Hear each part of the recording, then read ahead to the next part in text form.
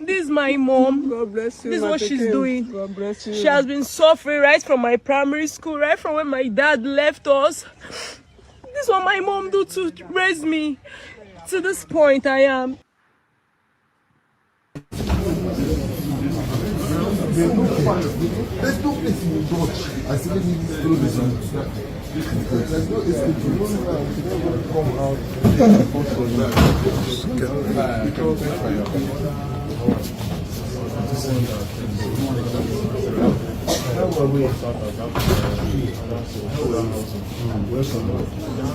How are you? It's not passive.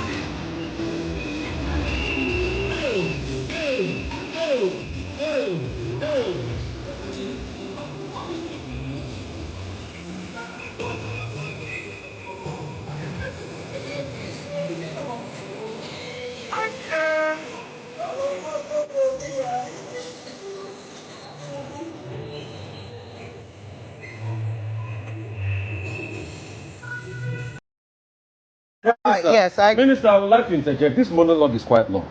So, at first, Minister, after you had gone to report me in front of President Tinubu and said all sorts, anyway, I am not beholden to you. My job is accountability. You're too small for me to report you to the president. No, but they are You're too small Minister, for me to Minister, report you to Minister, the let me president. speak. Minister, Minister, Minister, let me speak. I have empirical evidence. The world watched it on the commissioner of the project when you mentioned the questions I asked you to the president. That was reporting me to the president officially. The world watches, so you don't need to dilly-dally about the empirical facts. I don't talk without facts, Minister. You know, when I have my facts, I talk. And I insist on my question when I ask on cost. Let me only address you. Minister, you will not allow me speak. The problem is you will not allow me speak. You spoke for over 20 minutes, over 10 minutes. Because you don't know what you are speaking. But let me speak. Let me speak. You will not. What your profession is. You will not allow me speak. You see, if you can just keep quiet and be calm and just allow me speak, I'll be happy. All right. So my question still persists as regards the cost per kilometer. You cannot tell me that we don't have a right to know the cost per kilometer. Even if it's an undulating landscape, give us all the facts and the details of the cost per kilometer. That's all we'll ask for. Other questions as regards the loans taken. Let me finish. No, I will keep quiet for you to damage information. Let me finish. Listen to me. Minister, you will not allow me to speak.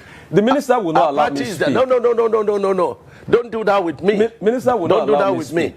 I was in your studio. Minister will not allow me to speak. And when the first section was on, and I ran the figures.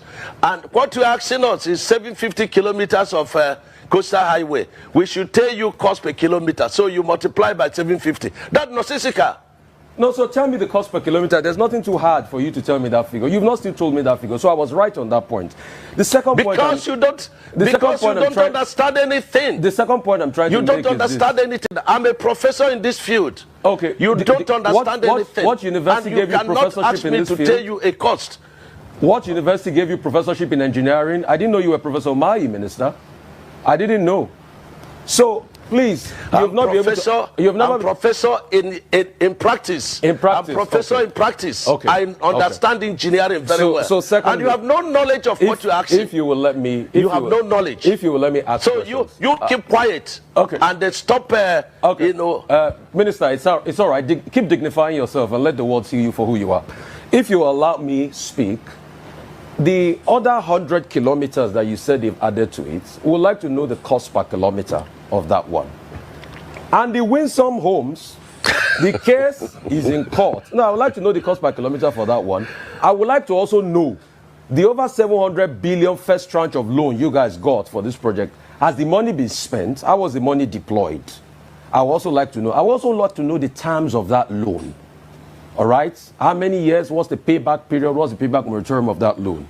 And for the Winsome Homes, isn't it interesting that as somebody that's been a governor in the state, you know the law, a case is in court, and then you're coming to talk about the details of the cases in court.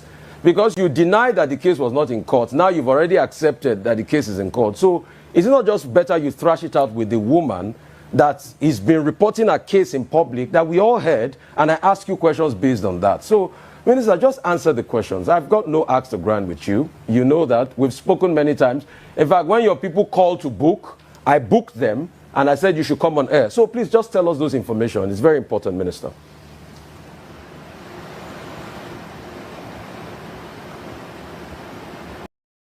An open declaration in court where he said, give me 5 minutes if I'm released, I'm going to end the violence in the Southeast. He made the declaration in court last year. What does you want from him? And you are the government, at any rate, you have a duty to protect the public. It's not his job to protect the Southeast or the Southwest. But the truth is that I have said this, and I'll repeat again. If you are a Nigerian, you can get away with a lot of things. But if you are Igbo, Nigerian, you can't get away with a lot of things. Yes, but you're not getting not getting away with much. Yes, but the odds are stacked against you because you're coming with zero, and they will do to you. I mean, it was in this country that there's a Yoruba nation movement. They even went and hijacked a radio station last year. Did you hear of any trial? Did you hear of any arrest? I'm not using that. I'm not saying that should not be the case, but we must tell ourselves the truth. That it just doesn't look good that the Igbos are marginalized in every sector, including in the justice sector. To get a trial wrapped up in 10 years, is that so difficult to do, especially when you claim that you have evidence that this person has committed these grievous crimes. Nothing has been done. There's nobody who's been presented as a witness. The only witness that was presented in this case did not accuse him of any crime. He didn't say he found a gun on him or he was importing ammunition or weapons or had a grenade. He just said, well, he was making declaration that he wants Biafra. And I've checked the Nigerian Constitution, 1999 Constitution. There's nowhere it is stated that it's a crime to say that you want Biafra. Yeah. Well, another Southerner will get a chance. That will be in another 12 years. 12 years plus your age now. You'll be in your 80s. No, I'm 65. Yeah, for 12 plus 12.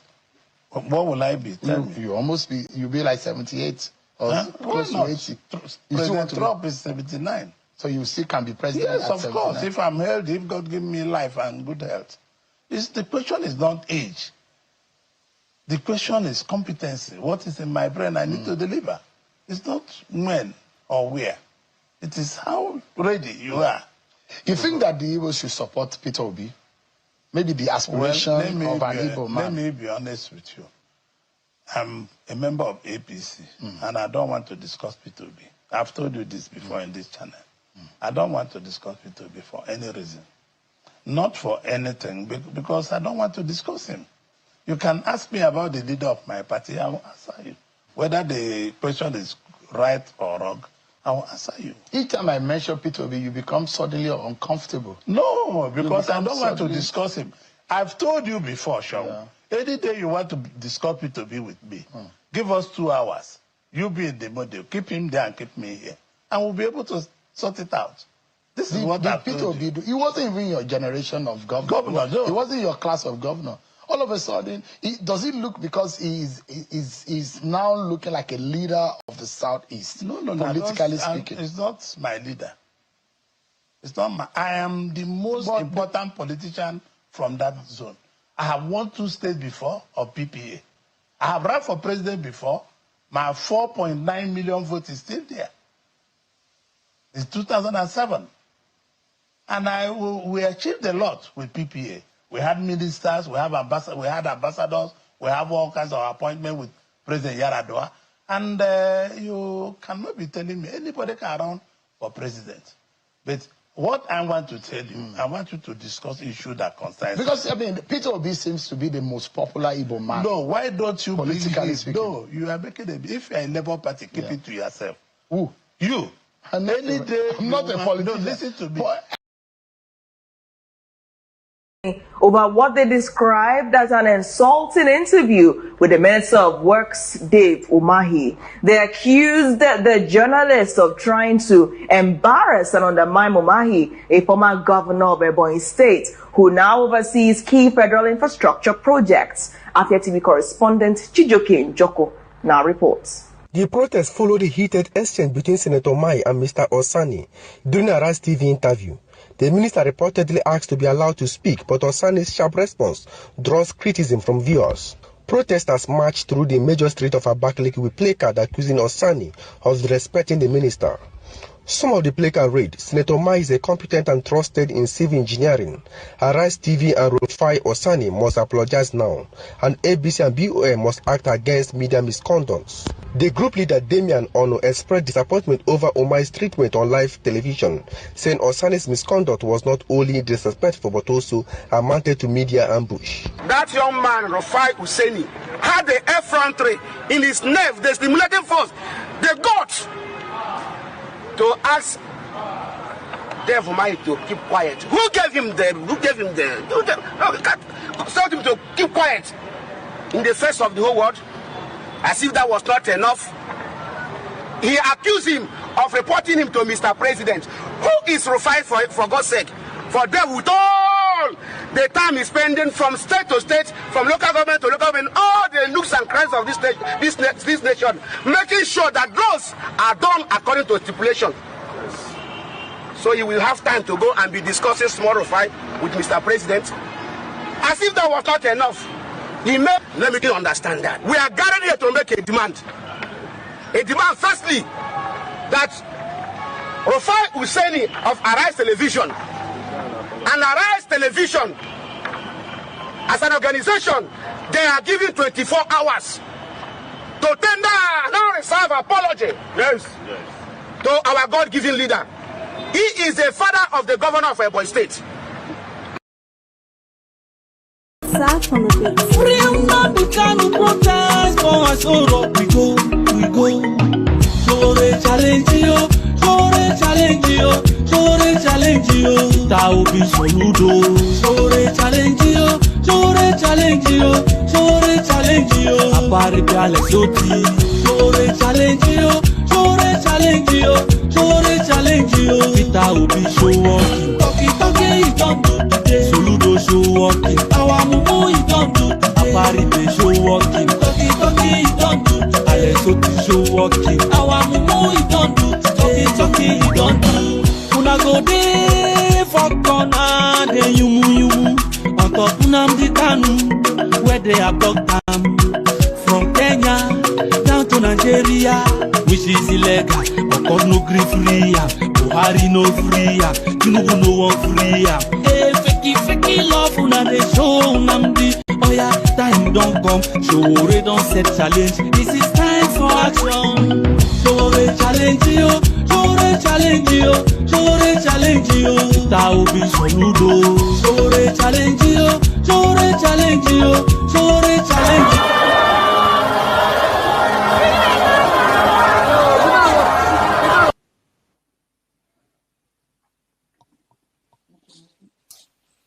Some of this rally make my blood pressure go up.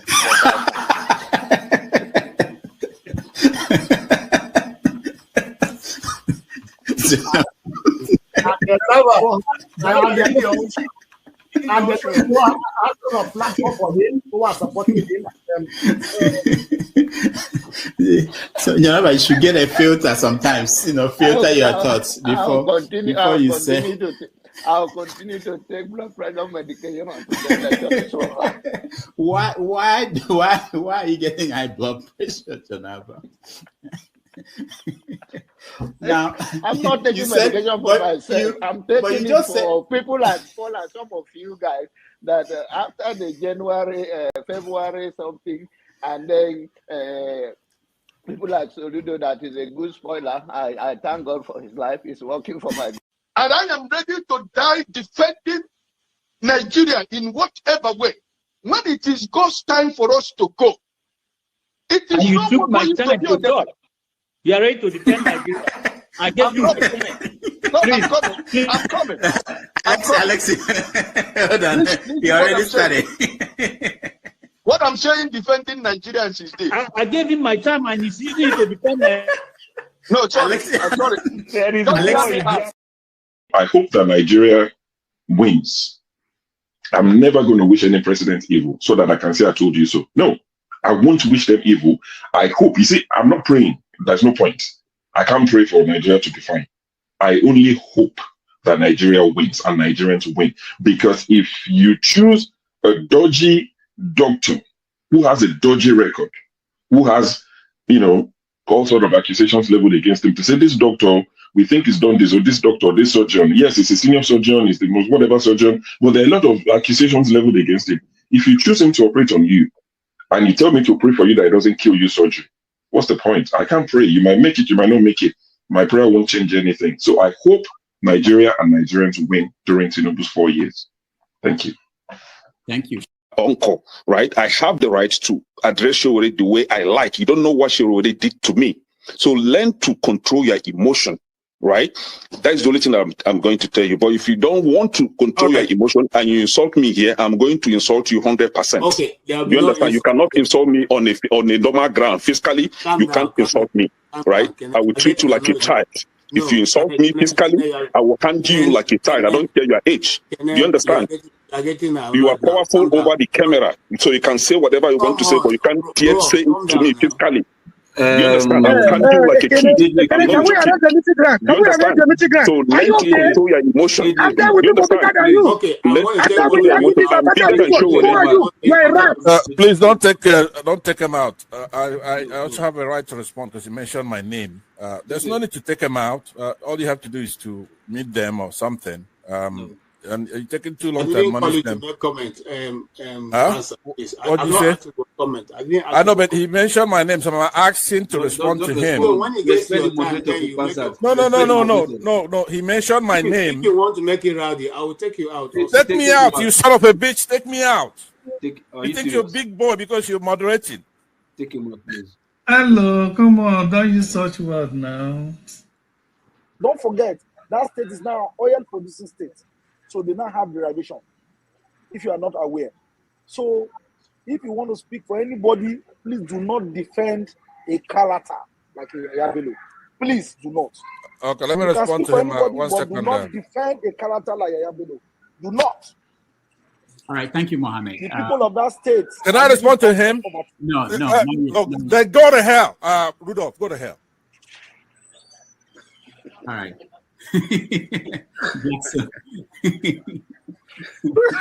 Rudolph, I've never seen this part of him before. Tinubu is a criminal, yes, of course, a categorical grade 1 criminal. The only person more criminal than Tinubu in Nigeria is probably Babangida. But he's a criminal, and is he fit for purpose? Absolutely not. Should Tinubu be the president of Nigeria? Categorical no. Is there a better option than him? That is subjective. So show me who he is.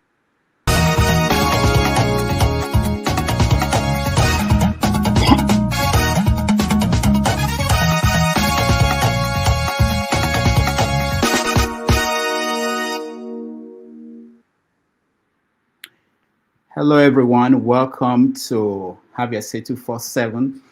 My name is Rudolph Okonkwo. Today is October the 11th, 2025. Tomorrow, there will be elections for president in Cameroon. Most of you may not have noticed, but they have an election coming up tomorrow in Cameroon. Paul Biya, who has been president forever, is running again. He hasn't been seen at the campaign events anywhere in Cameroon, but his cardboard image has been campaigning for him. Take a look.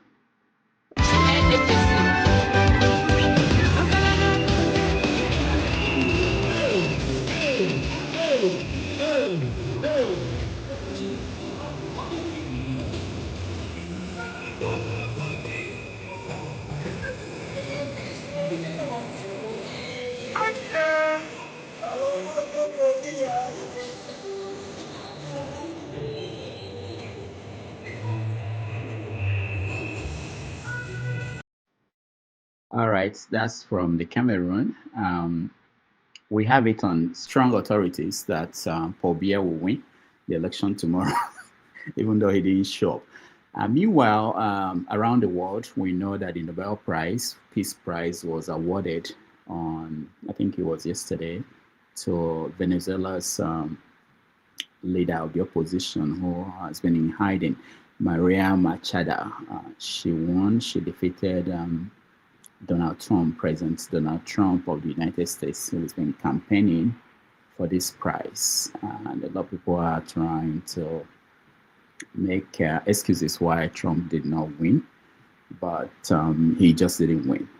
From reports we had that he called the winner and said congrats to the winner, to the woman. And now there are controversies over the choice, even the choice of the opposition leader. A lot of people are accusing her of being a white nationalist. We will talk about that and all the other issues going on across the world, including the closing of the government, shutdown of the government here in America. It's in the second week, and there is no hope that it might end soon. In Nigeria, we have a new INEC chairman. Of course, he will be the most important person in the election coming up in 2027.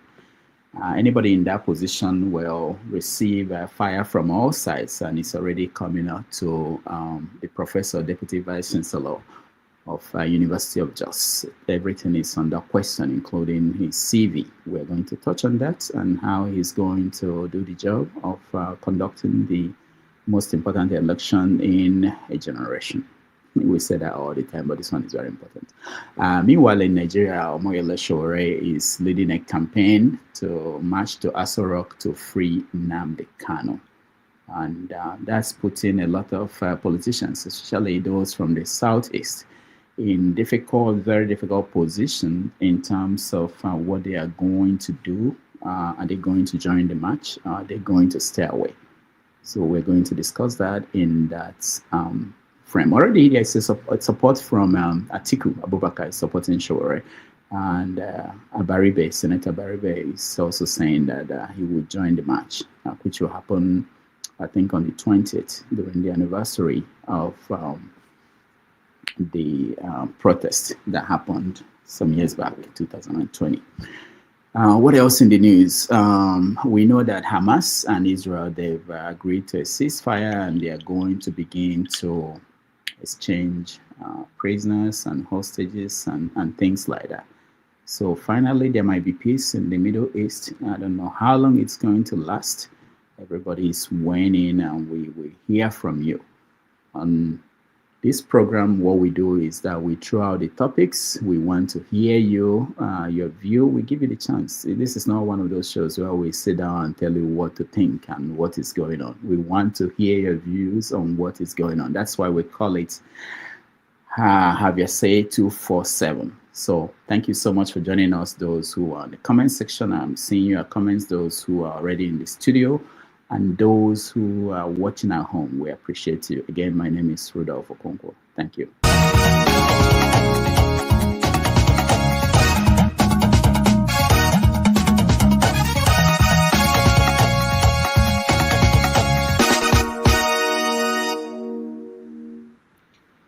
All right, so let's go to people who are here. Of course, we have James. James is always the first to come in, and Femi is here. Femi, welcome. How you doing, sir? Good evening. Nice to see you. James, thank you so much for being here, as always. Yeah, thank you. Can you hear me? Yes, I can hear you, James. All right, so I mentioned a few... The line is muffled. My line? Please, I want to relocate. Okay. No, my line is muffled. I want to relocate. Okay, all I'll right. be with you less than 10 minutes. Okay. Femi, welcome to the show.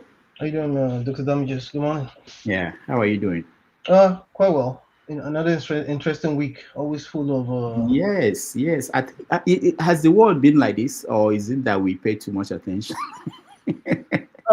Someone at my job told me a long time ago, an older person told me that apparently the influence of social media and a lot more availability of media across the board has made it look as if things were not happening back then as well. But I also think when you consider the fact that things like increase in population, the spiraling of population growth, and again the general awareness that's come to the fore has played a part. I think there's differences. There's obviously differences, and people no longer even know how to resolve issues anymore. As well, for as an example, So I tend to think it's only getting worse, irrespective. Yeah, you're right. I think social media is one of those reasons why we feel overwhelmed with stories and news. One small thing will come up and you get to hear it 10 times in 1 hour. I gave you. It's going to get worse with AI and all kind of deep fakes and all kind of opinions. You don't even know what's real or what's fake anymore. Everybody's a journalist now too. That's a good point. Everybody's a reporter. Yes, everybody's a reporter. And talking about that, the issue with Rufai Oseni and Minister David Umahi has been quite interesting. A lot of people are weighing in, and it's one of those things we are going to touch on. But I'll come to you to get your view on any story that is important to you that I skipped. Pansat, welcome to the show. You look nice. You look younger. Did you shave or something for the show? You look nice. I'm happy to see you. You too. Hello, Femi. Sure. I've boycotted your show for a little bit, so I didn't notice. Why? Rejuvenation for me. No, wait. What happened? Why? I didn't notice. You should give me a lot when you want to boycott so that we pay. And I was talking about you just last week. I heard. I even though I'm not in the panel, I like the show. I like the comment section. Okay. And let me say that it's good to see you and all your efforts and all the work you're doing. Let me ask you one thing right now. I want you to be honest with me. Okay. Rudolph. Okay. Are you a Sowore supporter? Why do you ask that question? We are reporters, so we ask questions. So I'm surprised you're asking me a question. Why do you ask that question? Tell me. It's just so that I will know where you're coming from. If there's any reason why you think I am, tell me. I don't know. I don't support any politician. Shehu just said that when Oji Zokalo asked him, "Are you a Labour Party member?" Why do people think that way? Tell me. I want to understand. Okay. I hope you don't take it out of my time.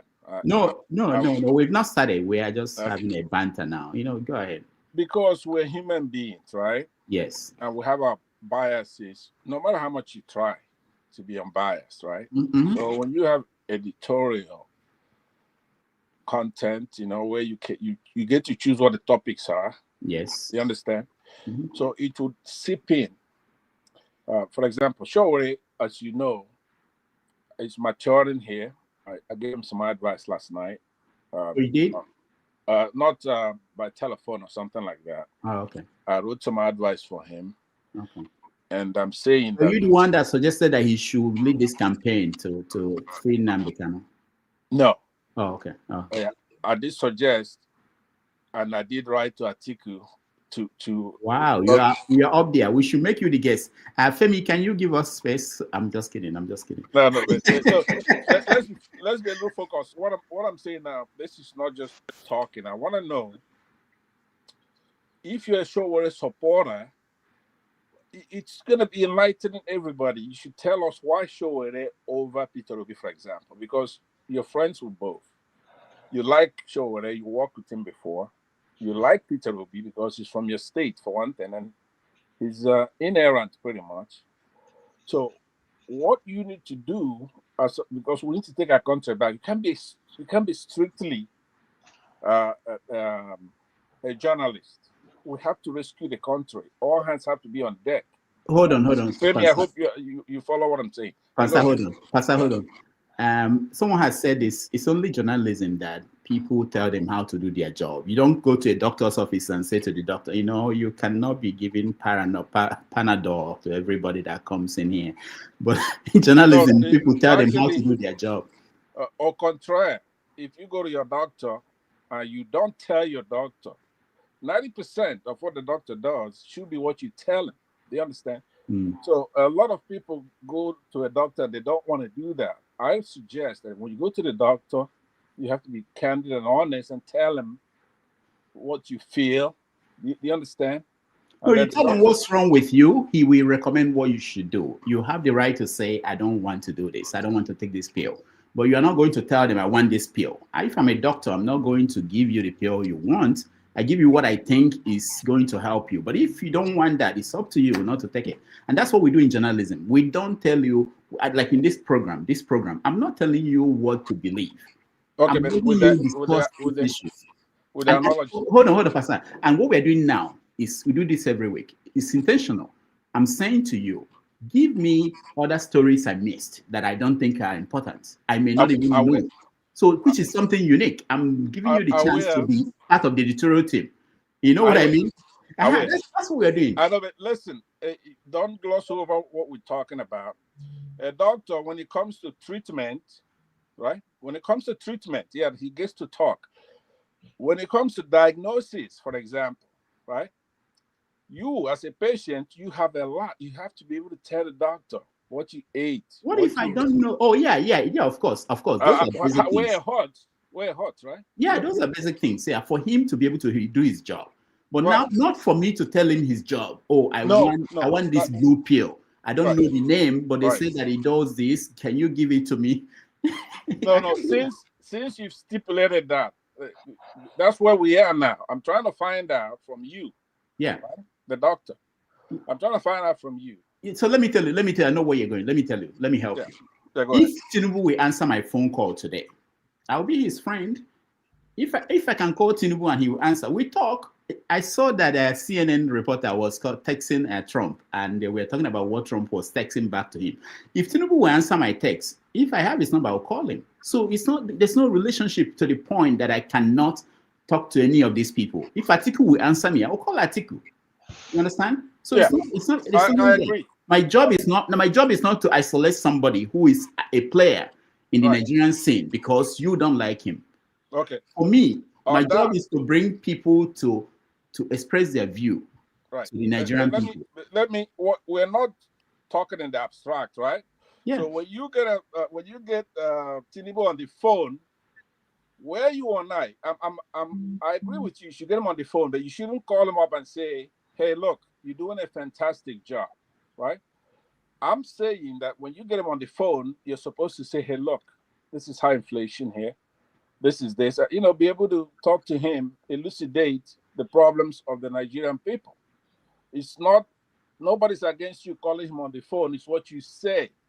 So where did I say? Hold on now. Where did I say anything to P2B or Sowore that is making you uncomfortable? Because I don't talk to Atiku, I don't have his number. I don't talk to Tinubu, I don't have his number. But even P2B, I don't call him unless the time I called him to come here.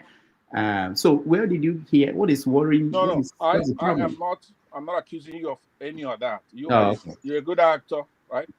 Or letting I talk about could be things that you do inadvertently, right? Okay. The mistake you make. You're not inherent, right? We love you. You're good and all that, but you're not inherent. Now I know you have a show to do, and others want to chime in and see that James has fixed his stuff. All I'm saying is that when you bring a guest, like you brought one of our favorite guests here, Barrister. Now that's when I did tell you about your show on that day, right? You brought Barrister here, and I was telling him he had come here to say that he's going to support Atiku for the election. I don't know if you recall that show. Yeah. Do you recall? Yeah. Okay. So I was able to turn him around on this show. Would you agree with that as well? I don't remember what you did. I know you intervened. I don't know whether you turned him around. I think at the end, my own perception of what happened, at the end, he said, he will continue to hold his view. You hold your own. And that's what most analysts who are objective, and that's what they do. You know. All right, but in order for you to make that statement, you have to go back and see what he's done since he was here.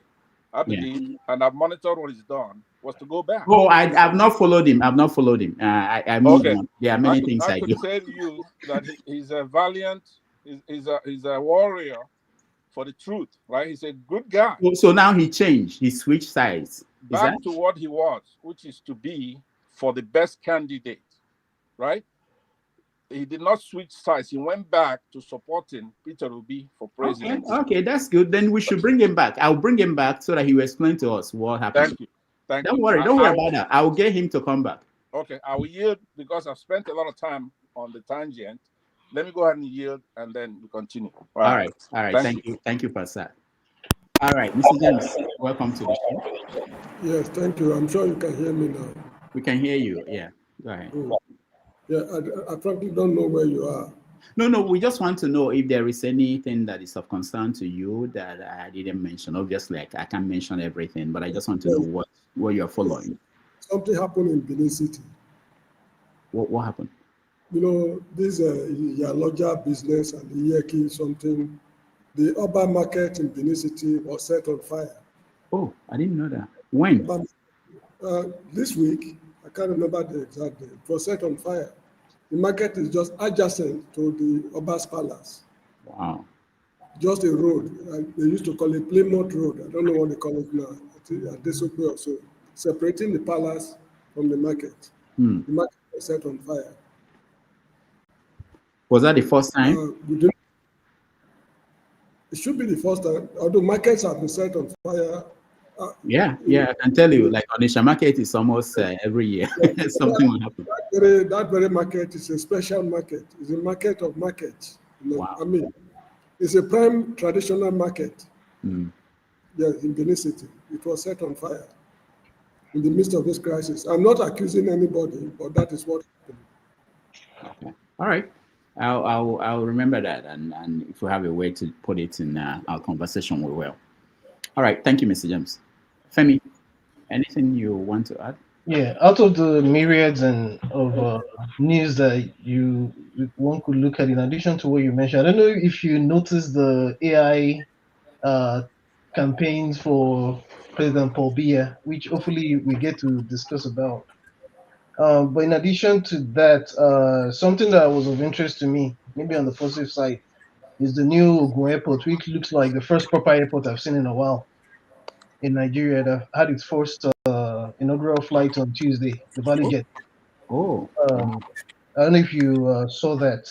But in any case, maybe to about the same extent, although on the negative, that medical doctor, army guy that got burnt alive by his wife was it in Port Harcourt as well? That was also something that seemed to have made the news to an extent.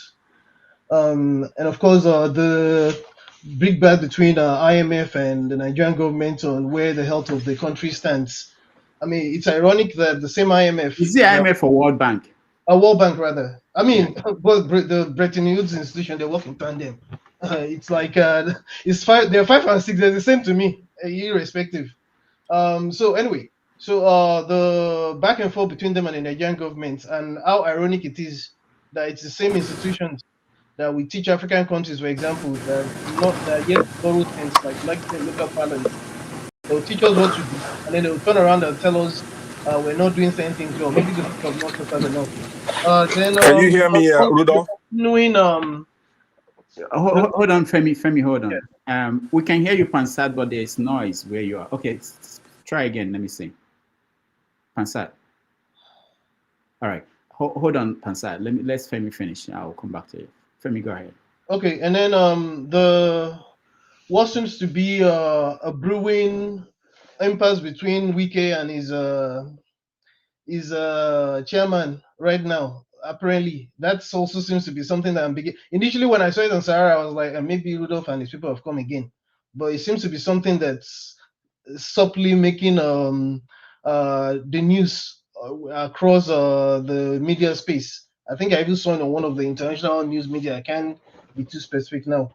And of course, that's in regards to the new INEC chairman. Apparently, he wanted someone different from who they eventually came up with. And basically, I'll just maybe something I also wanted to mention, because apparently this is not something that has been making as much news as it should make. Recall when all of a sudden we woke up one day to the news that we wanted to change the curriculum to the point where you wanted to produce people that had skills. Weeks down the line now, they're suddenly realize that they don't have the teachers, they don't have the manpower, they don't even have the equipment for these things. I find it really ironic, but it's the piece that I've been following, and it's I don't think it's making as much news as it should. But I read a piece about it recently as well. But that's where I'll land for now. All right, thank you. Pansat, can you hear me? Yeah, I wanted to say there's one little item that yeah, I could hear you. Can you hear me? Yes. There is delay and there's echo from your end. I think you have we kind of have a connection issue, but let me say this quickly. Number one, the thing you missed is that Dangote, there's an article on Sahara Reporters where Dangote was busted importing fuel. And he's come out to say that it's not really fuel that he's importing, it's some kind of a mixture, mixing fuel, but it's not really the one that goes all the way to the market. It has the high sulfur content. As you know, I've come here and I've contended that refinery did not pass inspection, that our inspectors went out there, they looked at it, and they said that refinery was only 45% complete, and that is making inferior products, and that it was unlicensed. And then he went into gear to have those people removed from office, and then he started doing what he's doing, and then he fired all the refiners, people who work for his refinery, right? So now, he had a guy come here, that's why I brought it to your attention. He had a guy come here who's like a PR guy for him, pretending to be an economist that is neutral. Now, I would say this, and I'll leave it alone. I don't think it's part of your show today, but it should be, because I believe that Dangote is like 99% of our problem. One of the problems I have dealing with Nigerians is that they're so backwards. So, I mean, their thinking is like 30 years backwards. So you have to wait for another generation, and then you start discussing the issue of Dangote. We, Biafrans, in the 60s, we went to war over the issues we have today. So you don't see anybody come and say, oh, you know what? We're sorry. We were wrong. We should have tackled these politicians and these soldiers at that time. But it's been like 60 years now. And the protagonists of that war, his people are now in the IDP camps, and others from that area, and basically the whole country are not going through what we were going through then. So if you start talking about what's going to stem the problem 30 years from now, they don't want to hear it. It's like you're picking on one of their stars or something like that. So that's what I have to say, and I'm gonna be gone. I'll listen to the show like I normally do from the comment section. Thank you very much. I appreciate everybody. All right, thank you, Pansat. Let me play this video of Dangote speaking, and this is something that Nigerians should pay attention to. Watch. To be the second largest importer of cement in the world. And now we have reversed it. Nigeria now exports cement more than any other African country. We built from the zero level to the second largest plant of fertilizer in the world. So Nigeria now, not only we actually export 37% of our fertilizer to the United States of America. Again, in terms of petrochemical, Nigeria imports about 350,000 polypropylene. Now we have addressed that issue. It's not going to happen again. We'll export, not only that we'll meet the local demand, we'll export 600,000 out of the country to serve all the other African countries. And, you know, we went on and said, okay, fine. What's the highest, biggest capacity of refinery that has ever been built in the world? Right. By Saudi Aramco, which is 430,000 barrels. We said that let us do what has never ever been done before. That is to do 650,000 barrels per day. And we have delivered. So when we have done all these successes in business, there's no way we will not be able now to do this in health. And what we need to do is to make sure that we stop this health tourism. And we should now get into producing our own drugs. We should now make sure that when you are sick, you don't have to travel abroad. All of us, including myself, if we are sick, we shouldn't now. But we need to do partnership with Bill and other people. All right, that is Dangote proposing to do for cement and petrol what to do for health what he did for cement and petrol. All right, I know, Pansat, you made me play that video. Go ahead. Okay. Well, do you have access to Sahara Reporter's website? I mean, let's say X account, because he had an article there yesterday that busted Dangote importing fuel, right, from Phillips 66. That's a cargo.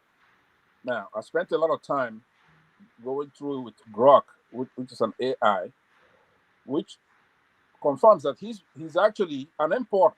He's been firing this importer so that he be a sole importer. He's not refining anything. So in that article, if you could put it up, I could read it fast, because he's a liar. There's nothing he said there. That stuff you played now, which is all this PR, he's running his mouth, talking nonsense every day, only to be sucked in. All right. So in 2021, he sold Nigerian government 20% of a stake of 20% to us. At that point, he said it was a $9 billion refinery. So Nigeria went and borrowed $1.2 billion and gave to him in cash, then plus the crude, right? So he turned around now, he's fired the workers there, the drivers, he's delivering those things himself. But the major thing I want to talk about is you go to Sahara Reporters, put up the article, let me read it really fast to show that he's importing fuel. So high sulfur content. So, Pansat, there's a technical issue I have. On the computer I use, I don't go to websites so that they don't infect. I've been having problems with. No, X is good. Just go to X. I don't even log on X on that computer. I just for this broadcast. But if I knew you were going to do this, just send it on a private chat to me. The link I can show you later. Okay. Okay. Yeah, I've not read that. And for those, Femi, you mentioned you were talking about me and Sahara Reporters. I don't work for Sahara anymore, so you know. So it's not like I'm part of the production. I don't know what is going on there. So I just want to correct that. But you do have a weekly column there now, right? No. Okay. That's another issue. My column is published by People's Gazette, but it's syndicated to Sahara and other platforms, not just Sahara. There are so many other places. So that's how it is. All right. We have to start the show. I saw KJ. KJ, where are you? Welcome to the show. Thank you so much, Dr. Rudolph. It's good to be here. It's good to see Pansat. Good to see Mr. James and Femi. Femi, it's good to see you. And all right. Yes, sir. Thank you, sir.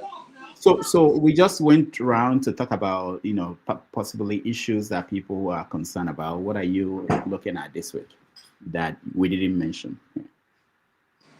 Maybe the Senate President's remark on the Christian genocide going on in Nigeria. His remark was quite remarkable as a Christian. And what did he say? He said that he was comparing IPOB to the genocide going on. That can you say that is genocide also, because what IPOB is doing in the East? You see, every time they have an opportunity, they want to let us know that they always, pander to using the poster boy, IPOB, and the East as yardstick to measure their failures. And I felt so insulted that he could, phantom that kind of, idea before the national press that the Igbos are also part of the, a terrorist group in Nigeria. It beats my imagination how, how somebody can compare, a freedom fighter or somebody asking for justice for his people to that of, the insecurity going on in Nigeria. So that's what I think, and of course, the shutting down of the guy who tried to present Nnamdi Kanu's issue in the National Assembly. This happened on the same week. First of all, it was at the House of Reps, and then the House of Senate, where the Akpabio now made this very, very, I don't know how to call it. It's not even, these people who are leading Nigeria are just all daft. That's the truth. I don't know how you compare what the movement is doing in the East with that of what's going on in the North. Yes, All right. that's. Okay, so you were talking about the guy, and I saw that video at the National Assembly who was speaking about, who tried to bring up the issue of Nnamdi Kanu, and he was shut down.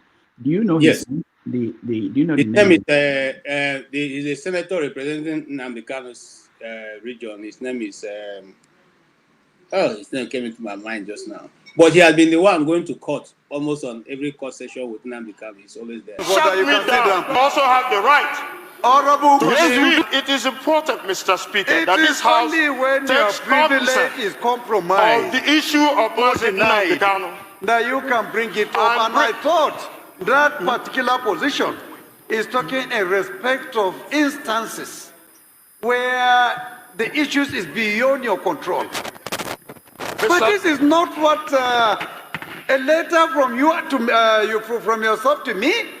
Yes, sir. The when letter you is have, here, as a member, Mr. Speaker. direct access to come to my office and seek for explanation. Mr. Speaker, why? I've been Why to do your you office. have to go through this? I've been to your office to seek the speaker.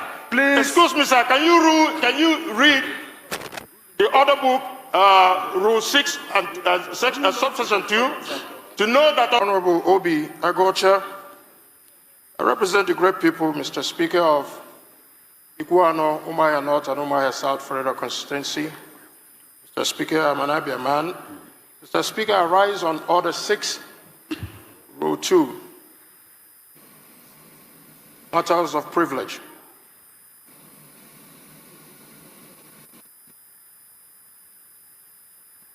What do you want to... Go ahead. Okay. Thank you, Mr. Speaker, for giving me the opportunity.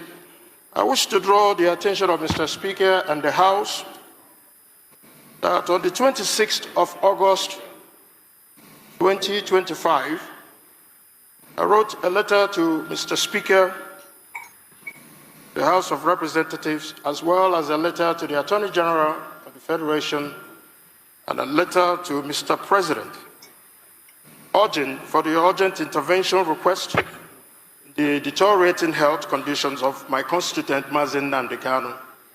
Up until today, Mr. Speaker, I have yet to receive any response from Mr. Speaker, from Mr. President, and from the Attorney General, despite the deteriorating health of Mazen Nnamdi Kanu, whom has been evaluated by his own team of doctors and came up with a report which was attached to the letter that was submitted to Mr. Speaker and to the President and as well to the Attorney General.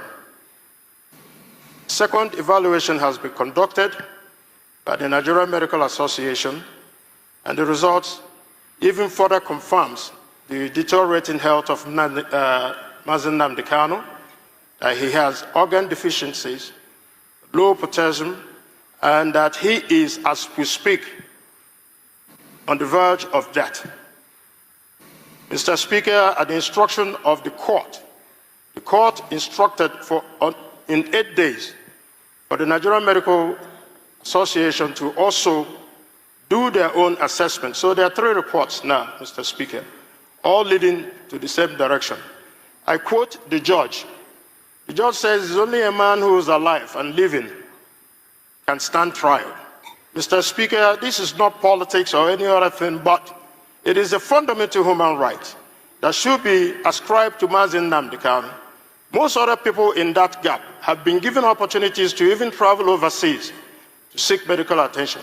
Nnamdi Kanu is neither convicted of any crimes in Nigeria and must be protected under the Constitution of the Federal Republic of Nigeria. So, Mr. Speaker, a lot of progress has been made in order to see that the government does the right thing to be able to afford Nnamdi Kanu the urgent treatment that he needs. It's significant, Mr. Speaker, if otherwise. My dear honorable colleague. Yes, sir. I do not see where your privilege is conflicted here. I have not received a letter that I wrote to the Speaker. I'm a member of the House, and my office deserves a response, whether it's positive or not. But as a member, and the letters were received by your office on the 27th of August, right here.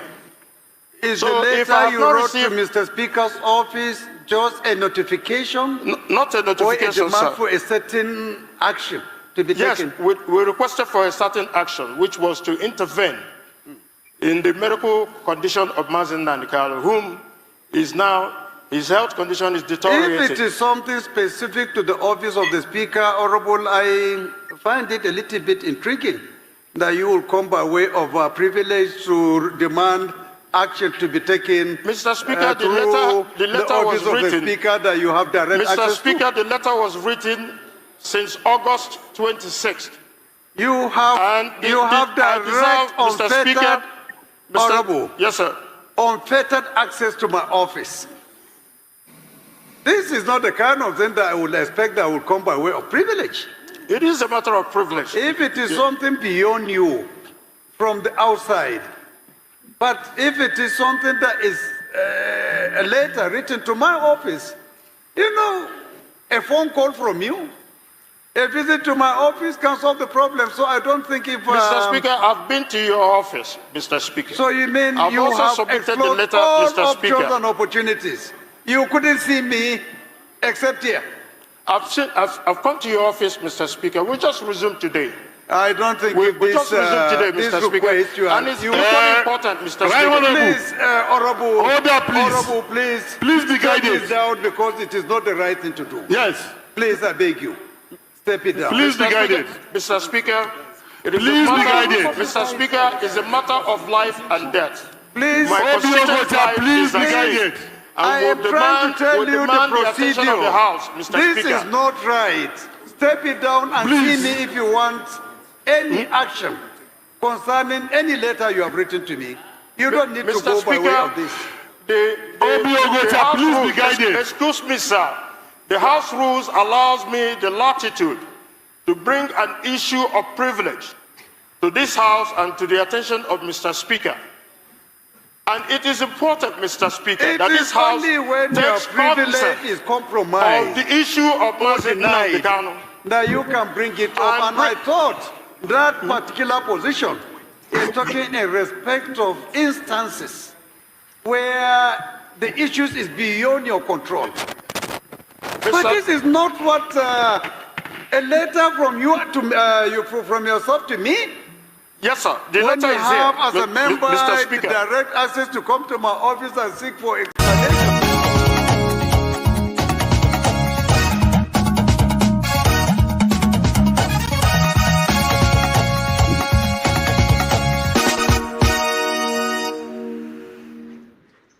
No, but I also have the right. Honorable. We're in trouble in that country. Yeah. We are in trouble. All right. So I see that Fansat sent me the link to what he was referring to, an article by Explosive Story on Sahara Reporters. Dangote Refinery imports dirty fuel. Let me see. But we have to move on to start the show. It's about an hour into the show, but it's good what we're doing. I still like that we give people who come on this platform a chance to share with us stories that are important to them. which we may not have mentioned at the beginning of the show. It's a good way to give it a spotlight. That sometimes that's all that we can do. But if we have the chance, we can make reference to that. This is the story that Pansat was referring to. Dangote Refinery imports dirty fuel from UK with 13 times higher sulfur content than Nigeria's 50 ppm limit. So that's the story, and we will hopefully find a way to integrate it into the conversation that we're going to have today. Thank you, Pansat, for that. Unless you want to say one thing, I'll give you 1 minute before we start the show with the first topic. Pansat, are you there? Can you hear me, Pansat? I think there's a delay at his end, so you guys. Yes, I'm here. Okay. I've taken a lot of your time already, so. Yes, I'm here. I've taken a lot of your time, therefore I will exit the show now. I'll try to dial back in when others have spoken, maybe in the next 45 minutes. All right. Thank you, Pansat. Okay, so we're going to start, and our first topic, I think it should be the issue. I really want to answer the question about Rufai and David Umahi. I want to get, I'm sure everybody by now, you all have seen the video of the encounter between Rufai. James, have you seen it, Mr. James? You don't have audio. We can't hear you, Mr. James. No? Sorry, I saw it. Yeah? Okay. I saw it, but okay. All right, Femi, how about you? You know? Yeah, I saw the video. Okay, for those watching at home who may not have, let me just play a little bit of it, not all of it. This monologue is quite long. So at first, Minister, after you had gone to report me in front of President Tinubu and said all sorts, anyway, I am not beholden to you. My job is accountability. You are too small for me to report you to the president. No, but they are You are too small Minister, for me to Minister, report you to the Minister, let me president. speak. Who are you for me to report you? Minister, let me speak. I have empirical evidence. The world watched it on the commissioner of the project when you mentioned the questions I asked you to the president. That was reporting me to the president officially. The world watches, so you don't need to dilly-dally about the empirical facts. I don't talk without facts, Minister. You know, when I have my facts, I talk. And I insist on my question when I ask on cost. Let me only address you. Minister, you will not allow me speak. The problem is you will not allow me speak. You spoke for over 20 minutes, over 10 minutes. Because you don't know what you are speaking. But let me speak. Let me speak. You will not. What your profession is. You will not allow me speak. You see, if you can just keep quiet and be calm and just allow me speak, I'll be happy. All right. So my question still persists as regards the cost per kilometer. You cannot tell me that we don't have a right to know the cost per kilometer. Even if it's an undulating landscape, give us all the facts and the details of the cost per kilometer. That's all we'll ask for. Other questions as regards the loans taken. Let me finish. Let me finish. Let me finish. Listen to me. Minister, you will not allow me to speak. The minister will not allow me to speak. No.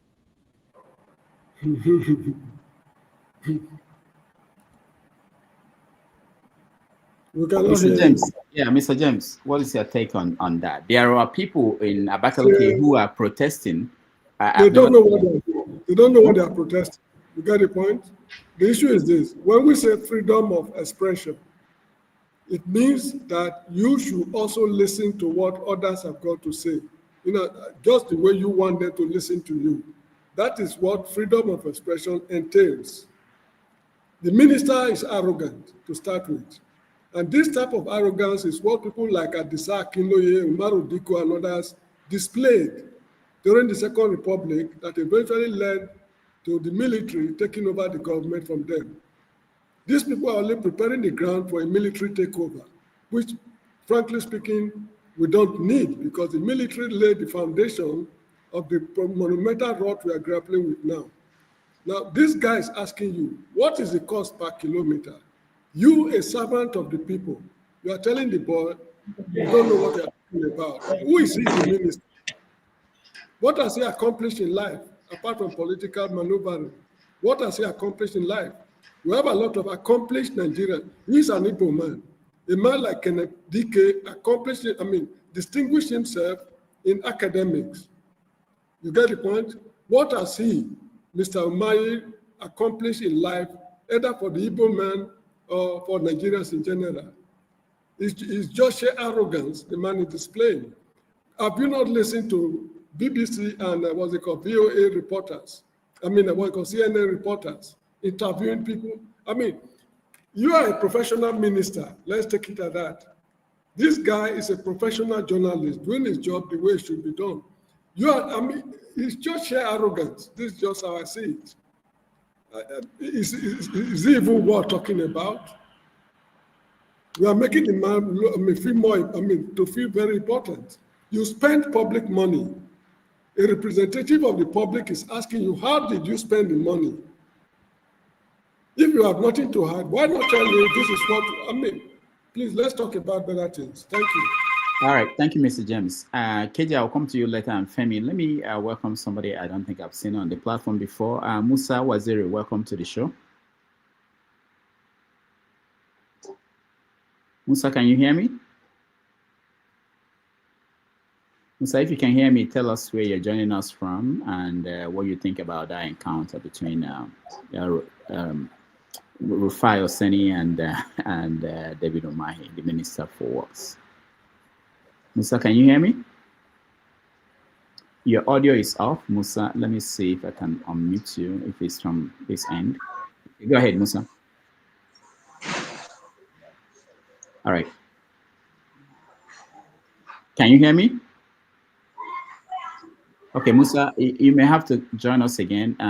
Log out and come back in. We can't hear you if you're trying to speak.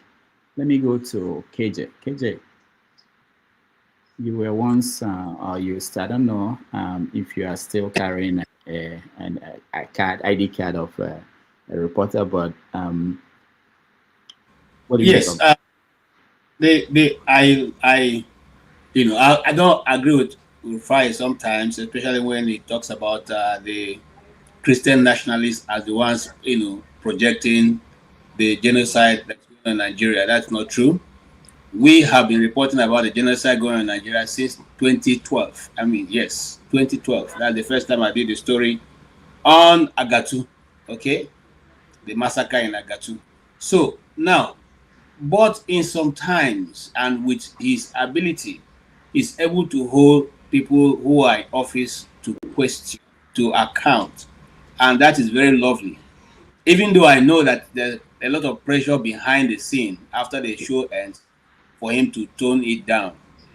But for the reason of who he is and the kind of person he has been, he's able not to stand certain information that he gets, and he tries to put it across to the people. The interview with David Umahi and him, I enjoyed it, because that is what, if the journalists, if just certain percentage of us who are in Nigeria asking such questions, Nigeria would have been far better, because before you come for your interview, you will know that things are going to be asked, and those things you must answer to them. Now, some people who are in support of David Umahi have said that Oseni was not professional. I think that's not true. He was, I wouldn't have asked the question the way he put it, but he was being a professional to the core. Mind you, the work of a journalist, we are the fourth realm of government. We hold the people, we hold the government accountable to the people. The 230 million Nigerians cannot come to the office and ask Mr. Umahi these questions. So they sent Oseni to ask the question they can't ask. What is wrong with telling us how much a kilometer of road costs, since you already have the general cost of it? 15 trillion is not moi, it's not a joke. That's what he says it's going to cost. It's going to be the most expensive road ever built in Nigeria. You don't even know the cost of one kilometer, per kilometer. You don't know that. The governor of Oyo State, Makinjo, or what is his name? He just told him what it is. This is the road he did in his first administration. He was able to tell him how much it costs per kilometer. So instead of simply saying Well, Hussein, I don't know that. I don't have that question they're asking me offhand. It's more honorable than for you to try to ask him who is it, who is it, who is supposed to ask, who, and then you think the president of Nigeria is more important than Hussein? No, that's not true. The citizens of Nigeria, and that is why, as long as we have this, upside down triangle, okay, where the people, where the triangle kind of leadership, where the people are at the bottom and the leaders are at the head, instead of the other way around, where the leaders are at the bottom and the people are at the head. They make the people fear the government. You look at the people in the Bonny, people who don't even know what's going on, asking that Hussein should go and apologize for what? Is it a Bonny state that is paying him? Is he in the government? Is he in the government to work for a Bonny people or work for Nigerians? A Bonny is just a minute part of Nigeria, and consequently, whatever idea they have does not make any. It does not constitute the whole. So I'm saying that Hussein or Shaibu should be given an award. Remember, it is same Arise News that Leila asked the same minister question on what is has it taken into account all the the cost and I'm trying to remember now, what the fallout of that road is going to be, which he never answered. Instead, he was telling her that I can't even understand your English. You should speak like So this is an individual who comes every time when he is faced with a difficult question. Instead of just telling us honorable that I don't have that answer, he begins to try to look for how to insult the people's professionalism. Now his people are telling Hussein that he studied animal husbandry, so he should go and be interviewing animals. He's doing it. The people that are interviewing are all animals. If they are not animals, would they be answering that kind of way? So let them just relax. The guy is doing what you call him to do. A human being who is being paid by the people's money, we know that his responsibility is not to the small Hussein sitting before him, but it's to the generality of Nigerians he's talking to. So when you go to a television studio, you're not going there to address the individual talking to you. You may see him as inconsequential, but forget him. Know that you are talking to millions of Nigerians and address the issue that you have asked. Thank you, sir. KJ, let's hear from Femi. Femi, you're welcome. Go ahead. Yeah, so part of what KJ said was what I was actually going to say about sometimes I kind of have issues with the way Rufai comes across when he questions, not the fact that I question them, and I don't necessarily have a problem with him being combative, but in any case, it was still a well-timed and well-delivered interview, in my opinion, despite what I said beforehand. Now, part of what apart from that undisputed act of arrogance that a lot of ministers or higher-ups in Nigeria, as an example, tend to display when they're in power, forgetting that these things are transient. Sometimes I struggle to even listen to Umahi. I look at him the same way I look at the Senate president. I don't think there's too much difference between them. Sometimes I even think they're twins. Now, the part of the reason why I don't even respect both of them is the cases in EFCC that's never seen the light of day, including the alleged diversion, because of course it's an allegation, but we're never going to see the end of it. That one is gone forever. That part of the allegations about the diversion of funds into his construction company, among other things, with evidence, including the arrest by EFCC, same EFCC, different dimension, or arrest of his brother at some point. Of course, what has happened to that today? Because these guys know they're always going to get away with things. And even when you look at if we go back to the beginning of how we got to those points, how this the project itself was allocated, it was made in controversy from the onset. There was no competitive bidding. There was nothing.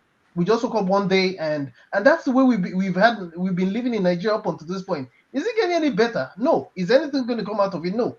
And then when you come even down to part of the questions that has to do with Wins Homes, on one hand, you're alleging that you're indicating that, okay, who is Rufai to question you about certain things, indicating about the fact that he's not even a journalist or what have you.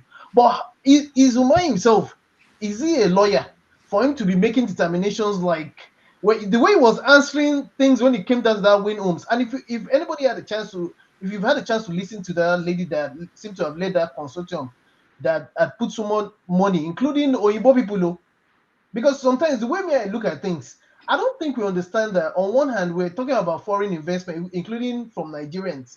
But when people see certain things happening to their investments, you think people will want to take the risk? So, I mean, but then when they don't want to answer these questions, that's when they turn everything to rough fight because they don't want to answer. You know, especially when you're getting incisive questions. When was the last time you saw any Nigerian administration that was ready to answer incisive questions, especially when you're giving them, according to Rufai, empirical facts? When? Well, we did here. It will continue. Tomorrow we'll discuss another one. Well, that's it. That's it for me. All right. You know, I just wanted to make sure that people also, I saw some comments on the comment section, people are remembering that there is a long history of Umahi antagonizing the media when he was in government, as when he was the governor of Ebonyi State. There were so many instances of his conflict with the media, to the point that they banned for life Sun reporter of the Sun newspaper from being anywhere near the government house in Abakaliki, Ebonyi State. So you know, you don't see that. It's not a very common thing from most politicians who have any kind of respect from for journalists, and this is something that sometimes when people don't have background information about what is going on the screen, you tend to jump into the defensive mode. I don't think it's a very normal thing for a politician, no matter how, especially when you are on a live program. This program is not going to be edited by anybody. It's going live and people are watching it. You have to be the one that will hold yourself and control yourself, not the people who are asking you questions. So that's one part of it, that and sometimes we forget that we have all grown up, most of us who grew up in that country, under military administration. So there is an element of certain things that we internalize and we think is normal. And especially if you grown up in that society, you think that is normal. If anybody should ask you, no matter the job you did, no matter, you know, you can answer the question like, I think it was KJ that said it. You can say you don't know, or that we'll give you the answer, even if you know it and you don't want to. But don't, you know, the approach wasn't really something I think in other African countries. So let's not just talk about Western nations, because if we say Western nation, Trump will do exactly the same thing that Umahi did there. So other African nations, you know, it doesn't get to that point. But anyway, that's it. Unless anybody has any other view, anything to add to that topic. But I think it's something telling in terms of what we expect from elected officials. And this concept of Nigerian big man, where you talk to people, talk down on people and say things like, who are you? Yeah, everybody is somebody. It doesn't matter what they are. They are somebody. You are not bigger than, the fact that you're a minister doesn't mean you serve the people. You know, you serve the people. That's more important. You are the ones who are at the service of the people. People can demand anything from you. We are paying you. That concept is totally foreign to most of our people. That the people who are elected, the people who are appointed, even the one that is appointed is the worst even, because we didn't elect him. If there is anybody who can say, people elected me to do this, the president can say that, the governor can say that. But a minister, you are appointed, you are serving us. All of them are serving us, but you should answer questions as we ask you. If you don't know, you say you don't know. It was funny when he said, you know, you don't understand things. And people made reference to what he studied. There was a study out there talking about people who practice journalism in Nigeria. They said that about 60% of them did not come out with any certificate in journalism. It's people just moved in from different professions to become journalists. Ruben Abati didn't study journalism. You know, most of the people who are doing it today didn't. So for Umahi to make it look like, or people supporting him to make it look like, because Rufai studied animal science, that means he's not qualified to sit down here. Knowledge has no boundary. Yeah. So and he is brilliant and well versed too, so you can't take that away from him. Yeah. So sometimes some of these things when you hear them, you know, you feel sorry, because it's something that we've internalized over many years of getting people who don't answer any question when we ask them, you know. Let me just add a bit before you move on. Let me just add a bit. You see, I haven't practiced on that in this. You know, sometimes they see you as a journalist having, you know, you are a brand envelope journalist. I mean, your colleagues are receiving this. Who are you to talk to me? You see, it's not every journalist that comes to you that is looking for money. Some of them have made their money, and some of them are just doing it for the love of the profession. Okay, you see, there is a reporter in Fox News that I was researching into, and I found out the guy had a private jet. The guy traveling in private jets. Okay, so if that person is sitting before before someone to interview you, and you want to, what are you going to tell him? Are you going to tell him he's poor? And Husseini has done well for himself. So what's Omai going to tell him? The reason why Omai banned Son is because Son was reporting what he was doing. You are running Ebonyi State as if you are the emperor of Ebonyi State. You were building small mushroom houses, which you are giving big titles, which didn't mean anything. You built a cargo airport, and since you finished the cargo airport, what has happened to it? These are the things that you had problem with being reported. You gave a very vast land, you know, to Fulanis in the Ebonyi State, where they build the biggest what they call it now, university, you know, in Southeast. Okay, a Islamic university. And I'm saying now don't have anything against that, but who did you take permission from? Did you take the land? You grab the land, people's land, and you are doing as you wanted. And those people are telling you, you know, trying to hold you accountable, and because of that, you saw them as being against your government. So they shouldn't come near that place. But however, you are now at the federal level. Don't bring another wicked stuff here. We're not going to accept that. People must ask you, and you must answer. If you don't want to, retire and go back to your house. All right. Thank you. Let's quickly get the views of comparable facts and Nikolola, and then move on to the next topic, which is Nnamdi Kanu and Sowore. Comparable facts. Welcome. Yeah. Good morning from here, and good afternoon, everybody in the East or in the Central. Yeah. Thank you very much, and Dr. Rudolph, for having us on another section today. Yeah, about David Umahi, I watched the interview several times. You know, I mean, it's so annoying when it comes to Nigerian politicians. I mean, when we come here, we talk about Nigerian politicians. I just have some facts to back up what I'm talking about in terms of the people ruling us. They're supposed to be serving us, including the politician and the leader. The Waraga was the people ruling us is 0.005. This is including the leaders and non-politicians. So this is the people managing a population of, say, let's base it, I don't know what's the actual population. They just approximate 200 million. You have 0.005. They are the people making decisions for us. I mean, they're supposed to serve us. What is that not about? Can you hear me? Go ahead, comparable facts. We can hear you. Okay. So the point I'm trying to make, that's arrogance, impunity to the highest level. That's what we have in our politicians. You know, arrogant with impunity. That's exactly what David Umahi just displayed in that interview. Rufai Husseini is a good journalist, whether he taught animals or something or whatever. How many of them actually went to school for journalism? Can you back that up? I mean, Jota Bati, you know, he didn't go to school for journalism, but that's not the point. In my own opinion, strictly, Husseini is the best journalist because he asks a very robust question. You know, try to get a definite. If you have at least, let's say about let me say about 12 or 20 people like Husseini in Nigeria. Nigeria would be a better place because the man asks good questions. That's why you even have some people in Nigeria, particularly some of the Nigerians, you know, in diaspora. I talk to them.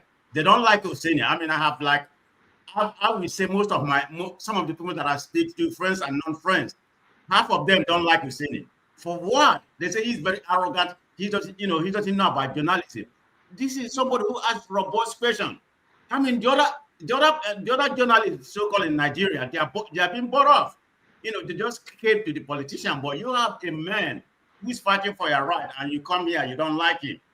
You know, when I was watching that video, I said, what kind of, look at David Umahi. You just come there to interrupt, forgetting that, like you said, he was appointed. He served us.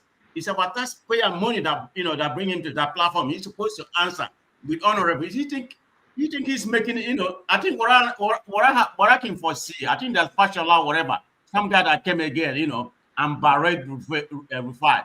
I think they have come to this narrative that whenever we come, for Oseni to interview, we're going to fight him. This is exactly what's going on. I've been seeing some, particularly the APC or whatever. This is the only way to counter him. Don't come here to answer the question.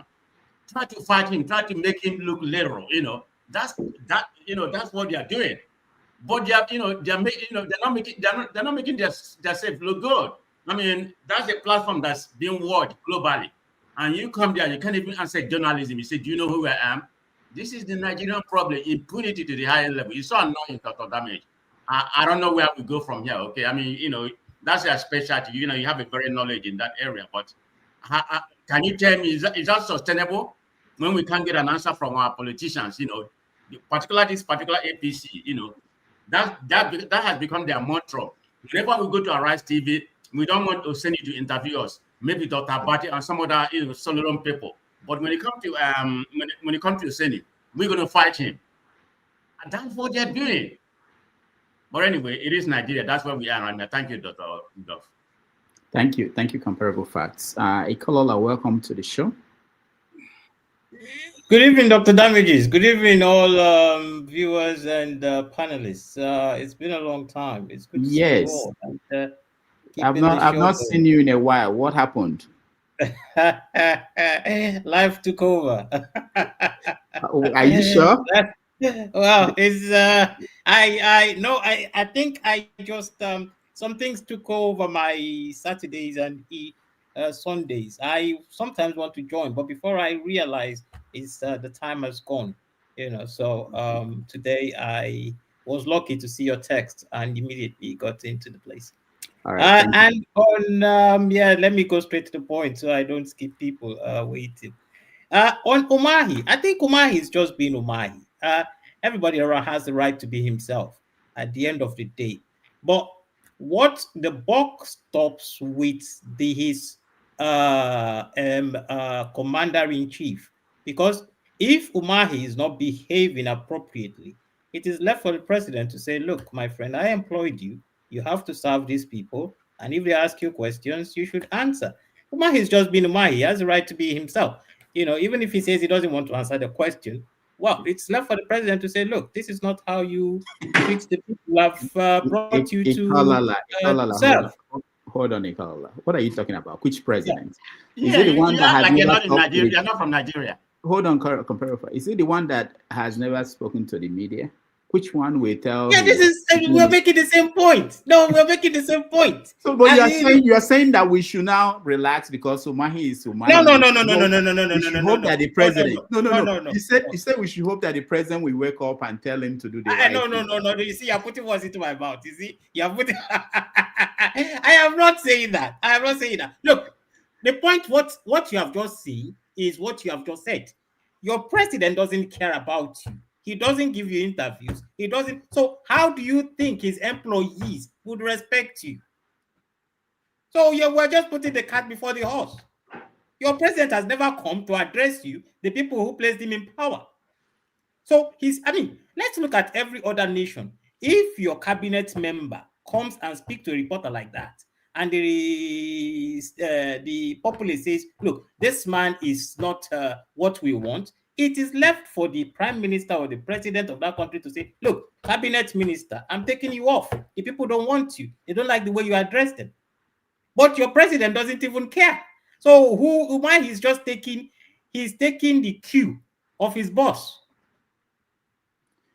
All right. Thank you. Let me make a comment. You don't allow me finish. You took my whole time. Let him finish. But in the case of Rufai, Rufai is he's fiery sometimes. And yes, he asks pertinent questions. In my view, there are some questions he asks that are not up to par. But to say he's not doing his job, he's doing his job, and I hope other journalists at least will emulate his passion. You cannot doubt Rufai's passion, whether you like his questions or not. It's a different thing, which I don't always agree with his questions, but his passion I cannot doubt. And if other journalists had his passion and his love for his job, whatever his background is, I think we would have very strong questions being addressed to these cabinet members. And thirdly, one thing I want to ask these panelists is this thing Rufai does now, speaking to cabinet members, the way he wants. Could it have been done in the days of Buhari or say Abacha? At least I think we should give Tinubu some credit for allowing, because in those days of Buhari, I'm sure the government arm would have, somebody would have arrested him for speaking to a big man like that. So as we are giving Tinubu the stick, let's also give him some credit for allowing that level of freedom of speech.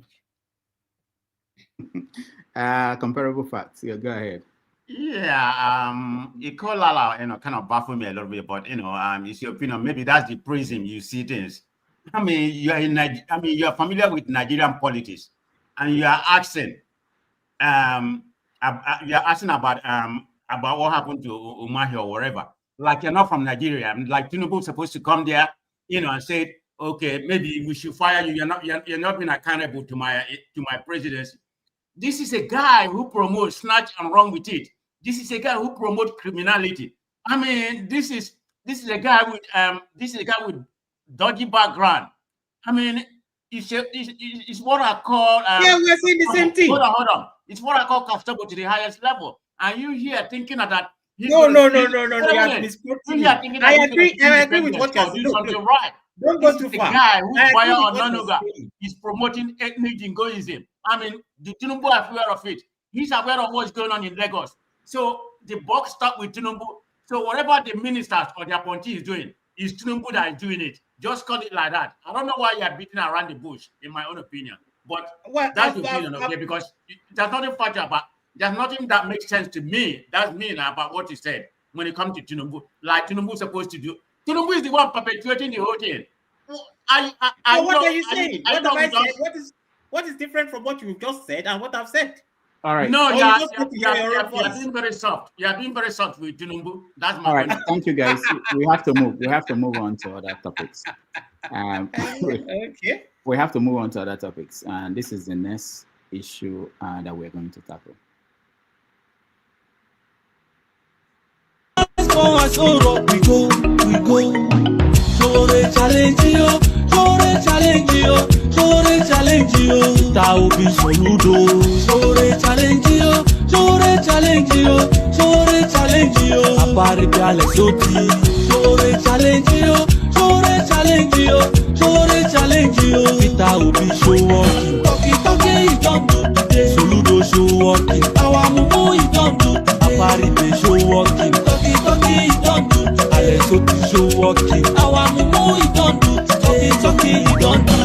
Una go dey for corner, dey yumu on top Nnamdi Kanu, where they abduct am from Kenya down to Nigeria, which is illegal. Because no gree free am, Buhari no free am, Tinubu no wan free am. Hey, fake love una dey show Nnamdi. Oh yeah, time don come. Sowore don set challenge. This is time for action. Sowore challenge you. Sowore challenge you.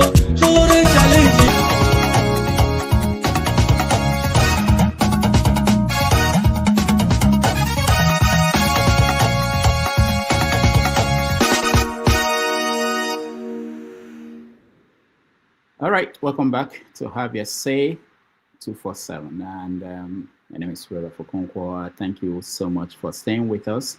Our second topic is what is now called the Sowore Challenge. Basically demanding that people should stop just talking about working behind the scene to change things, to make sure that Nnamdi Kanu is out, that they should join him on a march to Aso Rock on the 20th of October. So let's see. Let's welcome to the show, Buddy. Buddy, welcome to the show. All right, I don't want to dump you into the conversation. Maybe I'll make you the second person. Let me put. Let's hear from KJ. KJ. So what is your take on this situation? Because Sowore has put it out there, people should just come out and protest. I don't know how far that will change anything, but I want to hear from you, not just about what it will change, but it's putting some of these political actors in the Southeast in a situation where they have to make a decision. It's like how they do it in the Congress here, where they force a vote.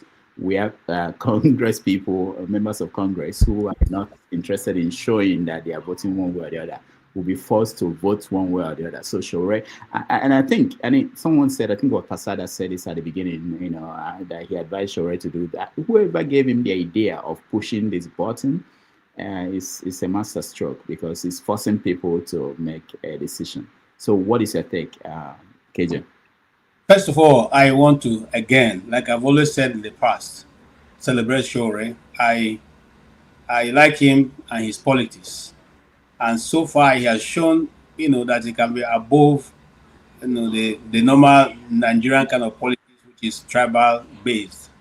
And, like I said, I have respect for anyone who will put their life on the line for what they believe. It's very few of us that can do that.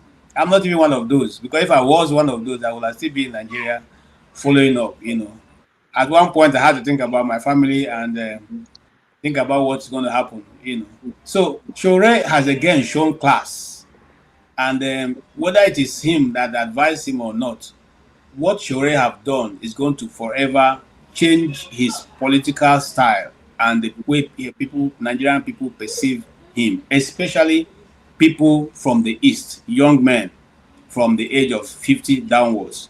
Those above 50 and going up may see it as not consequential, because it's putting them on the hot spot. And I think it's time that someone puts the Eastern leaders, those of them who parade themselves as leaders, on the spot. Even if it's not going to achieve much, the mere fact that somebody outside of the Southeast can take up this challenge. Mind you, nobody knows when a protest starts, how it's going to end. So it can go either way. And whichever way it goes, thinking that it is again another Yoruba man who is now stepping up to make this call, it becomes for me very painful.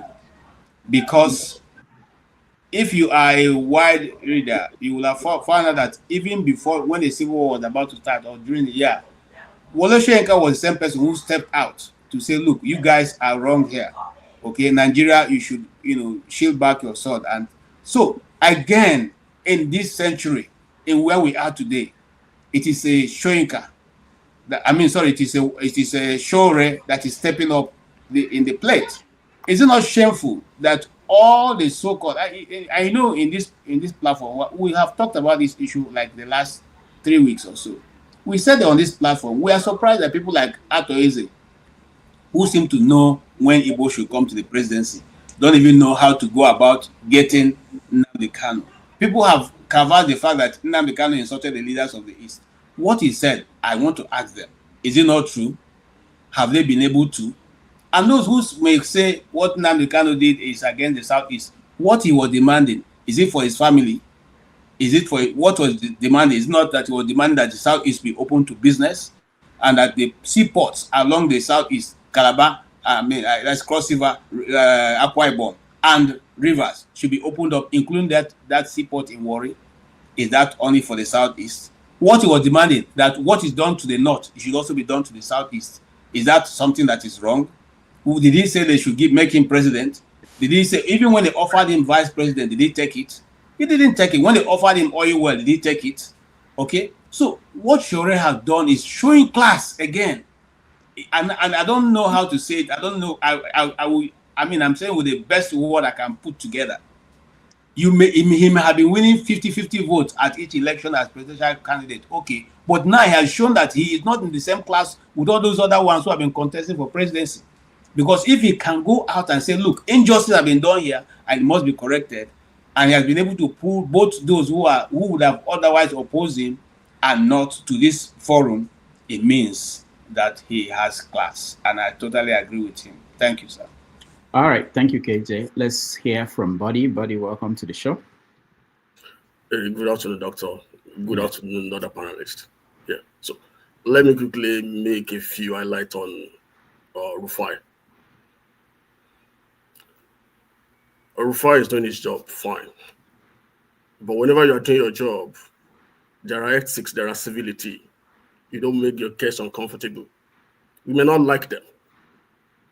I don't like, what's his name? The former governor of Ebonyi. But he's a professional. He knows his job. When he talks, you know he's a professional engineer. We might not like the way he answers questions. We might not like it antecedent. But we have to highlight that as a journalist, you know this, Dr. Rudolph, that you don't insert yourself. You don't introduce bias. You don't become emotional. Rufai's pattern over time has shown that we are not babies in this country. We've seen journalists and journalists over time. The same question that Rufai will ask in an insane way. You will see Shehu Kibaloyi asking the same question in the same manner and get an answer. We have very tough journalists. There's this guy from Ibadan, I don't know, from this FM, Splash FM. Obilo. Your brother from UI. Obilo. Obiano. He's a very tough guy. He challenged those politics. He has tough questions. We've seen journalists. There's another guy from TVC, this old man that's very fast in literature like this. It's an old man. It's a retired journalist. He's just still practicing with TVC. We've seen tough journalists, and we've seen them across the world. You know Mehdi from here. Mehdi that work with Al Jazeera.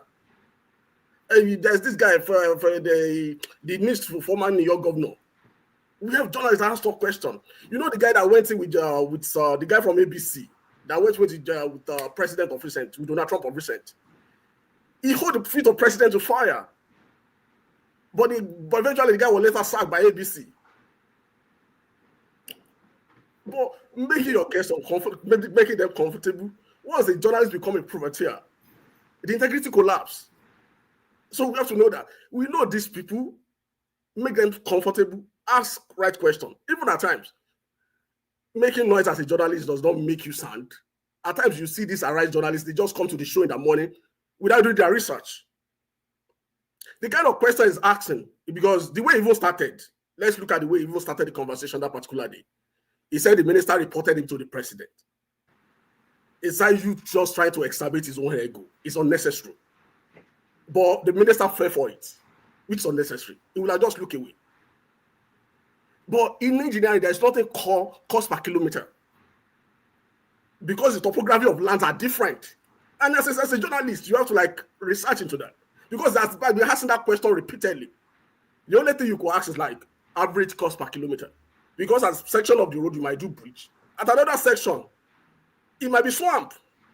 At another section, you might have an undulating or hill that you have to do a lot of work. But Rufai, give it to him. He might not understand because he's not an engineer. But make your guest comfortable.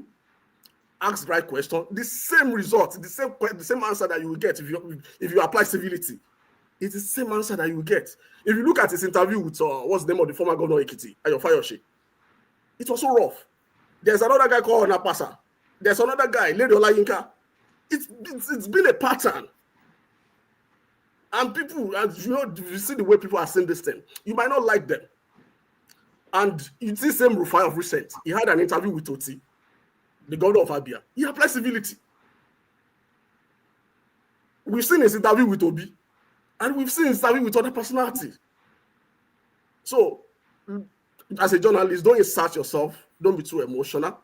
We might be, because the issue of Nigeria, we are emotional about it at times because we love our countries.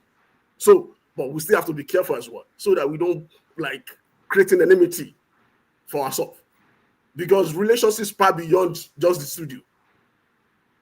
Maybe the hangover, like I usually say, maybe the hangover of the military that you just said we've internalized some certain aspect of long era of military rule. We don't know how to communicate. We can't even debate. Before one thing, we start am I one another? Let me stop on that. The other one is the issue of Sowore. Protest is legitimate. Very, very legitimate. It's the right thing to do. The guy has been incarcerated for a long time. For people to call. That's why that the On the other hand, the rule of law is taking its course. We can't reinvent history. What Kanu has done, what he has done is there. It's on record. It's on tape. It's in print. It's in digital. So if government were able to prosecute their case successfully, God bless them. If they fail, they should release the guy and let the guy go. But Sowore should be very careful, because we've seen series of protests that's led to anarchy in Nigeria, and the economy is still very fragile. So that we don't experience economic crash all over again. We remember a year ago when people in this country were shouting, "We want this man, we want this man." Now the man has crashed the economy. So people will say, "Hey, we want this." The rule of law is taking its course. The guy is before the law court legitimately and is being charged appropriately, has been offered the chance to defend himself. I think we will have better stick to that. So I wish Sowore and his gang best of luck, but they shouldn't bring Nigeria into chaos, because the hangover of NSAS is still very much there. The hangover, the one that the another one that followed that after, the one that he had sometime in August last year. So they should conduct themselves within the ambit of the law. And I submit. All right. Okay, hold on. I know. I'll give you the chance. KJ. But let me. I just wanted to point out something. There was a time in that interview. It just made me remember something about it. There was a time in that interview where Umahi was, looking down at Hussaini and was saying, "You don't know what you were talking about." And I wish for a moment that I was the one in front, because I would have reminded him that, my man, I studied engineering too, and I know that in engineering, if you do your estimation of cost of everything, you should be able to get the average. And that was what Hussaini was asking for. And I wish that Hussaini just said that word, average, because that was all you needed. There's nobody who cannot get the average. And Makinde actually, I think he's an engineer, I don't know, but Makinde said, yeah, this is average is something that any engineer, you don't have to be an engineer. If you propose something, the cost of sewing 20 clothes, and the average, and that's all they were asking him, and simple. And I don't know if he thought that it would be outrageous. And I think that may be the issue. It's not that Umahi did not know what an average or what to give. I think the issue was that he felt, if this is 15 trillion and I'm going to give them average, if I give them that word, the figure, and they will think, oh my God, all the roads all over the world, there's nothing like that. Why is it that our own is too? That was what made him. And then, of course, the bias. When you're talking about bias, you talk about, he already had this issue with the media ongoing. No, it didn't start with Rufai. It's long history. And then when you were talking about history of Rufai, let me just say this, I shouldn't be commenting. I just like you guys saying your own, but it's important to know that people mention media in different parts of the world. There are people who play different roles in the media. There are the reporters who just tell you this is what's happening. They don't express their opinion. There are people who are anchors. They question you in a way that I think a lot of people mention Charles Aniagolo. There's that style. And then there are people who do what Rufai is doing, which in every country there are people. Everybody cannot be the same. You can't have all journalists all be like Charles Aniagolo. You can't have all of them be like, so that's something that is a variety, and it has to be that way across the country, across the world. Anyway, thank you, buddy. KJ, go ahead. Thank you. I just wanted, the last part was, which you said was what I wanted to tell my brother, Buddy, that in journalism, certain journalism that you guys come and tell us what we should know. And then when we talk about your own profession, you say we don't know what I'm talking about. But you can tell us how to do the profession, how to ask the questions. That is totally wrong. That's one. Two, when you go to hard talk in BBC, okay, you know what you're going to expect from the person going to interview. He's not going to come out. He's not there to play with you. He's there to ask the tough questions. So if you go to hard talks, you should be ready to answer the question from the journalist. And if you go to to the internet, you can find hard talk and see how that goes. Remember, it was in hard talk that Obasanjo was held to a corner. Okay, journalists are supposed to hold your feet to the fire. That's the role of a journalist. That is why we are called the fourth realm of government. Okay, we stand at the people, the eyes, the mouth of the people. We ask the question the people are not able to see you and ask you. a good journalist who knows his onion should be able to put a question across to you. And like we have said here, many of us will ask the question the way Oseni put it. We may not even have referred to you when to report us to the president, because that is not necessary. But that is him. And we all can be the same. Accept that reality and, be down with it. Again, I don't know what you mean by government following the law. Is it the government that should follow the law on case of Nnamdi Kanu, or Nnamdi Kanu following the law? Which law are you referring to? Is it a law of extraordinary rendition, the kidnapping from Kenya and brought back? And if you know a little bit of law, you know that that's what the lawyers call, you cannot put something on nothing. So in other words, your process already is wrong, and therefore you can't be benefit from it. The first judge that gave ruling to Nnamdi Kanu on that issue, that acquitted him and dismissed the charge, is Mrs. Justice Adefarasi. She's there. She's not even Igbo. She's from Lagos. She just took the first judgment and said, "You guys are wrong. Based on what you have done, this case can't even go forward." Okay. Now the Kenyan court is there. I gave ruling that you guys kidnapped it, despite the fact that Malami broadcast in Hausa how they've got their trophy, which is Nnamdi Kanu, and they collaborated with Interpol. Interpol have said they never took part in anything. They don't even know what he's talking about. Now, is it the 3 cases that Nnamdi Kanu have won, that which government have not held any of them that you're talking about? What are you talking about law? Which law are you referring to? When you say government, this is in the court. Buhari said, I'm waiting for the court. Let him be left to the court. The court have ruled in 3 different occasions that he should be let go. You guys refuse to see, Mr. Body. Some of us before we come here, like you said, we are journalists. We research. We do a lot of research. If you want, I can bring you papers. Okay, that I have taught in different places on these issues. So we're not just discussing from point of not knowing what to say. We know how the thing have gone. So please, if you need to say any other thing, don't say anything concerning law, because Nigeria is not following law at all. You say you research. It is whoever releases. They are whoever they release. They release. So don't say that. I beg you, my brother. Whenever you talk, I like you. You are my brother. That's why people come out. Okay, The number one thing, you don't shut your guest down. You don't say keep quiet. It's wrong. So no matter being an hot talk or whatever it is, you don't shut them down. Rufai did that. So on the issue of Nnamdi Kanu, you presented 3 cases. I do tell people, if you are right at times and you don't know how to present your case, you become a wrong person. You become the wrong guy. The guy has been calm for a while. The process is there. You might not like the process. There's no way we can exculpate Kanu out of where he's. There's no way we can take him out. We know that. We can't force him out. That process that we say we don't like, let's submit ourselves to it. Let's get him a good lawyer. Let's people rally behind him. We've seen people that have been that process. Let's see. Let's wait till the end of that process. You say he has gotten some judgments. He has lawyers. Let's present those cases before the law court. You said it's the same court. You mentioned 3 cases that he has succeeded. You mentioned one in Nigeria. The same court, the same Nigerian court granted him justice.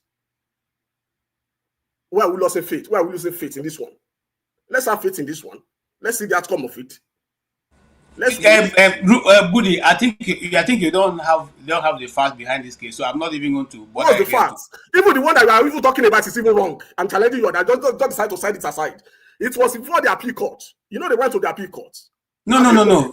Listen, the case starts from the beginning. The one you mentioned that it was even extraordinary because the way it was brought to Nigeria. It was even at the appeal court. And the Supreme Court overruled that. No, did overrule that? No. So because that's why the case was bad. You are wrong. Let me tell you the excerpt of that ruling. Supreme Court said, once you are a criminal, regardless of how you are brought back before the law, before the justice, it doesn't matter. Regardless, since you remain a fugitive or a criminal, regardless. So you have a new. You. That's not what is. I don't want to get an argument with you. Budi. We have talked, and we are going to bring other lawyers here. Okay, we have talked about this. The first step, which is why Justice Adefarasi set him free right from the beginning, is that you cannot benefit from a crime You can't benefit from a crime. That is the principle of law. It's a principle of law. Let's not go there. I see this platform we try to uphold certain standard. We don't come here to just throw words around. Okay, that's the first principle of law. For instance, let me give you an example of the United States. The other day I was listening to a lawyer here talking.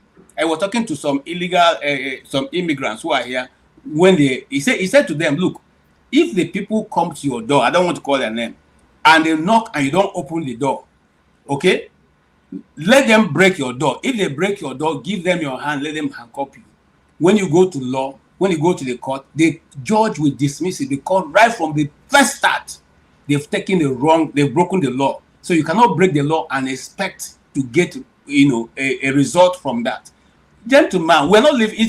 Hold on. I'll end with this. The world has become a global village. Empower Department of Homeland Security, USIS, the likes and stuff, to come before your door and use every force to get you. Even if you lock yourself behind the door, the custom is permitted to do the same thing.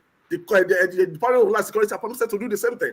So they were empowered. Even if you are wrong. I'm talking about a practicing lawyer who are giving people. He said you cannot win. That's the law. All right, guys. Let's talk about it. Push. We have to get others involved in the conversation.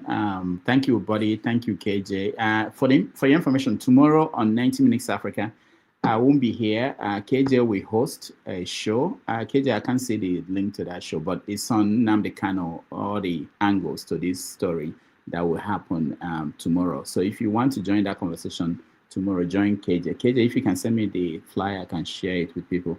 All right, buddy, thank you so much. Let's go to Mr. James. Mr. James, we're talking about this planned protest by Sowore concerning Nnamdi Kanu and why we need to, he wants people, especially Igbo leaders, political leaders, to come out and join this protest. What is your take on that? Yeah, from the little I've gathered, he has talked to Jonathan Goodluck, one senator, is it a Beribe or something like that? Beribe. Good, and some other Eastern leaders.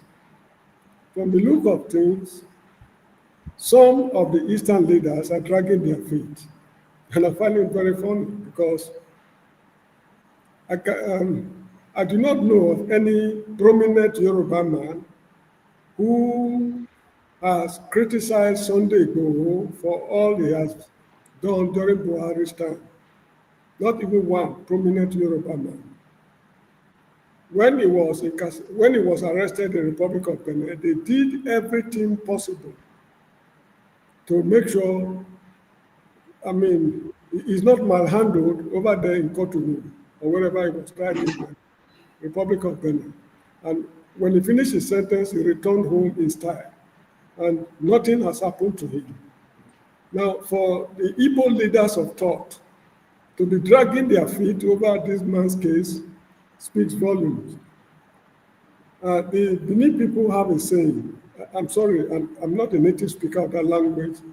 Let me try to translate it into English, that an ant cannot penetrate a wood that has no holes.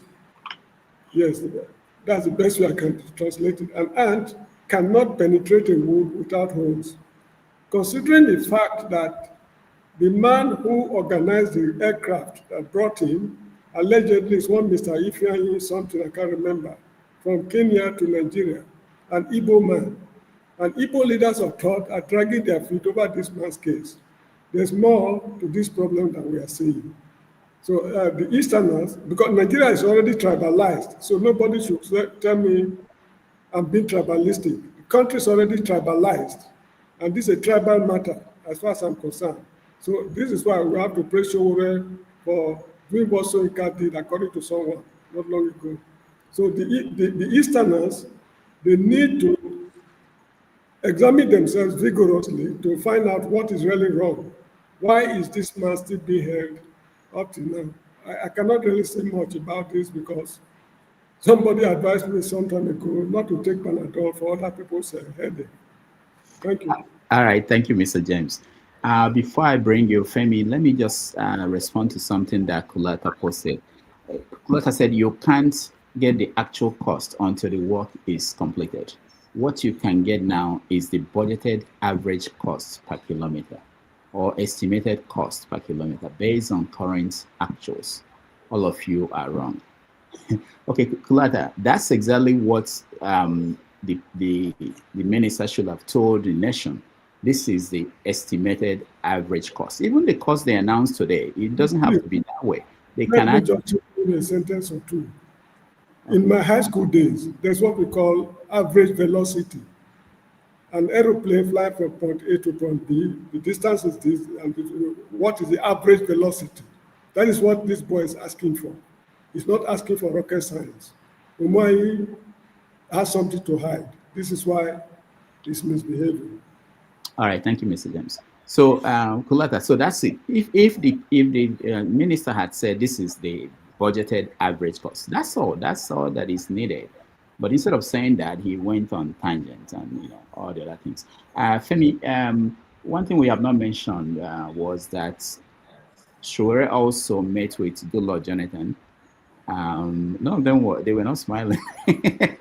I don't know why. They didn't even smile at all. But met with Goodluck Jonathan as part of his effort to get the political leaders to be part of this his planned march to Aso Rock.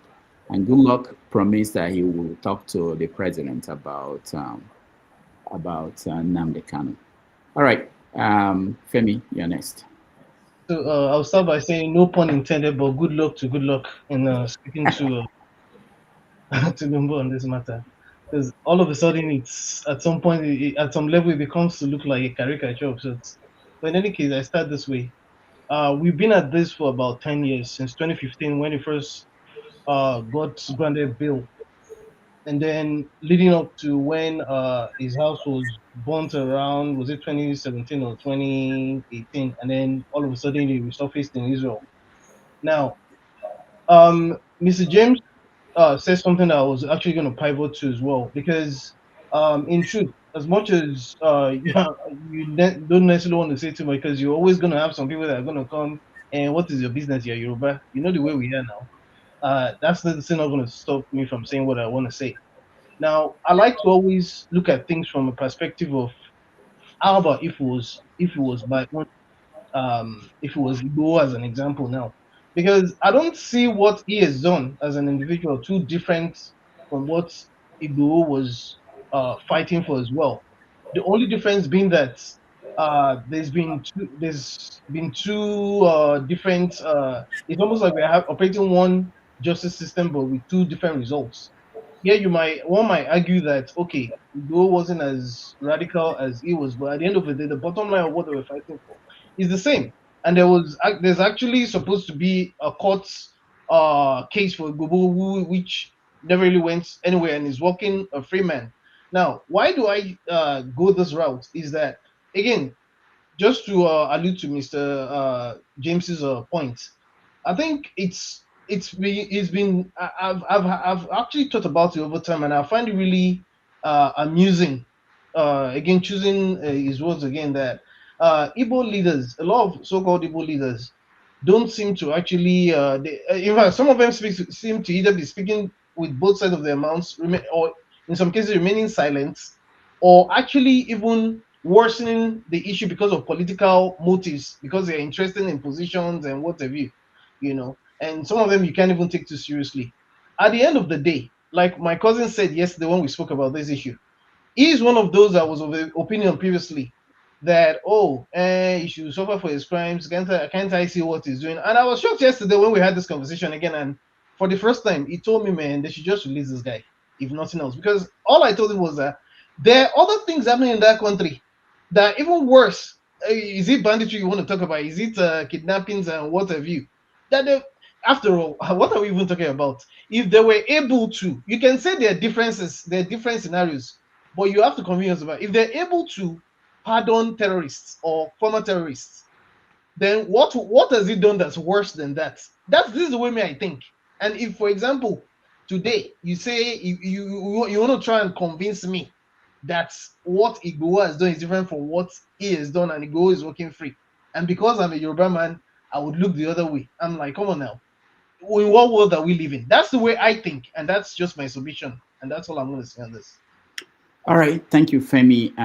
Ikolala, you're next. Yeah, thank you once again. But quickly, I'll just go into Rufai's case. Like, I know everybody has said journalists have their styles and they have this and they have that.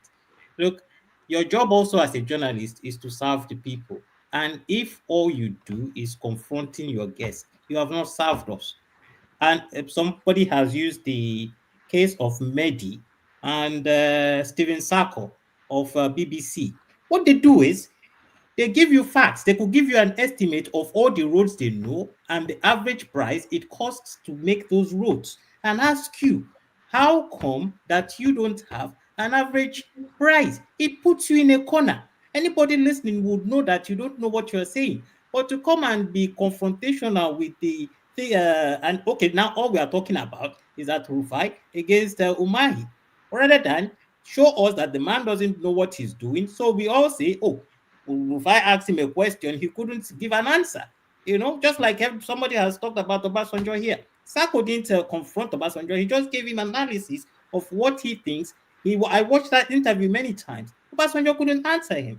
So he wasn't rude to him, but he gave him facts that confronted Obasanjo, and Obasanjo went angry, you know. So let's know that, and let's take passion and emotion out of it.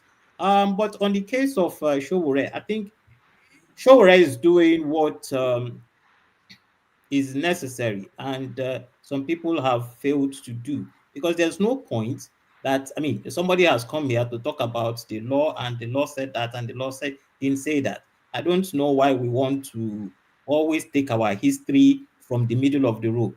You know, why would you keep someone in prison for this long and you have not indicted him for anything, and you keep saying the case is going on and on and on and on and on, and you want to bring the law into play? You can't pick you and choose what is right and what is wrong. So if your law is right, then let your law be always right from the beginning of it, not at the middle of the road. And then you want to come and tell us it is the law that and it is the law this. So if Sowore has taken it, but I think this is my perspective. I don't have, it's just my feeling. Sowore at the end of the day is a wonderful politician. So he is trying to play to the gallery. He knows nothing is going to happen. He knows no Igbo, what's his name? What's this guy's, the Anambra state governor is not going to go anywhere, no matter what you say. The Abia state governor is not moving an inch. The Owerri governor, what's his name? The Tinubu's boy is not going anywhere. Good luck has told him he would go and meet President. So Sowore is just playing to the gallery. He knows what he's doing. It's politics at the end of the day. But kudos to him. At least he's raised a voice and a concern. All right, thank you. Before comparable facts, I just want to mention that following that story, you see that Sowore was reporting that the DSS, they're already panicking about what will happen, calling some politicians not to go, calling some lawmakers not to be part of that that move to march to Aso Rock. All right, comparable facts. Go ahead. Yeah, thank you very much. Mr. Rudolph, just give me a few times, okay? Now, most of the time, I don't utilize my time, to talk, but this time, I have more things to say. So having said that, I'm going to pivot a little bit to some of that topic. I will incorporate most of my subject. But I just wanted to make some few comments you made earlier, Mr. Rudolph, about different kind of journalism. I mean, I think what body and who is Kolade, I've forgotten to there's different kind of journalism. I'm not a journalist expert, but I watch a lot of news to know there's opinion journalists, there's a watchdog journalist, so you don't expect everybody to be journalizing on the same, on the same platform or the same narrative. So that's where Rufai comes. Rufai is a watchdog journalism, and he comes with robust opinion. That's what's needed in that country. Everybody can't be the same kind of journalism, sports journalism, or that kind of things. That's where Rufai is stand differently from other people. So, in my own opinion, I'm a Rufai guy. Okay, I mean, I listen to other people, but when it comes to robust journalism, Rufai is my guy. So having said that, let me say something before I go to what we are the subject. Maybe people are listening. Something concerns me, dearly, and Nigeria as a whole. It's about the World Cup. It'd be very, very impediment if Nigeria don't qualify to the World Cup, because I plan to go to the World Cup, being played here. I would like to see Nigeria, but Nigeria have put themselves in a predicament right now. Yesterday was the last. Yesterday was second to the last. The last one will be played in New York Stadium against Benin. But Benin beat us, on a neutral ground in Abidjan 2-1. But it's so baffling where we got ourselves, because we keep on drawing, playing draw game unnecessary. The first 5 games we played was just draw. We didn't lose any game except the one that was played in Abuja against Benin. We've been drawing. These guys act like they're not serious. Now, they stand the chance of qualifying, but they are still in third place right now. They have 14. They have I think 14 points. South Africa has 15 points. Benin, imagine Benin has 17 points. So the way it's being grouped, Africa is being grouped into 9 groups. The winner of each group is going to qualify. Then the 4 best will take a permutation for one person to qualify to make it 10 So if you come second in your group, but you have to have the highest number of goals, for you to be among the 4, apart from the 9 winner automatically qualify for the World Cup. The other 4 is the second runner-up. And Nigeria, Cameroon, Gabon, and everyone, the people in second position. Even Burkina Faso, I don't have the table here with me. They are both Nigeria. So it's going to be very, very, very interesting for Nigeria to go. But there's some mathematical angle in that, because one country, Eritrea, withdraw. The way they are deducting to the last, the person at the last place, like Zimbabwe is in the last place in Nigerian group right now. So it's going to be very difficult. But for Nigeria to qualify, they have to go to this coming, I think on Tuesday. I think it's on Tuesday. They have to beat Benin by more than 3 goals. But Nigeria hasn't shown me the antecedent. They are capable of scoring. Even at all, they have the best players in Africa. We'll see with the highest scoring, and Lukman, of course, Lukman got Lukman is suspended right now. He's not going to be able to play next week. So we are, in my own opinion, I wish we qualify, but it's going to be very difficult. Okay, we are qualifying. Okay, so thank you, Comparable Facts. But next time, reserve this for your rant, so that we have, because when people are watching this, they want to be able to know we're discussing this topic, and it's exhausted, not jumping. Well, I don't normally be here through my rant. I don't spend the whole of my day on your platform. I have other things to do. I have family and other things. So that's why I don't have time to run whenever you close 4 o'clock, I'm not going to be here. So I said, let me utilize this opportunity to run right now. Okay, I don't live on your platform 24/7. Thank you. But having said that, I was thinking about if you were invited to CNN and they are discussing a topic, and then you went off tangent, and then you tell them, I have things to do. That's why I'm not going to do that. I can't wait to talk about what you guys are. So you're looking down on this platform as it's not, what your time, but you can say anything you want at any. Anyway, go ahead. I'm just. No, I didn't mean it that way. I'm just trying to make a statement. That's how it may sound to people watching at home. I'm not going to be here to rant. People watching at home will look at it that way. That we are discussing something else. You brought in something else, and look that you say. I'm just trying to educate the audience. People like you, some novice like you that don't know about sports. Yeah, I don't know what you talked about now. I don't know who is going to the World Cup. I've never seen it before.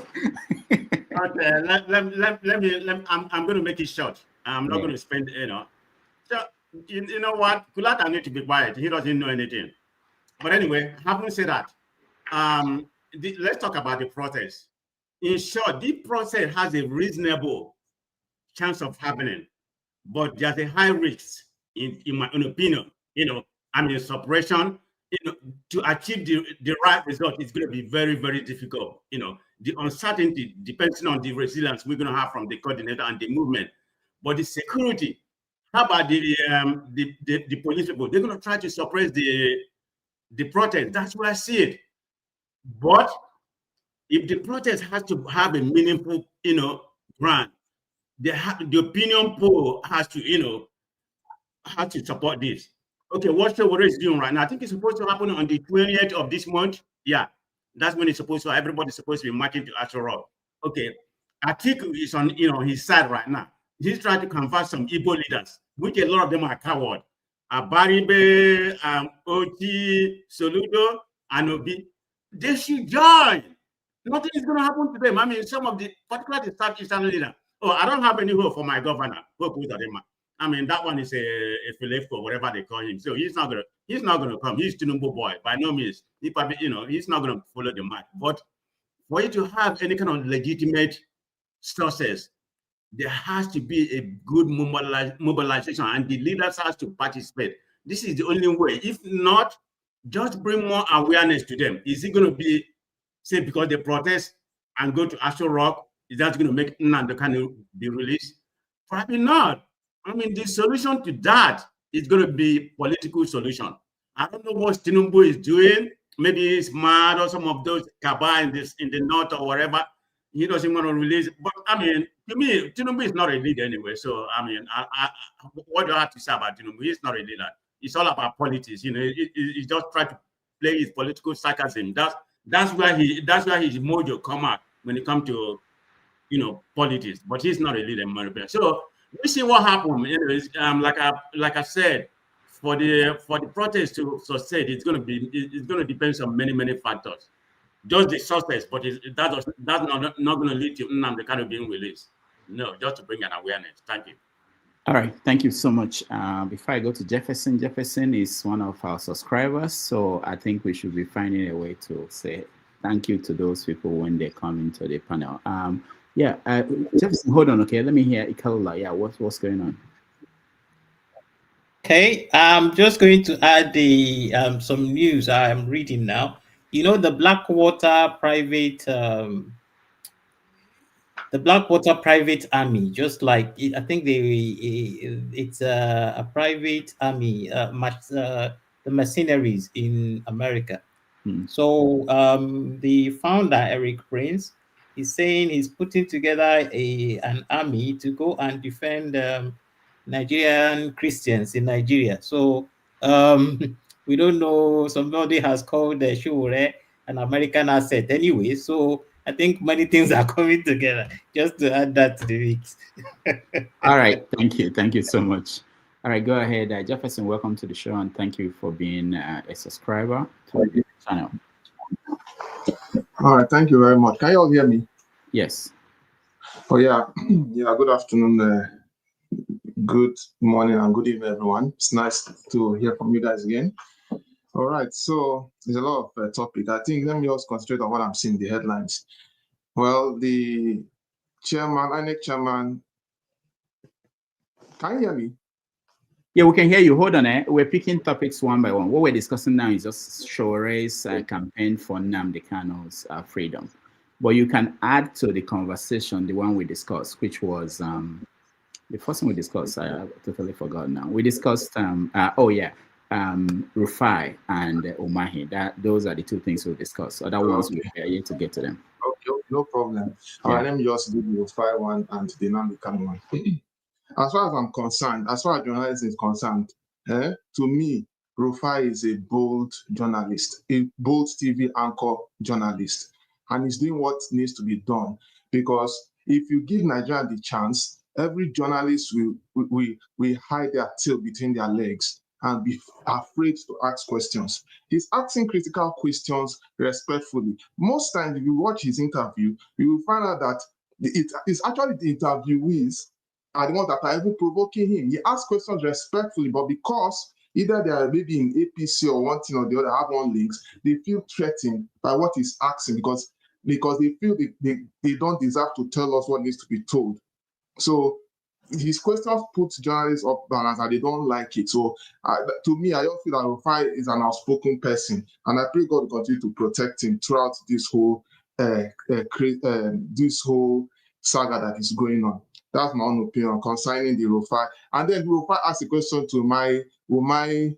Actually, as far as I'm concerned, he flopped about that one because, I mean, before you do a project, you have this estimates and there's survey. We have quantity surveyors, we have land surveyors. What are their jobs? This is why we have professionals. We cannot say we have professionals and they cannot do estimation of what needs to be done. It might not be 100%, but at least let us hear facts and figures. But anyway, let me not go into details. I mean, it wasn't properly managed. I want to concentrate on the issue of Nnamdi Kanu, Sowore situation. Of course, Sowore has been he's a, what they call it, he's a freedom fighter right from the beginning. He didn't start his journey today. And I actually appreciate the fact that he wants to lend the voice to it. But the fear is we don't want the city of betrayal because we saw the issue of FFK, but everybody is different. I don't want to start doing comparisons. The thing about the Igbo people is very, very dicey. Even as of today, I just read, after all the demolition that have been happening so far with the trade fair, I just read today they demolished other Igbo people's properties in Festac. So when you see all these things, it brings the questions: why are we being targeted? Why are Igbo people being targeted in the country? Are we an endangered race of people in the country? I have to bring this thing out because if you look very well, apart from people's this thing being demolished outrightly, we are being everyone's attacking each other, the left, right, center, and that is not good. And then at the end of it, they say we're all one Nigeria and everything. I think we need to call ourselves to order, as a people. Now, whether the issue of Southeast leaders trying to lend a voice is equally dicey, because I also watch a skit maker making mention of if people being lends a voice, the what they call it, APC government will now say, hey, I knew he was behind it. There are a lot of uncertainties. So that's why you notice people might come out, people not come out. And then someone in this amongst us was saying Abaribe is a coward. I think that is a wrong assertion, because this is the same Abaribe that was a shorty for Nnamdi Kanu at the time. And he faced a lot of things. And the guys have spoken. He has spoken in the National Assembly, has spoken even to the federal government. But because we run a government that is incomplicit with realities, think about it now. Look at people that have been given pardon. Look at people that have committed all manner of crimes, right, in the country. How they are celebrating their bills and everything. How terrorists are being infiltrated in the armed forces. It tells you there's a special law for some people and not special law for some people. And as a concerned Nigerian who happen to be Igbo, I'm Igbo, I'm proud. I don't know about anybody. Me, I will say it in the face. I'm Igbo and I'm proud, and I don't care what everybody says. Injustice to one is injustice to all, and we need to call ourselves to order. Because I can tell you one thing, Nigeria is playing with fire. If anything happens to Nnamdi Kanu today, by mistake, then Nigeria will now understand what the game they are playing. Because it is something that they need to understand should not be taken for granted. They need to now, because it looks like a game. Now they are going to, the protest wants to happen. Of course, I can trust the federal government to play around, dance around it. But guess what? Everything get, like they say, like the common man says, everything has an expiring date. There's time for everything. Nobody knows tomorrow. Nobody knows tomorrow. I think we need to call ourselves to order as a people to start addressing with due respect, stupidity, because it is long overdue. I address my case here. All right. Thank you, Jefferson. Let's go to Righteous Man, the first person joining us from Nigeria. We spend our Sundays and Saturdays talking about Nigeria. Most of us are now. Righteous Man, welcome to the show. Yeah, Rudolph, good evening. And all the panelists, good evening. It's been raining here in Lagos and across the southeastern states. It's been very, very heavy. And reports getting to us is that most of these roads they claim they tar, most of them are washed off completely, washed away by erosion, which shows the quality of works that are being done here is quite appalling, So I don't know which subject do you want me to talk about. The main road. The main road. Solution is working. Deputy Speaker, nke nọkwa na your constituency na-ekwe moto, odichekwa moto niile. Odichekwa moto niile nke a bụkwa Amupitan n'ise bypass. Ụzọ aka lụrụ anyị na na-ekwe mmiri na-apa moto, na moto niile, nwezikwa moto na-aga nwunye. Na-ekwe moto niile, odichego moto niile, odigo store niile. Na-ekwe nke welcome to Amupitan, welcome to Amupitan. Na-ekwe ndị mmadụ ka ọ na-apachacha. Na-ekwe na-ebe ndị mmadụ ka ọ na-apacha. All right, Righteous Man, you were the one that mentioned the roads, and I remember that we have videos of some of the roads in Anambra State recently constructed by Soludo, how terrible they turned out to be. Go ahead.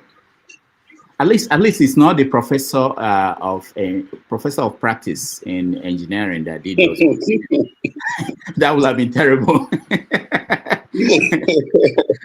Go ahead, Rudolph, the truth is that even in Lagos State, where I reside, we don't have roads.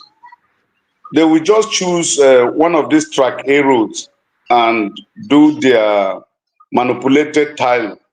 Once they finish, they will show it billions have been spent. But the inner connecting roads is as worse as jungle, you know. It's just quite unfortunate. Honestly speaking, I love democracy and I'm a Democrat. But the type of democracy that is being practiced in Nigeria, I will tell you honestly, is far below.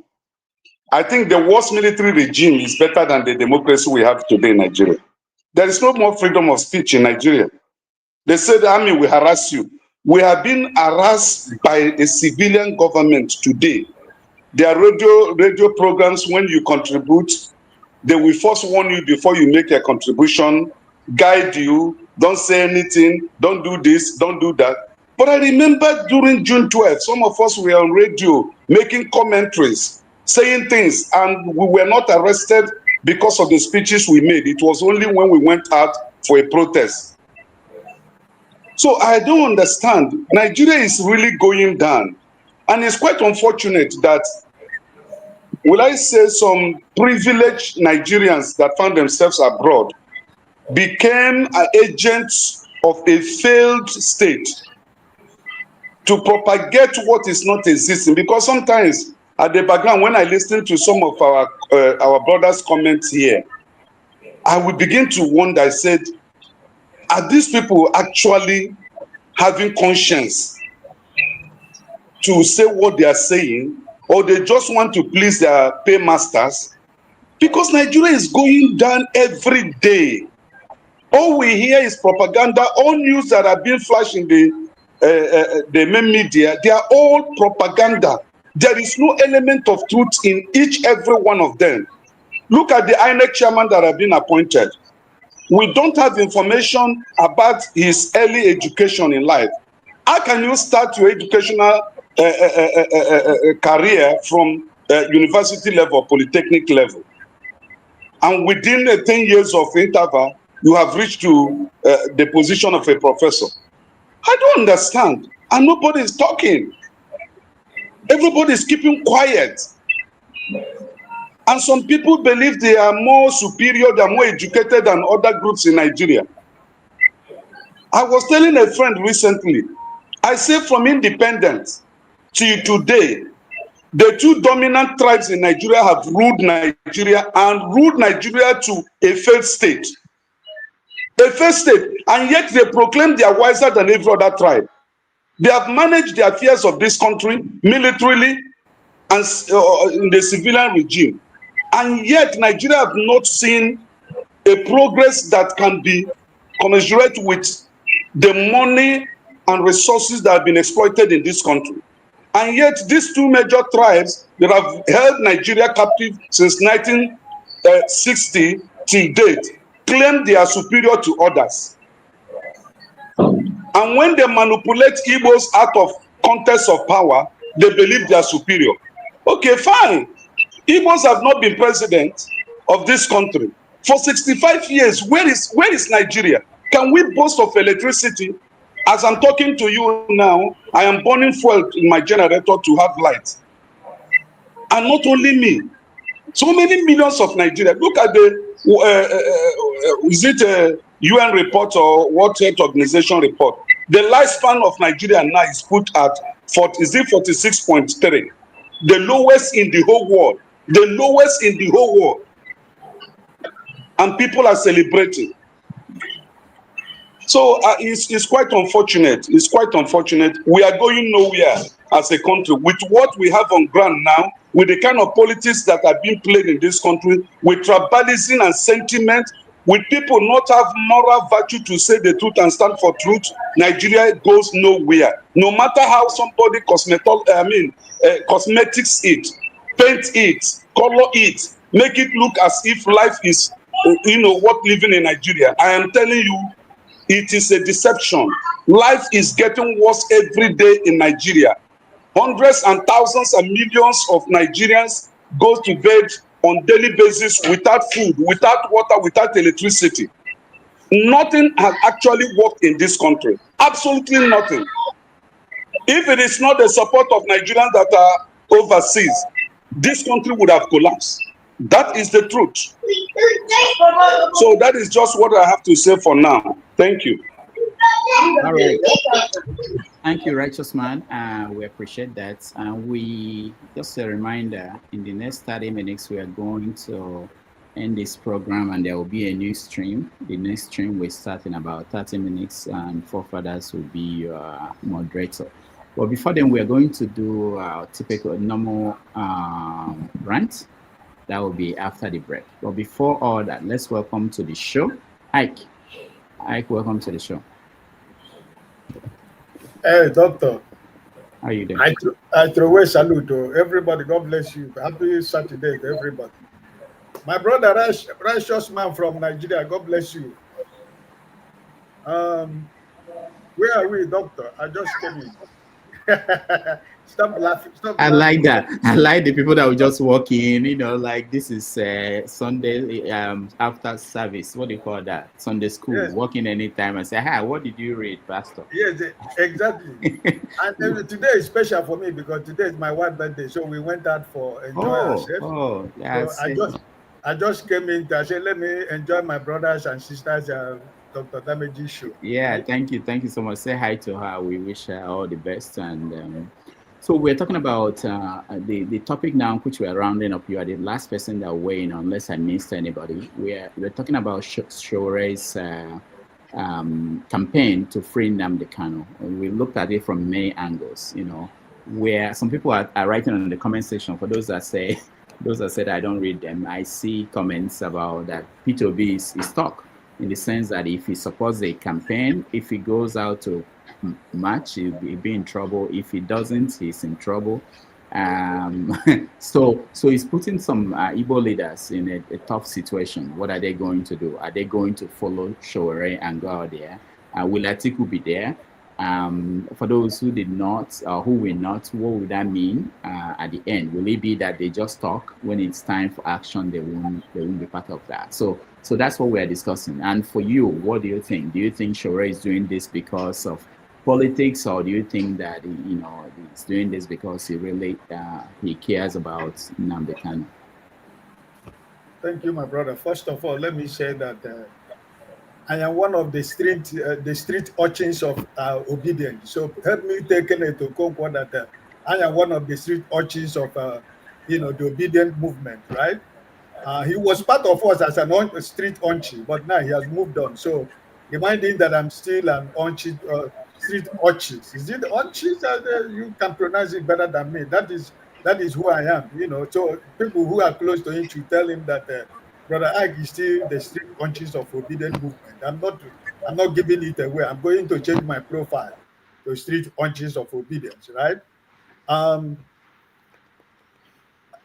Damages, there is a lot of emotions attached to this issue, and personally, to me, I don't think that the Sowore that is supposed to fight for the release of our brother Nnamdi Kanu. So this is political stunt.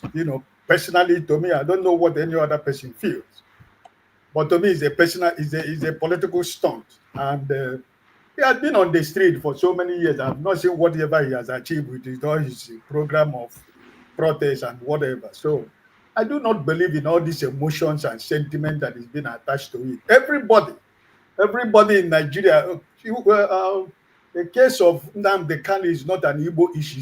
It's a national issue. So I don't want anybody to attach it to if Peter Obi says something, it's in trouble. If he doesn't say anything, he has said so many things. He has said something about Nnamdi Kanu before. He's not shouting on the street. So I don't see how it affects Mr. Peter Obi or any political leader in the East. The people that are holding Nnamdi Kanu know them. I've always said it here, that the people that are holding Nnamdi Kanu are the 5 eastern governors of eastern state. I've never met, KJ always handled this program. I've never hidden my anger to the governors of the eastern Nigeria. They are the people that are responsible, that are holding this back. With all these political leaders who claims, people like your professor is it professor in what, in action or professor in working? They are the people, right? They are the people that are holding in Nnamdi Kanu. It's not me and you. So I don't want us to raise so much emotion to this issue of Nnamdi Kanu. We all know that Nnamdi Kanu case is a national issue. I do not want to tribalize the case of Nnamdi Kanu, because when the time of Sunday Igboho and the rest of the people from the people from the north, it wasn't a tribal issue, it was a national issue. So if they decide that they don't want to release Nnamdi Kanu, I don't think it is me and you that is holding Nnamdi Kanu. But the people that are supposed to speak for all of us here are the people that are holding Nnamdi Kanu. When did Atiku? Was it today that Nnamdi Kanu that is in prison? Where has Atiku been all these years? Where has he been? Why is it now? Good luck, Jonathan. Is it today? He was the former president of Nigeria. He has been in Nigeria. Where are they all this while? All of a sudden, everybody is here releasing Nnamdi Kanu on October 20. And at the end of the day, people are attaching so much emotions, and the Igbos are killing themselves, bombarding themselves with so many ugly words. We should be smart. We should be intelligent. Nobody is enjoying that Nnamdi Kanu is still in prison, but we should be cautious about trying to destroy our own selves because of this issue. We know what is the problem. Nigerians know why Nnamdi Kanu is being held up to today. There is no reason that he's supposed to still be there. And if nothing else, if we Nigerians are being honest to themselves, for medical reasons, why are you still holding this young man? People who are in the medical field has explained the case and the consequences of Nnamdi Kanu, present health issues as lacking of potassium. I'm not a medical doctor, but the people who are in the medical field have explained the danger of the health of this young man. What is Nigeria? What is Nigeria waiting for? For Nnamdi Kanu to die in prison? Is it what is going to be good for Nigeria? Is it going to be benefit to anybody? Those who are trying to wash their hands off and trying to pin it on some certain people. None of us is going to wash our hands off to whatever happened to that young man. So I sincerely believe that all this political stunt of Sowore, I am not part of it, and I'm not going to be part of it. And anybody who is trying to say, we know the people that are doing this for Dr. Damages, the people, the political leaders in the Southeast, the traditional rulers in the Southeast, those who claim to speak for me and you, where are they for all these years? So I don't think that is this young man that is going to do it. I'm not telling him that he shouldn't be his activist that he is. I'm not telling him he shouldn't go and demonstrate that he has been doing all these years. But I don't think, for me personally, that he is the person who is going to speak before the government of this country releases Nnamdi Kanu. So I personally think that the people that are holding Nnamdi Kanu, they know them. The government and the political leaders know the people that are responsible that this young man is still there, because they are afraid of their political foundation, because their political foundation is going to crumble the day that door is open. They put a key to that door, and then they kind of comes out of that particular and breathe a normal fresh air. Their political story will end in the southeast.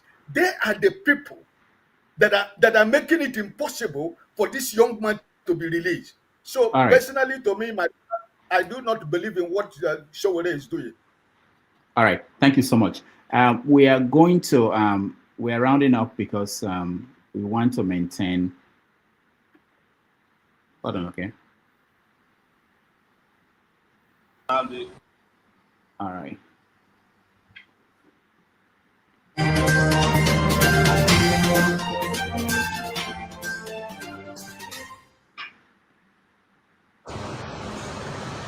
All right, so ladies and gentlemen, today's I'm here with Mazi Nnamdi Kanu. He's, as you all know, the IPOB leader, and we had a private meeting and also a general one, which will be published. Which you all know that I've been passionate about, and he has also been passionate about, but on a different plane. And we respect those boundaries. And we had a very, very useful conversation today, so that everybody that's aspiring for a just and fair society, can come together and rise up now and bring about an end to the sorrow and the suffering and the domination and the oppression that has become almost synonymous with our genes in Nigeria. So, as you all know, you probably haven't seen me with him because it's our first time of meeting. And those of you out there who think that we have such big differences that we can't talk, well, you know that when people have revolutionary minds, these minds meet, and the bodies eventually will meet. So it's a pleasure to introduce you to that moment.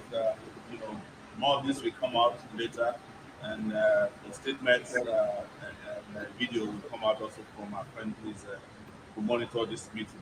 So thank you so much, Kazi, for the meeting.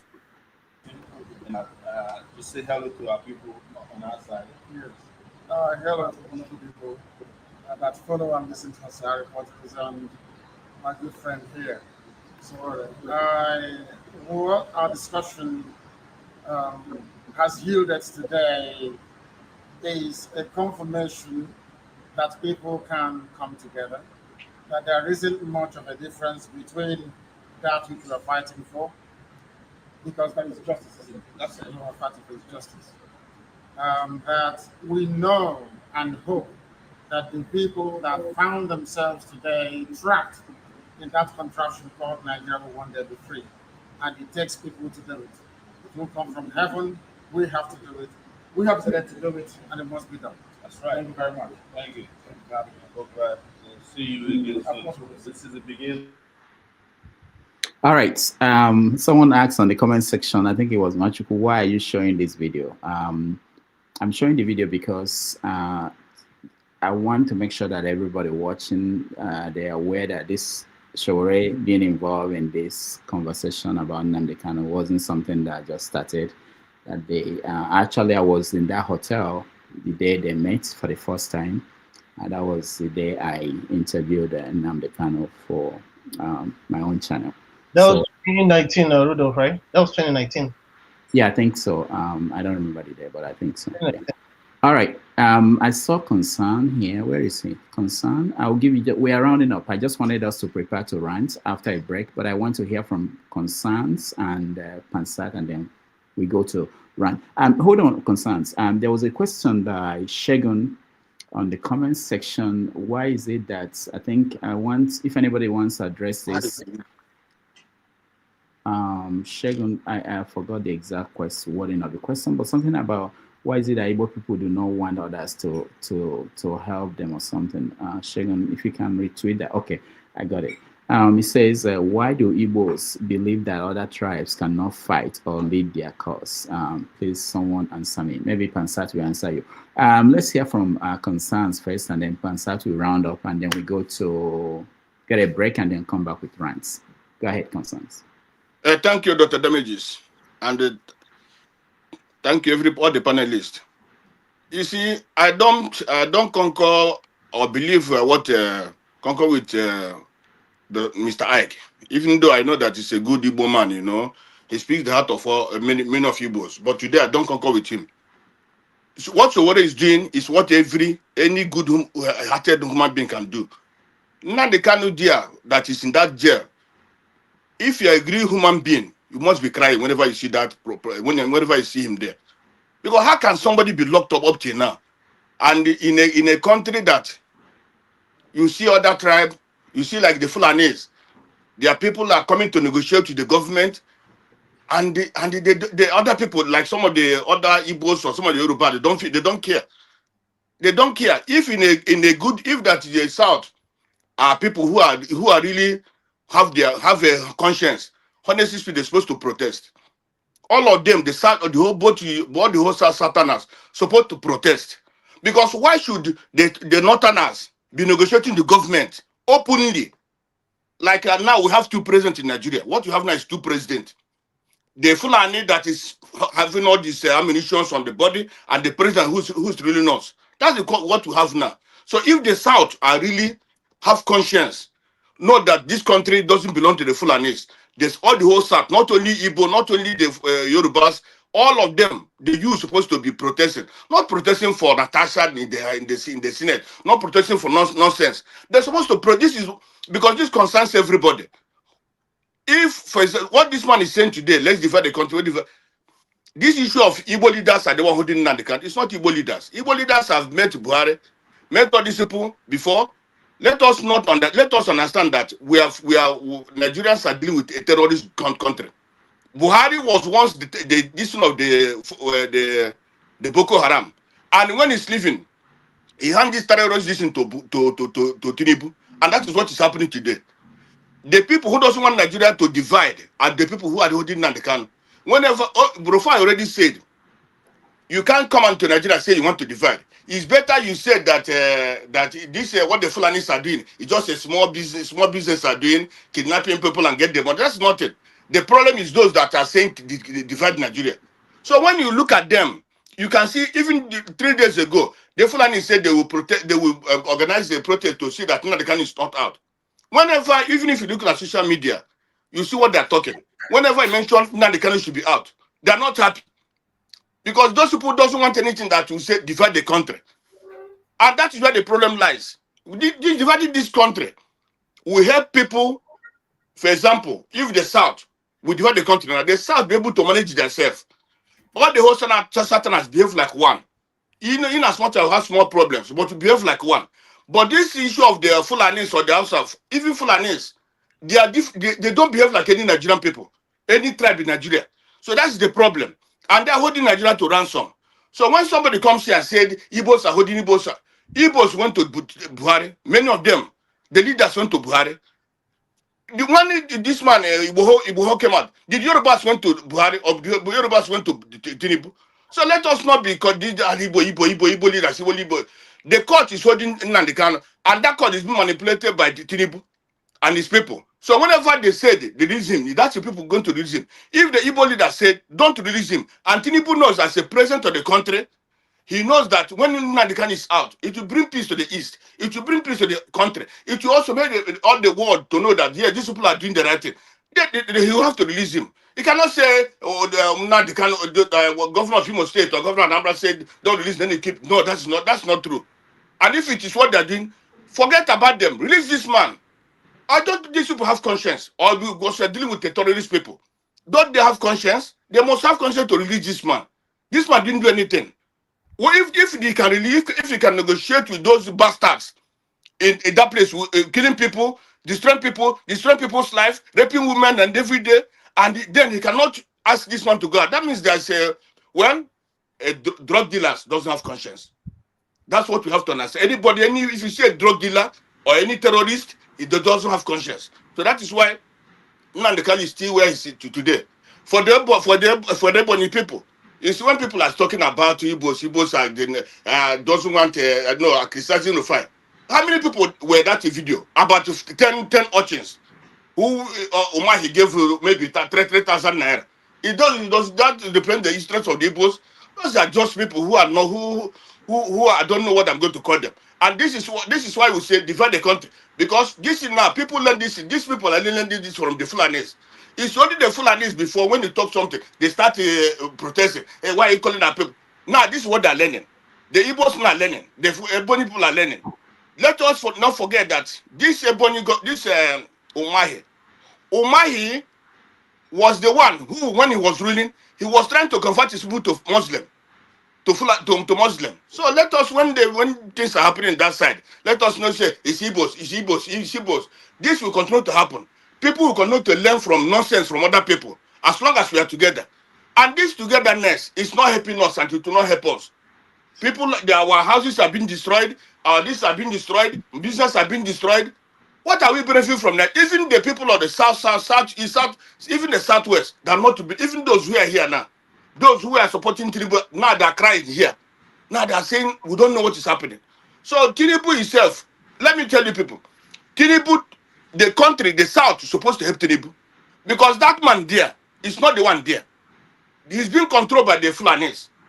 And he's afraid that he doesn't want to miss that, or he doesn't want to do anything that maybe they will kill him or something like that. That's why he's doing what he's doing. If that might be only that man, I don't think that the country will be like. But the problem is that maybe the agreement with him as a terrorist he is was with Buhari, because they are the one that bring these terrorists inside here. Rufai, Tinubu, Buhari, and most of them, they are the one that bring these terrorists. That's why people are dying. You are talking about the country. Why not to stop terrorism? Why not stop? How are you going to stop the terrorism where the people who are supporting the terrorists are not arrested? If you can arrest those who are supporting these terrorists today, honestly speaking, that this killing will stop. But they don't want to arrest them. Tinubu knows them, the government knows them, but they don't want to arrest them. Why are they not arresting them? That's the problem Nigerians are supposed to ask. And me, I talk about the South. Let the South don't know they are selling their birthright to the Fulanis. Anything Fulanis do is good. But for the South, anything the South do, it's not only the Igbos. Anything the South do is a problem. So let them continue. Tomorrow, when a Fulani man goes there, the South will finish. All the whole South, they will know where they keep themselves. Since they cannot even protest at this time now, that Nnamdi Kanu, they believe that Nnamdi Kanu is just an Igbo man. Nnamdi Kanu is talking for the interest of the whole South, not only for Igbos. Thank you, Dr. Damages. All right, concerns. Thank you so much. Unfortunately, we are out of time. It's interesting that when we are rounding up, that's when people start coming and they all want to weigh in on everything that has been discussed or is being discussed. But we have to draw a line at certain points. I have only 3 hours for my segment, and I get a knock. People knock me on the head every week when I go over 3 hours. So from next week, I'm sorry, I won't be. If you just come in late, you have to wait for the second stream. All right, let me hear from you, Tony, and then Dexter. Go ahead, Tony. Greetings, Dr. Damages. Quite some time I've been off the platform. And greetings, everybody on the platform. Hi, where do we start from? Let me just, because of time, let me just take the Nnamdi Kanu case. I think it's, for me, I agree with Ben's, concern, that you just can't, it will be oversimplifying this issue when you put the whole blame on our Igbo leaders. I don't think that would be right. Because there are Igbo leaders who have gone to even detention because of Nnamdi Kanu. There are people who have been fighting, who have been speaking. Aberibe is one of them, Agocha is one of them, and we don't know those who would have silently also been talking and, intervening on his behalf. So I don't think that is right. But I think the focus really, if you look at the propriety of the case, we have had judgment from the Supreme Court, from the lower court, from a court in Kenya, and they have all spoken mostly in favor of Nnamdi Kanu, indicting the government for the continued detention of Nnamdi Kanu. He's been there for years now.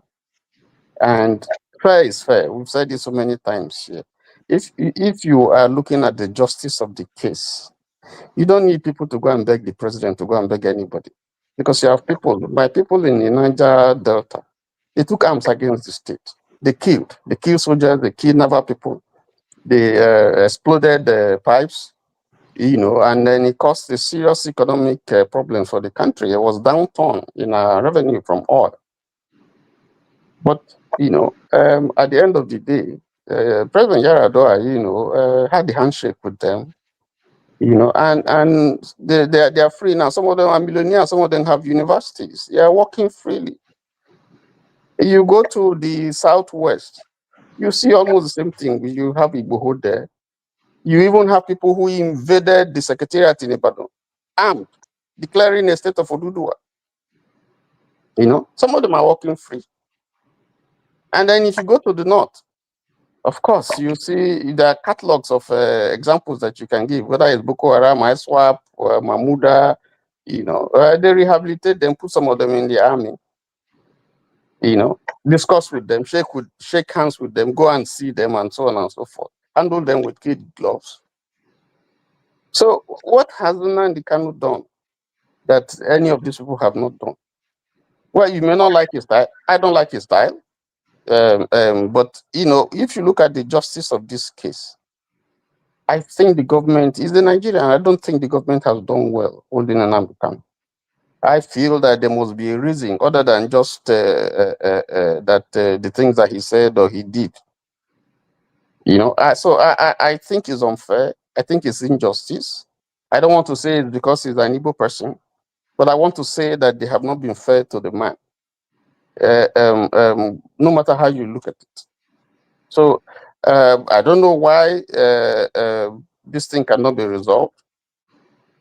I don't know why the case is delayed and why the man should be in detention and why he should go through all the harrowing experiences that he has had, including the rendition and the way they have tortured him in prison. And the fact that right now he has a challenge with his health, and they won't let him go, they won't grant him bail. So I don't think Nigeria has been fair to that man, no matter what he has done. You are supposed to be presumed innocent until you're found guilty. But now, he's already guilty before they find him. That's how it appears. Even though they have not sentenced him already, they have declared him guilty, and that's not what our jurisprudence say. So that's my position concerning Nnamdi Kanu. And I think we should stop this blaming of Igbo leaders and so on and so forth. That's my point. So let me just stop so that my brother Pansat can come in. All right, thank you so much. Let's hear from Pansat. We are totally out of time and we have to quickly round up. Go ahead, Pansat. All right, thank you very much again, Rudolph and fellow panelists. I believe one of the most important points to remember from Tony's submission is that Nnamdi Kanu is not guilty. He went through the courts and he was not found guilty. But let me just make it short. It's not a protest that's going to release Nnamdi Kanu from that dungeon. It's going to come from here, the United States, and it's in Kuwait, INCHOATE, and they know it. But we shouldn't take anything away from Sowore's efforts. I commend him for doing that. He's a courageous guy, and he's doing exactly what he's very good at doing. Now, he does mess it up a little bit by utterances and lack of judgment. We should work together, just like he does when he's doing a protest. He doesn't stand there and say, who's morally right, who's ethical to join me to do a protest. He goes, he invites people, and he does his thing. So, but let me just tell all Nigerians who are always mouthing off about Igbos and this and that. Igbo leaders are just as bad as leaders from other areas. It's a cabal. It's a criminal thing they're doing. Akpabio, Wike, the Edo governor, Monde Pueblo. There's nobody who's going to sit there running their mouth about Igbo leaders. Of course, these leaders are not our leaders. Nobody picked those people. They rig themselves into the office, and they're corrupt, and they start doing other things. But it's always people trying to make snide remarks about Igbos, people who are not even up to our pinky toe. You go to a motor park, in the Aba motor park now, Anybody you pick out of there is going to be better than anybody that's leading any other part of the country. That's how far we are. But that's not what we're talking about. What's going to release Nnamdi Kanu is going to come from Donald Trump here in the United States. Ted Cruz. Now, that's another thing you're missing on your show, Rudolph. Ted Cruz and the Christians in the Senate here, they have mobilized to stop the massacre of northern Muslims. We don't have moderates in that country. They're Islamic terrorists. And that's only, they don't want Nnamdi Kanu released because in any society, normally you're going to have some people, just like we're having some Igbos are going to be, we don't want Nnamdi Kanu released. Some Yorubas are going to say, we don't want Nnamdi Kanu released. But some are going to say, we want Nnamdi Kanu released. Some Yorubas will say, we want Nnamdi, but you go to the north, none of them want Nnamdi Kanu released because they're terrorists. But they already got the message. They know there's something coming down there to have him released. It's not going to be Sowore's march that's going to release Nnamdi Kanu. What's going to release Nnamdi Kanu comes under what's called Christian persecution in Nigeria. And it's a major story this week. In that, I don't know how you missed it, Rudolph. You must have a second job. So all I have to say, we should help in the discussion that we're having.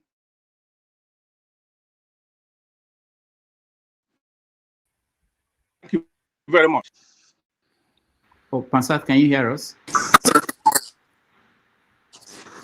I will conclude right there. I think I have a bad connection. So, all right. Thank you, Pansat. Quickly, let's see if we can get a minute to, where is he? Dexter? Okay. Dexter, go ahead. Thank you, Dr. Damages and everybody. I think this issue has been overflowed. So just summarize. I think, first of all, I support what Sowore is doing. I support him 100%. You know, the truth is that the liberation of Nigeria, if we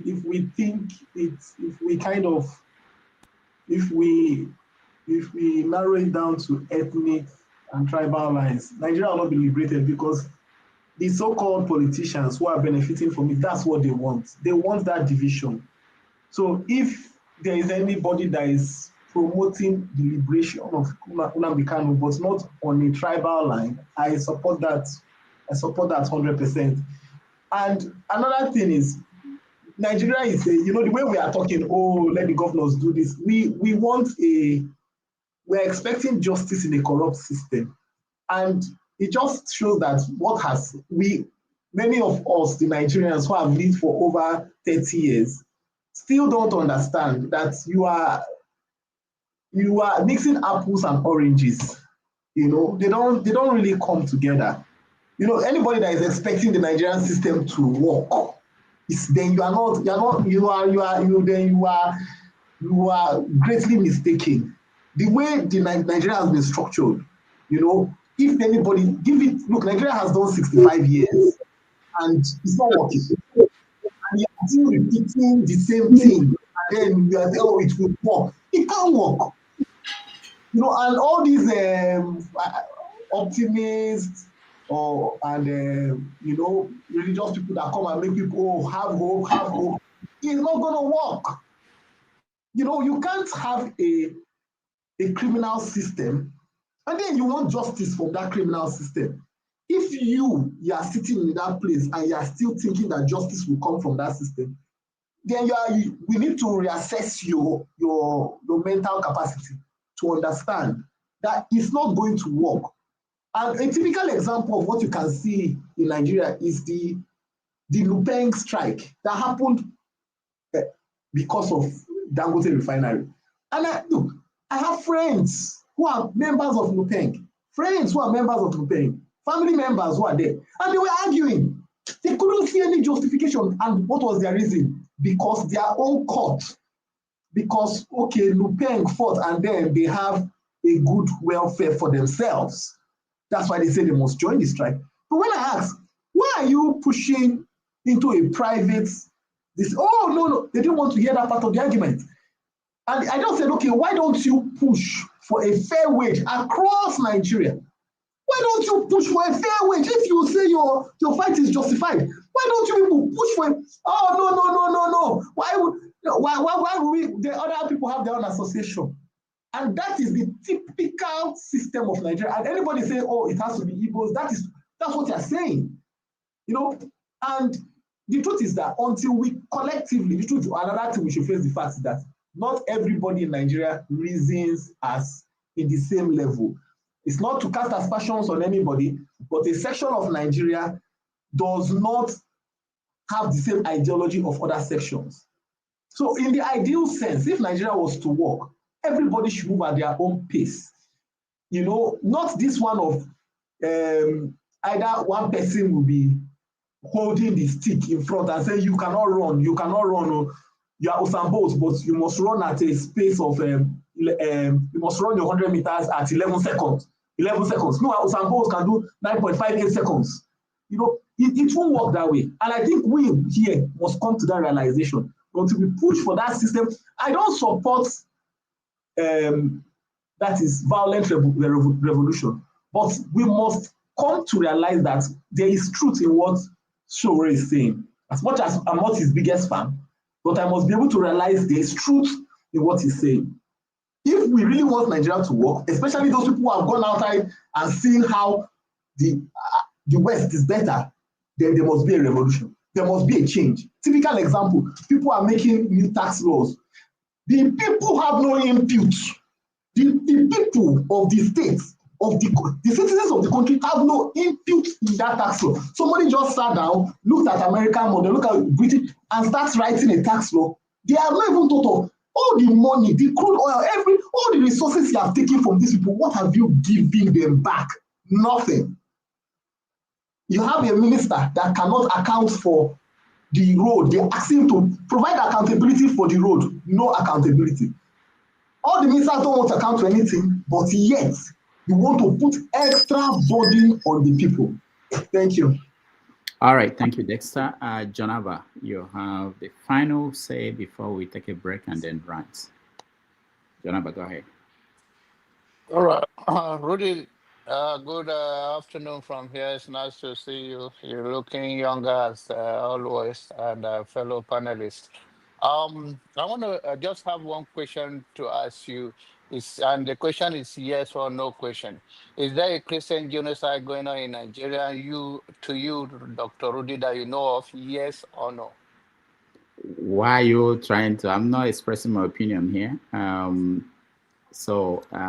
answer for you, Rudolph. Yes. No, let's ask on that point. That's a good question, actually, Jonava. I should tell you this. It's a good question, but there are certain things that yes or no is not a good answer.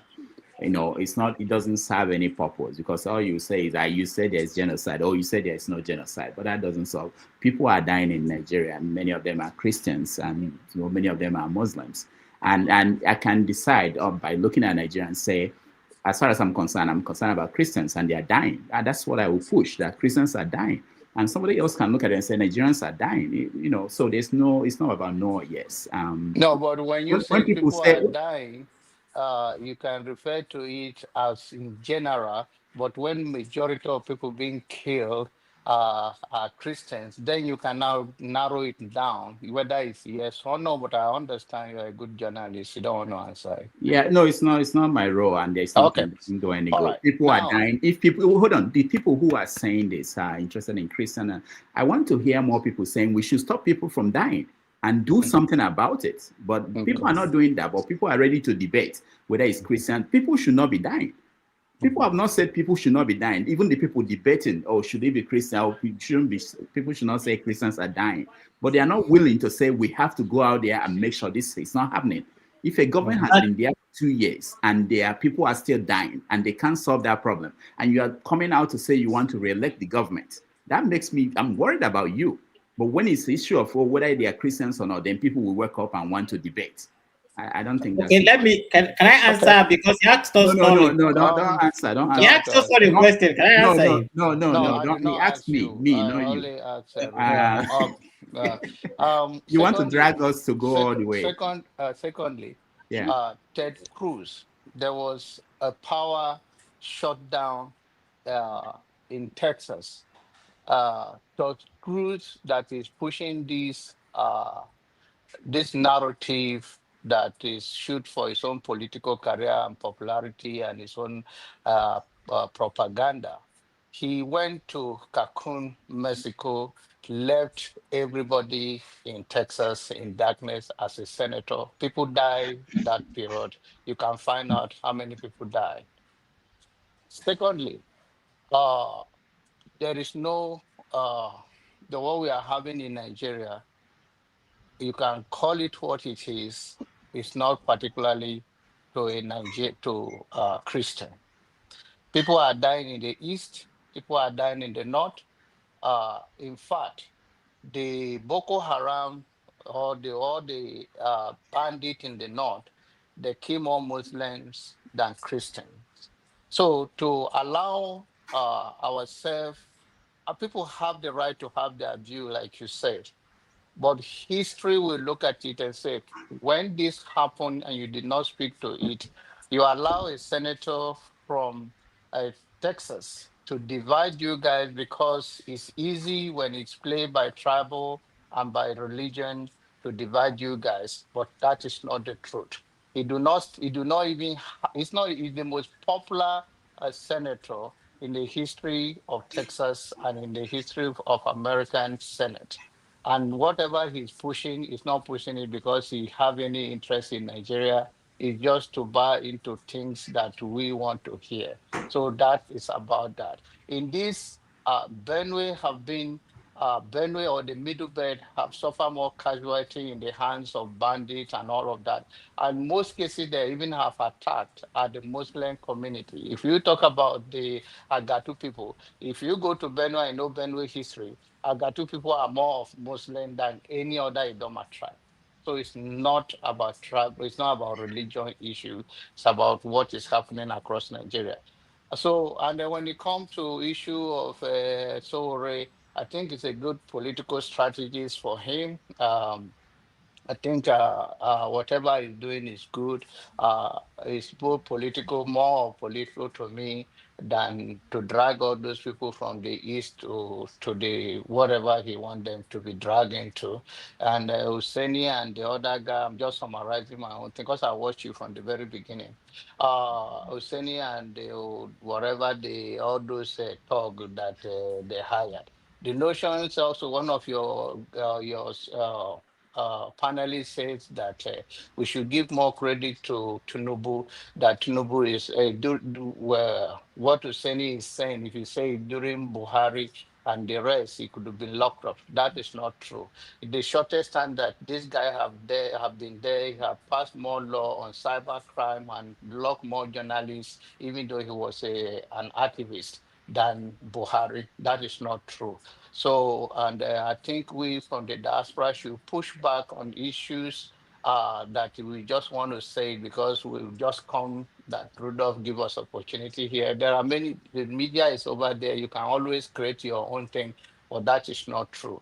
The people are suffering, are silent under this regime than any other regime in the past, even though Buhari was military and all of that. Under this Tinubu, people cyber crime issue that there's not in the law have been implemented to just silence Nigeria. So think having said that, it's good to see your friend JJ Media. I'm going to be everything. I'm in the office. It's good to see most of them. He is a good man sometimes, but it's more good than evil. So it's good to see him. Thank you. All right, Janaba, thank you so much. JJ Media, sometimes you're a good man. Yeah, Janaba, he just threw me under the bus and he want to run away. Anyway, thank God you're not Janaba Kiari. So, all right, welcome back. Thank you so much for joining us. How are you doing? Yeah, really good day. Yeah, how are you doing? So, I'm all right. Keeping well. Greetings, everyone. Greetings, everyone. So, what's in the happen? We're rounding up. We're about to rant. I would like you to join us in the rant when we take a break. But before then, we've been talking about several issues. We had several topics, but we ended up talking about two only: Nnamdi Kanu and Sowore's lead of a campaign to free him and where he boxes Igbo leaders in terms of whether they should participate or not. And then we spoke about, I can't remember, but that's the one. That's the last thing we talked about. Oh, we talked about Useni. Oh, actually, you can actually weigh in on both of them. Rufai, Useni, and Umahi. These are good topics for you. Yeah, go ahead. We'll give you 10 minutes. I have interest in those. So before, yeah, before I get people get me worked up. But I think the altercation, should I call it altercation? I mean the engagement between Rufai Oseni and Engineer Dave Umahi, I don't know. It was quite unfortunate, right? Because if I was in the minister's shoes, I would have given I understand what he means, that all the areas are not the same. Some areas are swampy, but there is a projected cost, overall projected cost for that. So if Rufai wanted to be cynical, all he could have done is to say 15 trillion divided by 740 or 750 kilometers, and whatever whatever the numbers is, you can push the number out there. And know that also, these are projected costs. Nobody is expecting. There is a high-speed rail in England that was supposed to connect, I think, London to Birmingham, right? Or that, and I think it's called the cross country. I think it's 10x, or no, maybe 3 or 4x since the cost. So the cost keep moving. And you talk about inflation, you talk about that our currency is doing janglova. So the cost can never be the same in a year, in 2 years, because it would always be doing like the solution janglova in Oka. There's something must be pushing it, and this. So there's no way. Huh? The Fun City. Oh, okay, yeah. You even know better than I do. The Fun City.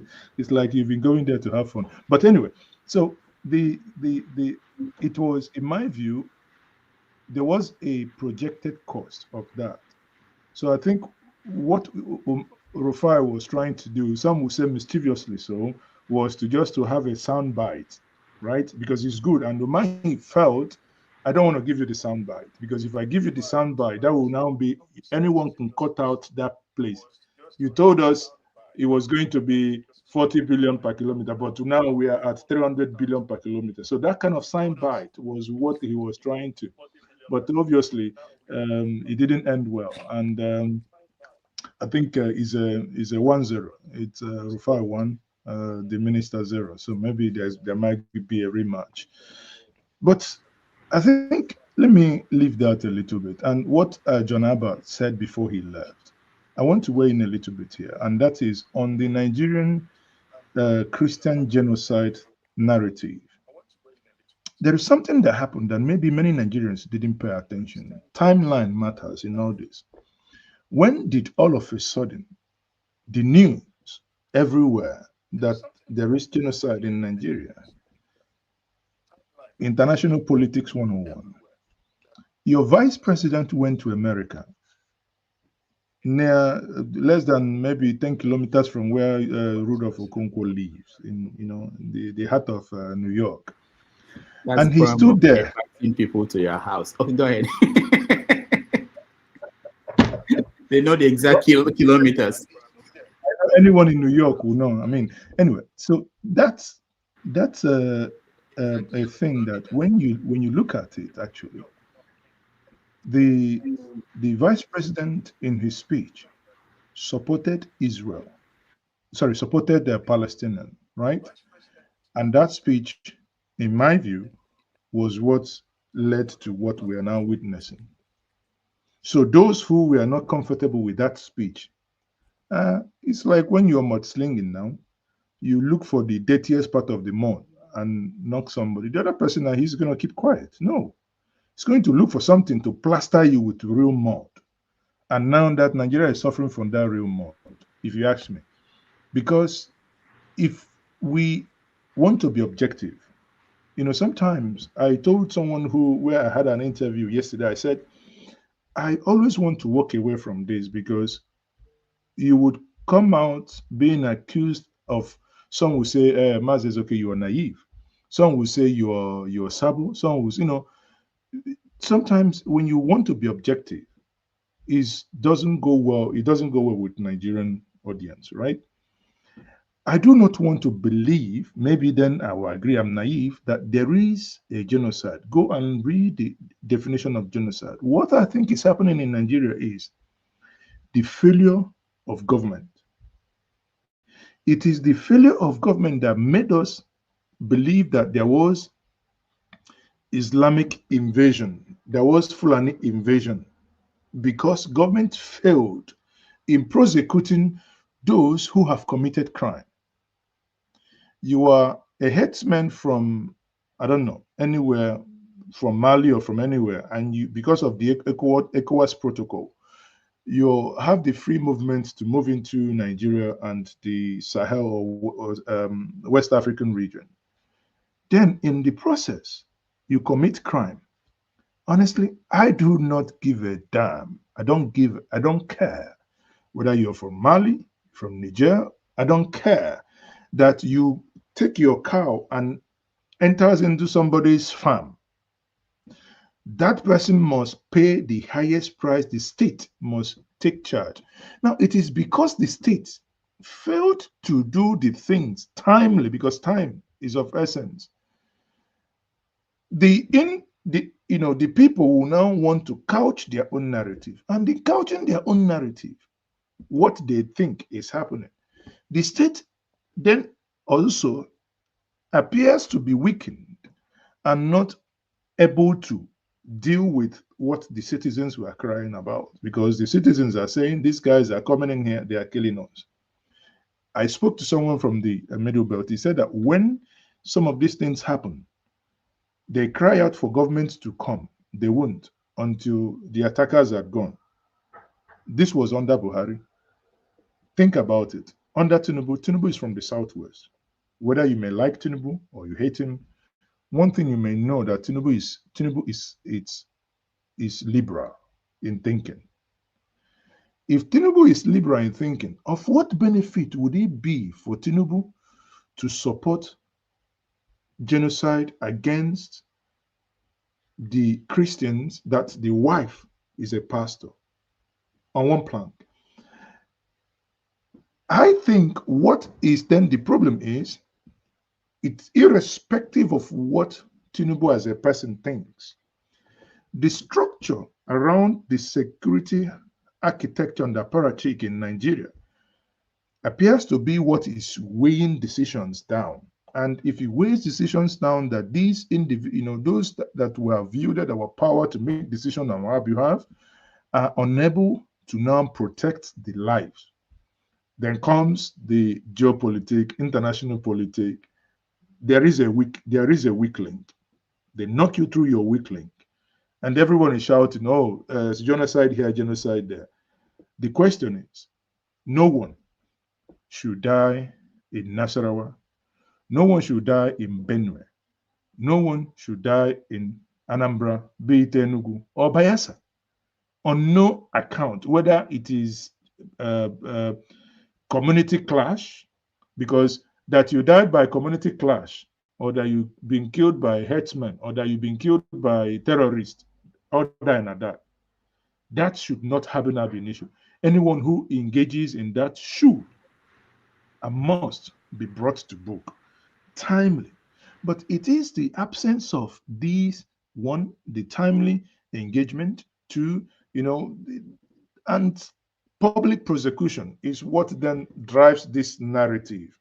And again, I'm a Christian, yes, but understand that there are some element of, but that will be a discussion for another day. There is element of, I wouldn't say business, but fundraising that goes on with certain narrative. But we can take on that on another day.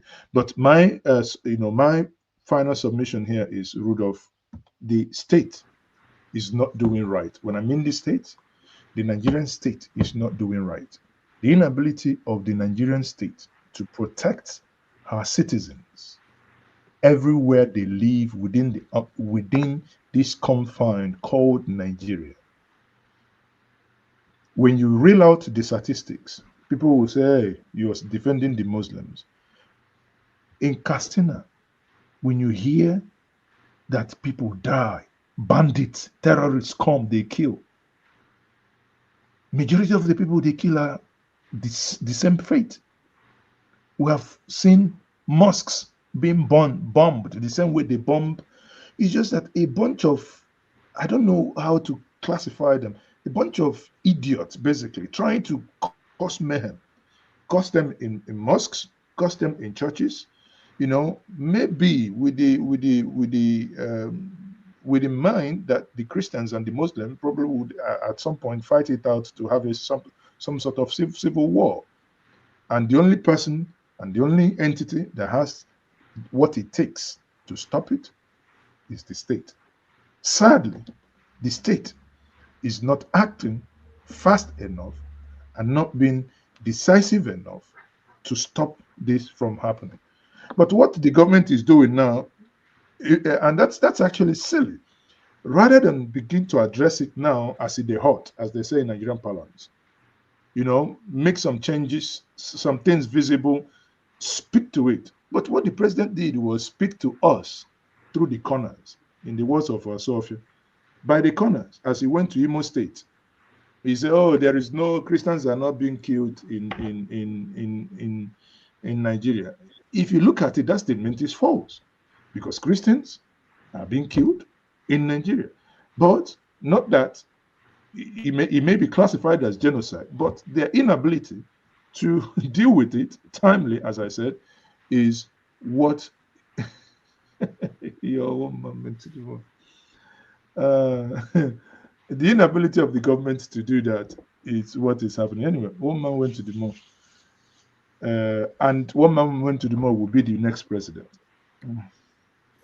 All right.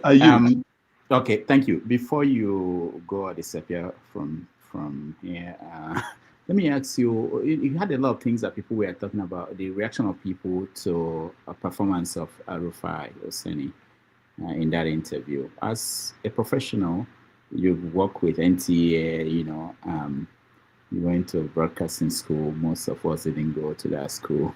We went to writing school. But what is your assessment of Rufai's performance? You know, everybody has their way of interviewing. I personally, when I interview to still have you back. I would have asked the whole question that Rufai asked, but without probably appearing to be combative, right? Had Rufai probably started as a joke, Minister, you reported me to the president. You know, you can tell somebody to shut up, and nothing happens. It doesn't feel. By the way, in that state, while Rufai was saying, there was a time he told the minister to shut up. If you play that, there was a time he told the minister, but the minister didn't take offense because it was about the manner that was said. It is in Rufai's nature to appear to be combative. There were things people were writing on X. They say if it was Sheon Okimbaloye, he would ask you this, but if it's Rufai will say, "I heard you stole money. Is it true that you stole money?" Now, it's about style. If you watch BBC Hard Talk, I don't think this President Tinubu will be able to go to BBC Hard Talk or Mahe to BBC Hard Talk because of the way Shako asks his question. Very combative and very straight to the point. Like when he asked Obasanjo, that Obasanjo at some point really, you know, that Nigerian-ness in us came out. It's that line of questioning. But that doesn't mean that it is the only way you can question. There are people, again, I say that it depends on individual way of asking questions. Because at the end of the day, I mean, some are saying if it's Sheon or if it's myself, bet me, I will keep coming back. You have not answered my question on this particular thing. And sometimes when you push something, because again, you must pay attention that you are there to have a serious conversation with somebody for that person to come back again, because it's about continuity and repeat business. Not that somebody gets so offended and walks away. It defeats all the whole purpose, right? And from what has happened now, I honestly doubt if Umahi would now have another engagement with Rufai. He want to probably avoid that. I do not know if you think as a businessman, I don't know if it makes business a decision. But that same information you wanted to get out, you could have, in my view, gotten it out without being too combative. But it's a style, and I do not think everybody who goes to Rufai knows that is the style.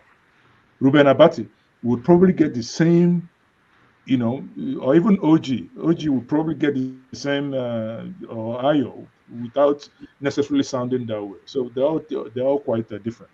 And even you, Rudolph, I know you can be hard as well, but you might throw in some jokes there. And I like what you said about coming back, because for us online, where they don't put priority to what we do here, we want them to come back. But for Arise, they know that they will eventually come back, because they can't keep going to channels. But let me ask you, P2B very well. Do you think he's going to be part of this protest that Sowore is organizing? Do you think P2B will go there? I don't know. I haven't spoken to him on that. I don't know, and he hasn't made anything, so I won't speak for him, right? I had a meeting with him on Monday, but aside that, it's not something that I'm aware of. But if you ask me, actually, on the planned protest, it's just that our man Sowore has taken the show. And again, I begrudge him not. It is once again the failure of leadership that he has now gone, and people are now saying even the Jonathan he called the worst president is now the one he says he goes to meet. And they see that's what I'm saying. That's repeat business, because at some point he's gone back to the same man that he helped in yanking off. Good luck, I beg now, easy. He has gone back to the same man that he helped in taking out of office. And that is the thing people must learn. There is no permanent enemy in this business.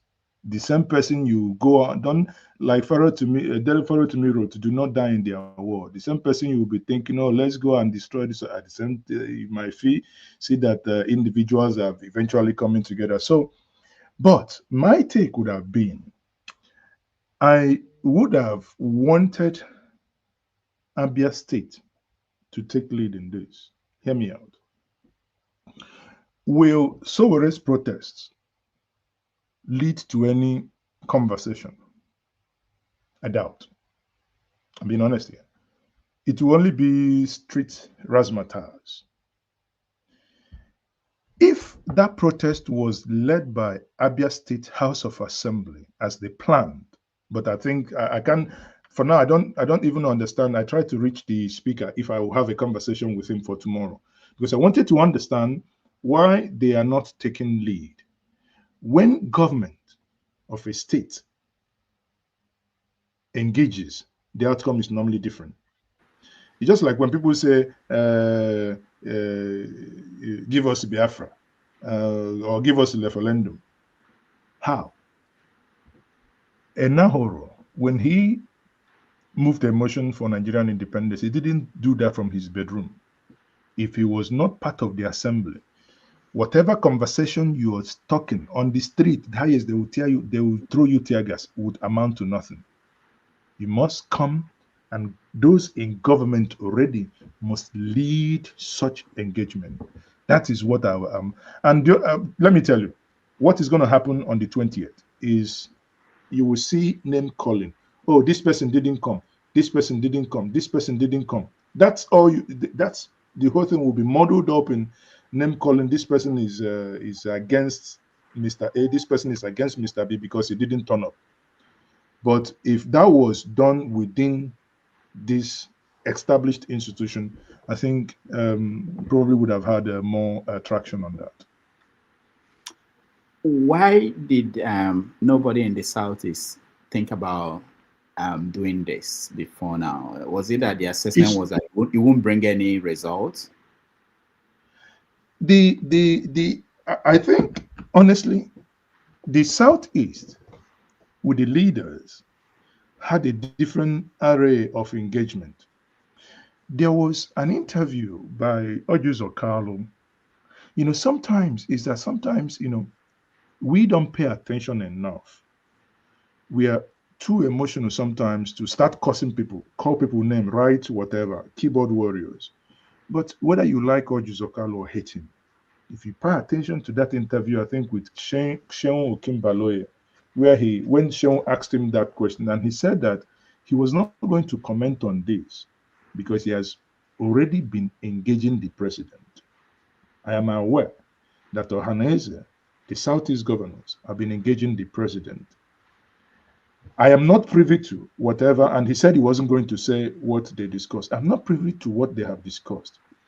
Now, if certain conversations are already taking place and they are confident, but it's about timing, that these things will then eventually turn out in the positive light, then going to do hoya, those who know will definitely back out. I can guarantee you. Take it from me that those who have been engaging with the president will not be seen on the street. Because if not, if you're the president and they have been engaging with you, there were some conversations I had with you, maybe an understanding, then suddenly I see you going, taking placard. Will I take you serious? It means either you do not trust what you have discussed with me, or that you think I'm an idiot. That's why you're now using placard. And using placard to achieve what? There are times diplomacy, and again, as the lawyers, his lawyer always said that what they are seeking for is a political decision, a political solution. A political solution cannot be obtained on the street march. A political solution is normally done off camera. All right. Thank you, Mazis. Okay, that's a wonderful insight from you. We are going to take a break. When we come back, we do a rant. Houthis are not Yazidis. I see you. I will come back to you, but let's take a break. It's been more than 3 hours. All right.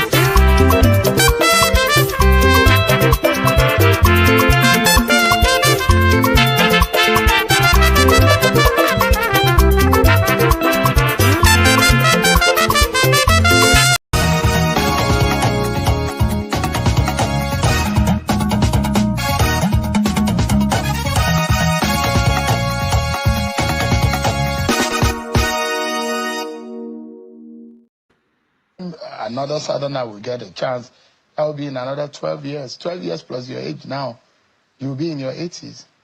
No, I'm 65. Yeah, for 12 plus 12. What will I be? Tell me. You'll be like 78 or close to 80. President Trump is 79. So you still can be president Yes, at of 79. course. If I'm healthy, if God give me life and good health. The question is not age. The question is competency. What is in my brain I need to deliver? It's not when or where. It is how ready you are. You think that the Igbo should support Peter Obi? Maybe the aspiration of an Igbo man. Let me be honest with you. I'm a member of APC, and I don't want to discuss Peter Obi. I've told you this before in this channel. I don't want to discuss Peter Obi for any reason. Not for anything, because I don't want to discuss him. You can ask me about the leader of my party, I will answer you.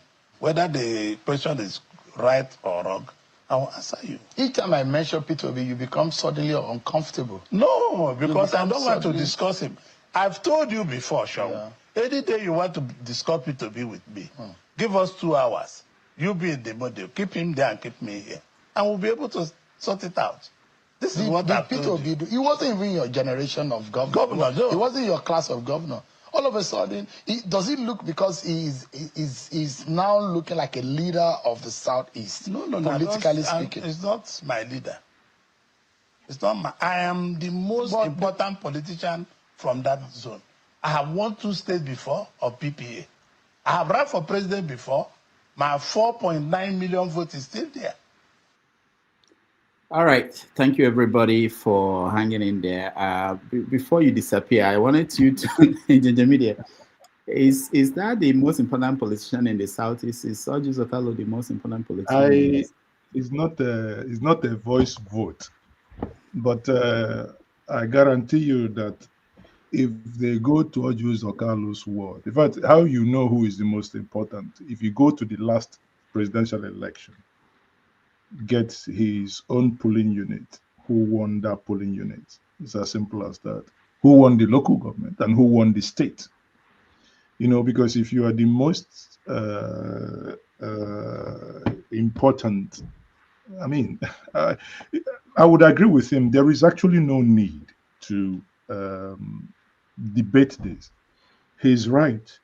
He is the most popular person in the Southeast. Yes, he's right. But that is within his party. Now, if you take it from the APC, yes, he is the most popular.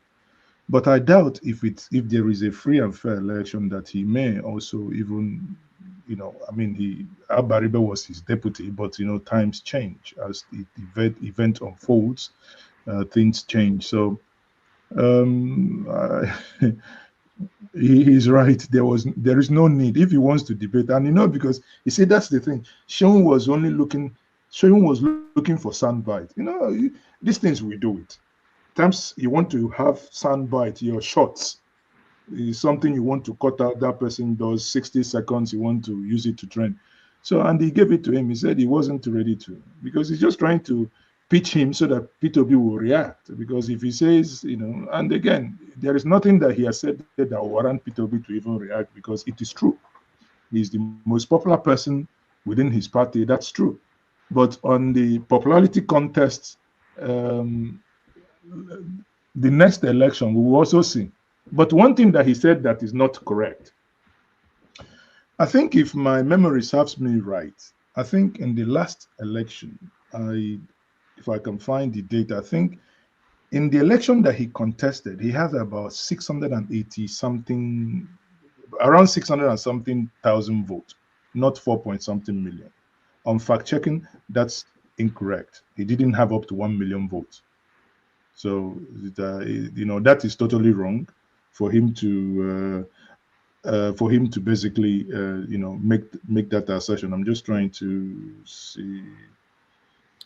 I have done that first check sometime, but I can't find where I kept it now. Anyway, all right, that's it, my book. So, all right, thank you so much. At this point, that's when we now switch over to do our rant. So I'll give everybody 2 to 3 minutes to rant on any subject. Houthis are not yet. Okay, go ahead. Okay, sorry, I found it here. In that election, right, in the 2007 presidential election held on April 21st, 2007. Now, and in that election, you had Umar Musa Yar'Adua of PDP, who had Goodluck Ebele Jonathan as VP. You had General Muhammad Buhari, who had Chief Edwin Umezoke as VP. Atiku Abubakar, Action Congress, who had Senator Ben Obi as VP. And you had Orji Zokalu, PPA, that is People's Progressive People's Alliance, as their candidate. Now, the order here was that Umaru Musa Yar'Adua won that election when we do not have Vivas. When people that grew Afro used to put ink at the back of their head and be using it to thump. So that election was won with 24.6 million. Muhammad Buhari, ANPP, came second with 6.6 million. Atiku Abubakar, AC, came third with 2.6 million. Orji Zokalu, PPA, came with 608,000. So for him to say that he had 4 million, I mean, there are certain things, there are certain things that you can't get wrong, especially your age, or when someone says, what's your YX score? In as much as it's century, well, not century, decades that you've written that, at least you know what you had in English and what you had in maths, and whether you had 5 A's or you failed F9, everything. People get that wrong. People get that wrong when they didn't do well. the WAEC one, I've tried it with a lot of people. Oh, I don't remember. Ooh. You know that they didn't do well. If they did well, no, but now, you see now you're behaving like somebody you are accusing. You're trying to now be mischievous to say that he didn't do well in that election. That's why he didn't remember. Yes. It is also inherent in you. All right. So thank you so much for that. All right. So we Hutus are not Yadis. I will give you a chance to, if you want to weigh in before the rant, but I hope you don't mind. You'll be the final person that will rant. I'll give everybody. So I'll start with you. Hutus are not Yadis. I know you didn't get a chance to speak before now. Go ahead. No, that's fine. So with regards to the Rufai fiasco with Umai, Ingenious said everything, like styles are different. So I'm not even going to harp on that. Now, Nnamdi Kanu's continued incarceration is something that I see a lot of people are very emotional about. But I also think people have to take into cognizance the fact that the law is also at play. Well, we do know that there's no law in Nigeria, and we do understand that he has exceeded the time. Say it was a society like the United States where there was a Speedy Trial Act, right? So maybe a judge would have released him on strict conditions. At least that's what I would hope a Nigerian judge will do. But for those saying he should be free, I don't think any court in any part of the world will just let him go, regardless, even if his right to a speedy trial has been violated, which I don't know if it has been violated. And I don't think a lot of people that have been discussing this actually do know that. But one thing I want to bring up is I don't know if his lawyers have contested his continued incarceration, because in everything I've read, I've not heard them file a writ of habeas corpus. So I would presume that you know what a habeas corpus is, which is to challenge extended detention without conviction. So why hasn't his lawyers filed that? In everything I keep trying to see or glean on the internet, I haven't seen anything relating to that. Then the Christian genocide issue, I was very impressed again with J and with John Abba, because we have to be very careful. We also have to be very careful about the people that are pushing for basically an invasion of Nigeria and the people that are also supporting it. Now, JJ said something that was very right. You went to the United Nations and you slandered basically the United States government. Of course, you would expect that there will be a reproach, there will be a payback. Conveniently, Benjamin Netanyahu has actually freed up money for influencers. Some numbers say up to 200 people. Some say more than 300 people. The top influencers in the United States and the Western world to change the narrative on the Palestinian issue.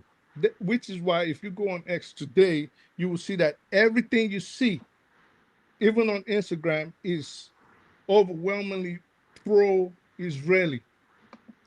Apparently, influencers are getting paid $7,000 per tweet. So they have a reason, a motive to change the narrative and start trying to focus on the non-existent issue far away in West Africa, something they never cared about before, which I don't think I would call it genocide, especially since if we say it's a genocide, if we're to agree that it's a genocide, I think it would be unfair to say it is primarily targeted against Christians. Have Christians been targeted in this skirmish by Islamic fundamentalists run by the Fulani herdsmen? Yes. But I don't think, especially we know the composition of the population of the North, that they have been the overwhelming victims of whatever skirmishes going on in northern Nigeria. Now, people have to go look at what Blackwater is. If you know Blackwater, Eric Prince, the founder of Blackwater, has been pushing for a long time that Africa should be recolonized. He's been saying basically that we cannot govern ourselves. Basically, these are beasts. We need to take them over, take over their resources. But what do you think would happen if a situation arose, Blackwater took over Nigeria? You're not going to see anything except rape, pillaging, chaos, death. They're not going to separate us by tribe or ethnicity. All they see are a bunch of wild animal black people, and they're going to treat us as they want us to be treated. It's not going to be a case of they're coming to rescue Christians. They're not coming there to just target primarily Muslims, which you would be surprised if such a situation was to arise, that they will actually just ally with the strongest groups they find on the ground, which might inadvertently even be the Muslim terrorists that we are complaining about today. So I think we have to be careful about that. For those encouraging the incursion into Nigeria and hoping that Blackwater comes into Nigeria, go check out who Eric Prince is, and then you will have a better understanding of what's going on. Now, finally, something I want to bring up, and I texted it to you about 2-3 weeks in a row.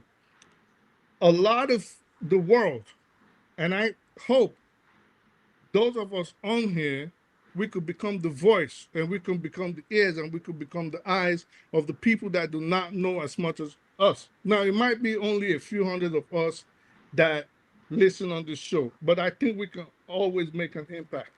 The world is gradually and fastly moving towards a dystopian society. People are not seeing this. They are pushing for chips. They are pushing for digital IDs. As I understand, it is a big deal in the UK. Here in the United States, we already had the Patriot Act that was enacted in 2005. They used that as an excuse. We have a problem with the Real ID Act with people like Marjorie Taylor Greene and Thomas Macy are trying their utmost best to repeal. If we should go to a situation where the world has a centralized data or a centralized database of every citizen on this earth, we are in trouble. Already they are pushing for it in different parts of the world. I understand the next place they want this to take place is in Nigeria. I know people think it is a good thing for a society to be cashless or for your data to be stored by one government and controlled by that government. But if you do not like what you see in China, and you do not like what you hear coming out of North Korea, I think everybody here has go find out about decentralized the digital IDs that is being proposed by the leaders of the world, people like Larry Fink, Oracle's Larry Ellison, Peter Thiel, people of that. This is why they are buying up CBS, they're buying up Twitter, they're trying to control the narrative. And personally, I believe COVID was a test run to see how people would abide if the government decided to start violating our rights. And they're doing it. You can see what's going on, Rudolph, in the United States today. But I just wanted to bring that to everybody's attention. And I think we should try, those of us that have siblings, that have people that are not that enlightened, let's teach them and let us understand that there are things coming and the world is about to change in a very, very big way, except people take cognizance and take action fast. All right, thank you. Doctor, please, can I first wrap my this is going off, please? Who is speaking? I can't see. Concerns. Okay. Hold on. Before you go, I just want everybody to know I'll give 2 minutes. We have about 10 people who are lined up to. If I give you 3 minutes, that will be 30 minutes. We don't have that kind of time. So 2 minutes. Just organize your thoughts so that we just do that in 2 minutes. Concerns, I'll start with you. Okay. Thank you, Dr. Damages, and thank you, the panelists. You see, those in Nigeria, even journalists also, whenever they want to talk about what's happening in Nigeria, they're always afraid. Mr. Njenje, today you're afraid to talk about what's happening in Nigeria.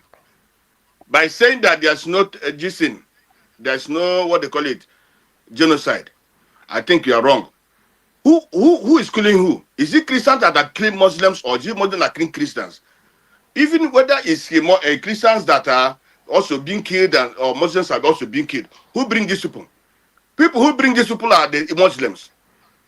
It's Rufai, it's Buhari, and all the rest that are the one who bring them. Now, villages are being taken away. People are being slaughtered. Which villages are these? It's Christian villages. So when people come and say, no, you say, well, I know that different people are being killed, but mostly this is genocide against the Christians. Whether it's because of America said it or not, well, it doesn't matter. Why the Americans didn't condemn what is happening in South Africa? South Africa was against Israel, but they only talk about Nigeria because what's happening in Nigeria is very, very bad. You understand? Christians are being killed, and he said, and if the Christians keep quiet, the other time the Benue this and some of the Christian leaders, they went to America to talk about this. If they now take bribe and say no, they are not being massacred, they are not genocide, then it's their problem. It will continue. In the East, are we Muslims? Why are these people coming to kill us, but nobody does anything? Which Christian people or village Christian people go and kill any Muslim people? If any Christians go and kill Muslim people, they'll be arrested immediately. But these people go and kill, but nobody will arrest them. So let us be honest to ourselves. This is a genocide by the Muslims. And on what they call it, on Rufai and Rufai and the Omahe. Rufai never said that man shut up. There was even that happened. And in moreover, why must Omahe say Rufai? Who are you, by the way? Who is Omahe, by the way? Who is Omahe? Because he's just ordinary governor. Rufai is more important than him, because Rufai has honesty in himself. Omahe doesn't have honesty. Omahe is a crook, he's a criminal. So don't coming to tell Omahe cannot have the right to say, Rufai, who are you? Who are you to me for me to report to? Who is Rufai? Who is Omahe? Omahe is just a cockroach, a stupid cockroach who find himself in the midst of criminals to become a this thing. That's why I have the right to talk nonsense. He's talking. All right, thank you. I'll talk to you, my brother. Thank you. God bless you. Thank you, Constance. Do you want to respond, Njenje? You see, what some of us don't understand is that it's not who actually rants and makes noise that pushes point across, and doesn't mean you're right. Respectfully, you've aired your view, and I'm not going to say that your view is wrong. So, but you saying that my view is my view, and my view is is put out with, you know, see, I'm waiting. Why would you Okay. come? CM is tired. Go ahead, Njenje. So you can't come and discard another person's view and say that that person is wrong. Listen, again, Rudolph, I said before, I don't necessarily want to get into this because it brings certain things that non-deep thinkers don't really understand. If you take, for instance, the number of people that we have lost in the Southeast in the last 3 years, killed by people of the Southeast, I mean, the other day, the Osuhitoko or whatever was running the numbers, unimaginable, right? Because sometimes these numbers sound fictitious until we begin to add photos to it. Would you then say I don't know, but without, I hate to discuss life when life is, lost, and you can see that, and it continues. And that's actually my rant. My rant is that the government should please wake up. We do not care who kills in Zamfara. We do not care who kills in Sokoto, in Benue, in Plateau, in Ozuwane, in Lilu, in Enugu. We do not care. Whoever is killing another person, whoever takes another life in Nigeria, government must act swiftly and take the individual or sets of people. They should stop. And that is my rant. Government, wake up. Tinubu, Tulumbu, wake up. All right. Thank you, Njenje. Thank you so much. Let's go to Jefferson. You're next. 2 minutes. All right, can you all hear me? Okay, good. Okay, fine. All right. See, everyone has said their mind. As far as I'm concerned, no one is silly here. And everybody has eyes, has ears, and can be able to see what's happening. Whether we like it or not, with due respect to our APC government, even during Jonathan's time, they are fully responsible for the carnage that's happening in the country today. Because I could remember when Jonathan came into power, he tried to resolve the Boko Haram issue. It spiraled out of control. Okay, APC took over. And what did we have? How was it resolved? The Boko Haram, they thought they will exterminate. Up to date, it's still like this. From Boko Haram to Fulani herdsmen to cash and all of that. All these things have been happening, and as of today, is still unresolved. Then the issue of Southeast, of course, Nnamdi Kanu has been speaking. Mind you, he also spoke about insecurity during Jonathan's time as a Nigerian. Then, of course, the whole secession thing and everything. Whether we like it or not, assuming the ESN and all these other groups did not come out, you have no idea what the likes of Buhari administration could have done to the likes of us. Because whether you like it or not, during that period, I could remember the Fulani herdsmen were decimating people in the Southwest. So there's no smoke without fire. And again, too, our politicians are also in the Southeast, are also complacent because of gains, political gains, So I wanted to address something that this guy, he has already left. About the Christian, sorry, I'm not, just in a few minutes, about what this guy, Boom Boom Rain, said about the issue of, whether they are not killing Christians or the other. See, people during Buhari's time, they knew many Christians were being killed. Christians were killed. Let us not deceive ourselves. We are not silly. We knew that was happening. And there's intel.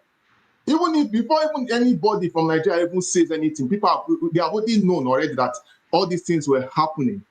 And nobody likes this kind of thing. Am I happy with what is happening with the Palestinians? No. But don't forget too, even the Palestinians they are not even the best of human beings.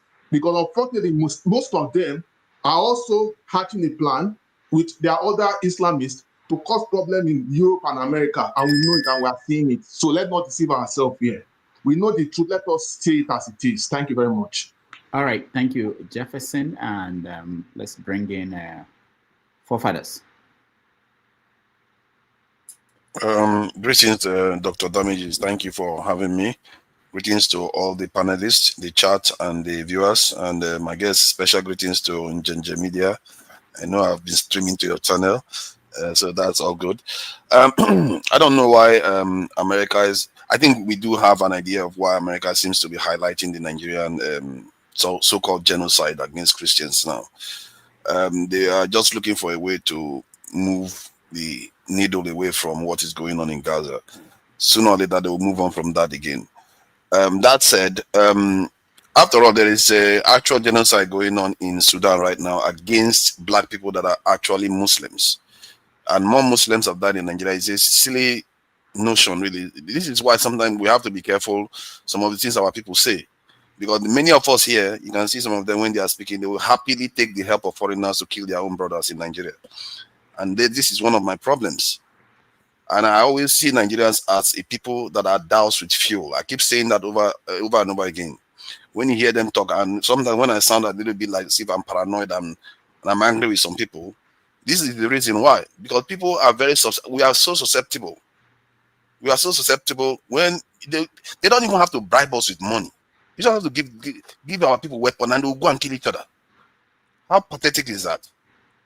And I blame our leadership for it because they don't seem to be trying to bring people together at all. They just sit there, travel around, govern and share money, and that's it. They are not trying to create a cohesive nation so that the people are more immune to this type of actions. Nobody will come and tell Nigerians that there's genocide going on if our people are not receptive to it. They will know it's a criminal act and it will be dealt with accordingly. Regarding of course, the major events going on in the world right now is what is going on with the Gaza incidents and the Charlie Kirk assassination. And clearly, there has been a new star that I've been highlighting for quite a long time, Candace Owen. That seems to be she's on live stream and streaming, 150,000 people are on her live stream. And this is one of the reasons why I feel like the media today, they have to seriously question what job they are doing. Because sometimes they censor themselves because they want to have access. But she didn't. And she's wielding a lot of power without them now. And I think there's going to be a new change. May I interrupt? No, it's not Just proper. Let him finish. I'll get you next. Just go ahead, forefathers. I think there's going to be a change in the way the media operates. And the context of Nigeria, where every time you can't question leaders, ask them tough questions because they are not going to give you access anymore. Sooner or later, that has to go. Because these people have led us to this point, including they've actually misled America too. Look at America is facing a tumultuous period. I've been warning about this for a very long time, that America is going to go through a lot of problems. And now it seems like it's even arrived faster than I thought. And that country has been misled. Many Western countries have been misled too. We think it's only Nigeria is happening. The people don't trust their leaders anymore. Now, they just discovered that after FBI that Nigerians like to quote a lot, tell people that this is the type of bullet that was used. Everybody has tested their found that there's no way it can be that bullet. And now, autopsy is showing that there's no way it's going to be that bullet. So why did the FBI say such a thing? Why did people come out and claim that they are the ones that assassinated Charlie Kirk when they were not the ones? There's so much lies and subterfuge going on all around the world right now. And it just shows you the mask. Like the mask is beginning to fall off. And that is the reason why I wanted Trump in office. It's beginning to come off. People are beginning to see the mess that the world has been. And look at these people. And I just watched Ivanka Trump in Israel. She was like, I feel so sorry for the pain of these people that their family has been kidnapped. When across the fence there, about 70,000 people have been slaughtered. Whole neighborhoods have been destroyed. And over 20,000 children have been murdered. This is how it happens. These people don't have conscience. They will come for you on the day of judgment and they will finish you and they will not bleed a tear for you. If they can do that to Arabs, what would they do to you? And when I keep warning our people all the time, and some people are very happy to take what is the black water, they welcome them in. What they will do to you, you will regret it. When the world is about to be shaped, they can decide that they don't want you there anymore. And they will evacuate you. You will think it's impossible, but you will watch it happen. It has happened over and over again in history. These people are continent killers. Keep joking around with it. And this is why I keep telling our people, you have to be aware of foreigners. Because these people, they are dangerous. And they are not, this is not a joke. They are real. This will destroy continents. And you think you are immune from it. Why? What have you done to prevent them from doing it? Thank you. All right, thank you, forefathers. Pansat, I don't know, and you can always weigh in after each rant if you have anything you want to say. But Pansat, are you there? All right, I'm trying for you, because you keep complaining. It's KJ after KJ, me, Dr. Oh, no, we're not going in any particular order. I just, anybody I like today, I put. Okay, anybody you like. Okay, you don't like me. Okay, no problem. No. I lost track, of course. That's what happened. And then I pick people for whatever reason. I don't have any reason. If you complain too much, maybe I'll pick you. But let me see. I want Pansat really to be the next. Pansat, go ahead. All right, thank you very much. I'm up in the mountains. I don't have a good connection. I hope you could hear me. Can you hear me? Yes. All right. Forefathers, many occasions here, we try to admonish you, but you don't want to listen. And in that country, you've been wrong on everything, including Dangote. I produced an article today where it shows he was busted where he's importing PMS, right? But you don't want to mention it. You're all over the map. You're never right. You're talking nonsense. We have a problem in that country. We just don't come here to do a show. So I just want you to know that. I don't know how else to say it to you, but I want you to respect yourself when you come on this platform, or you go to your own people's platform, right? This is our platform. No. Now, let me say, Mr. NJJ, I do disagree with you, but I do understand I do understand why you're being a gentleman, because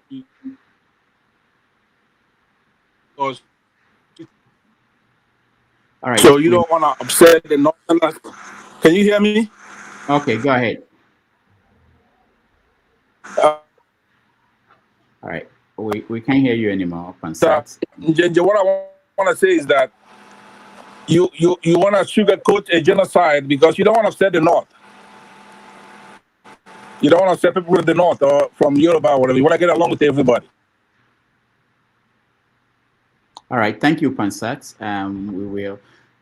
I know that maybe you are not familiar with some of our people here, but in the stock markets, there's something that a president or the economy might do. They said that the stock market has already factored it in.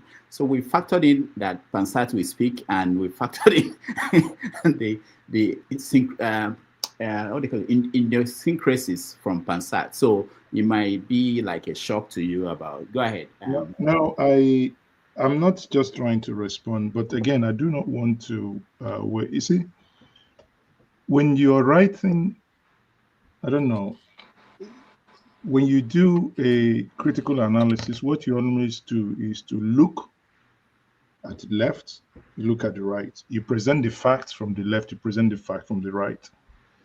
But sometimes what we do, what we intentionally want to do in Nigeria is just because there are, some level of decibel of noise in one direction. Everybody focuses there without taking a backseat.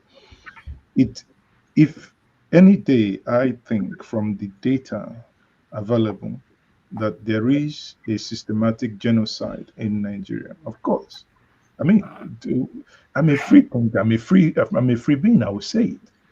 But as of today, unless people are not listening, when the emotion is blocking our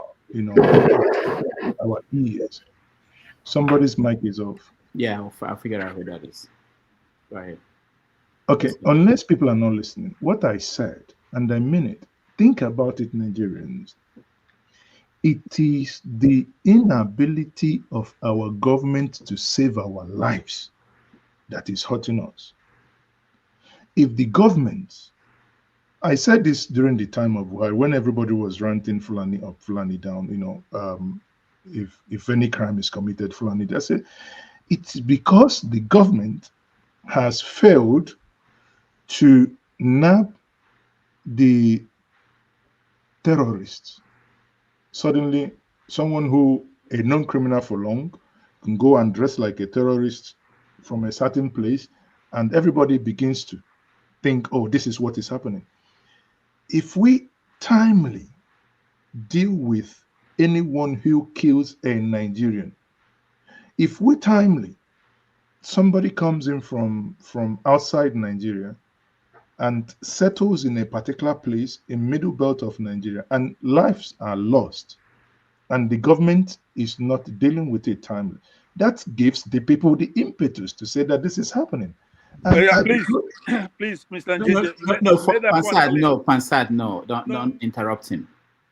Go ahead and finish up. I think now he has interrupted me. Please let me yield to him. Rudolph, hold on now.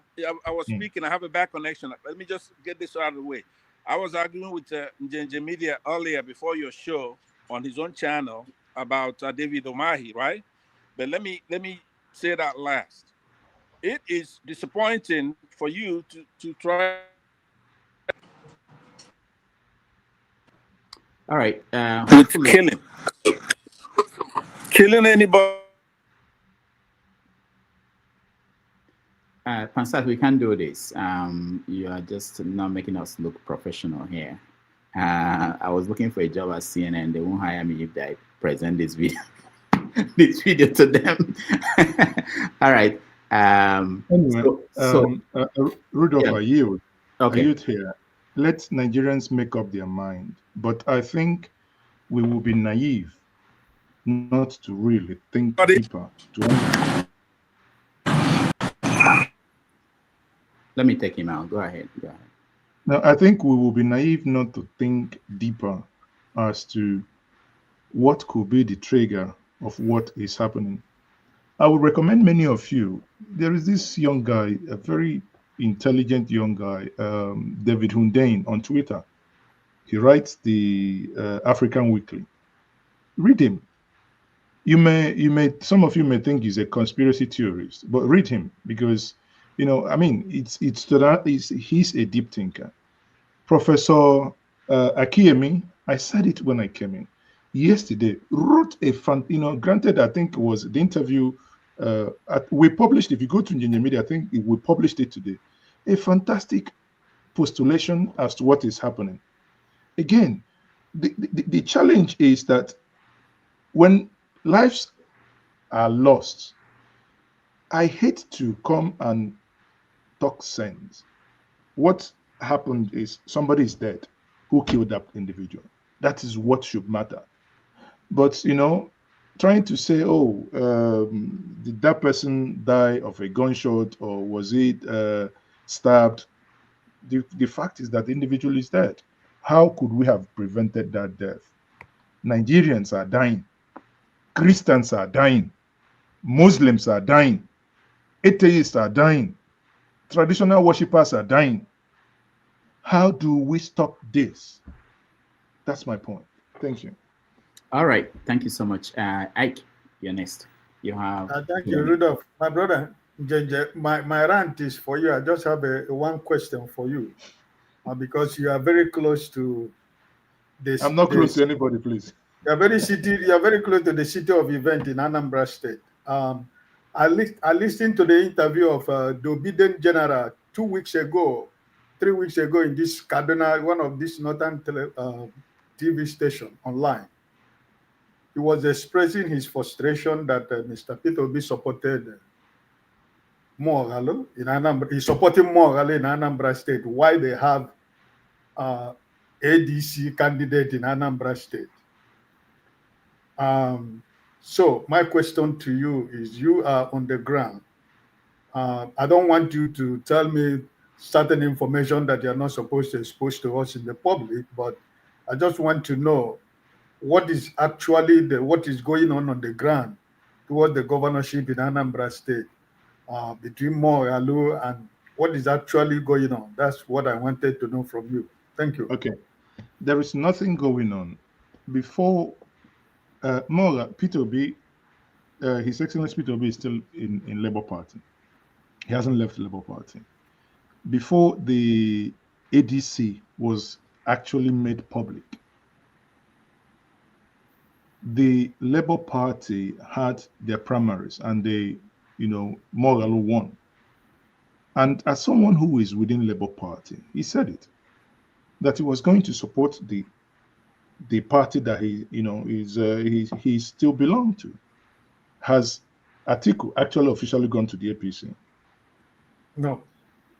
Erofai, I think when we met in Cambridge sometime earlier in summer, in the conversation, I asked Erofai, I mean, everybody is saying you're going to the SDP, or are you not coming into the ADC? Why SDP?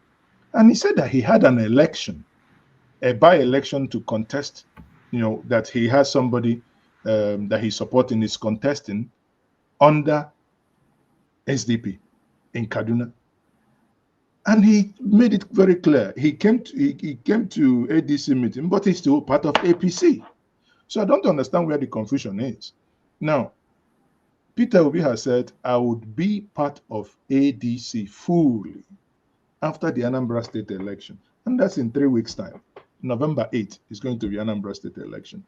After the election, then we'll now see what, because the political event is unfolding. But when people say this, I mean, it's very simple. The ADC, as of the time the election was being planned, the ADC was not in, as of the time Labour Party had the ADC was not an equation. By the way, the candidate, because Ikenna Azam Chime is a good friend, obedient general. What then he should then tell us, because we have in the obedient national directorate where the founders of the obedient movement when we discuss, it's very simple. That Labour Party election in Anambra State was contested by 2 people, Moghalu and John Nwosu. John Nwosu lost. I don't want to go into the election modalities, whether anything happened. I don't know. But when John Nwosu lost, he now left and was nowhere. Eventually, ADC came on board. He went to ADC. I am part of founders of COPDEM, a coalition for the defense of democracy. The people who made it possible for John Nwosu to actually get the ticket. So if you understand this, you see that it's a non-issue, actually. For those who understand, it's a non-issue. It's basically non-issue. I'll put it that way. It's a non-issue. Okay. All right. Thank you. Let's go. Could I just speak for a minute, because I have a bad connection? Can you let me speak for 1 minute? All right, 1 minute. Go ahead.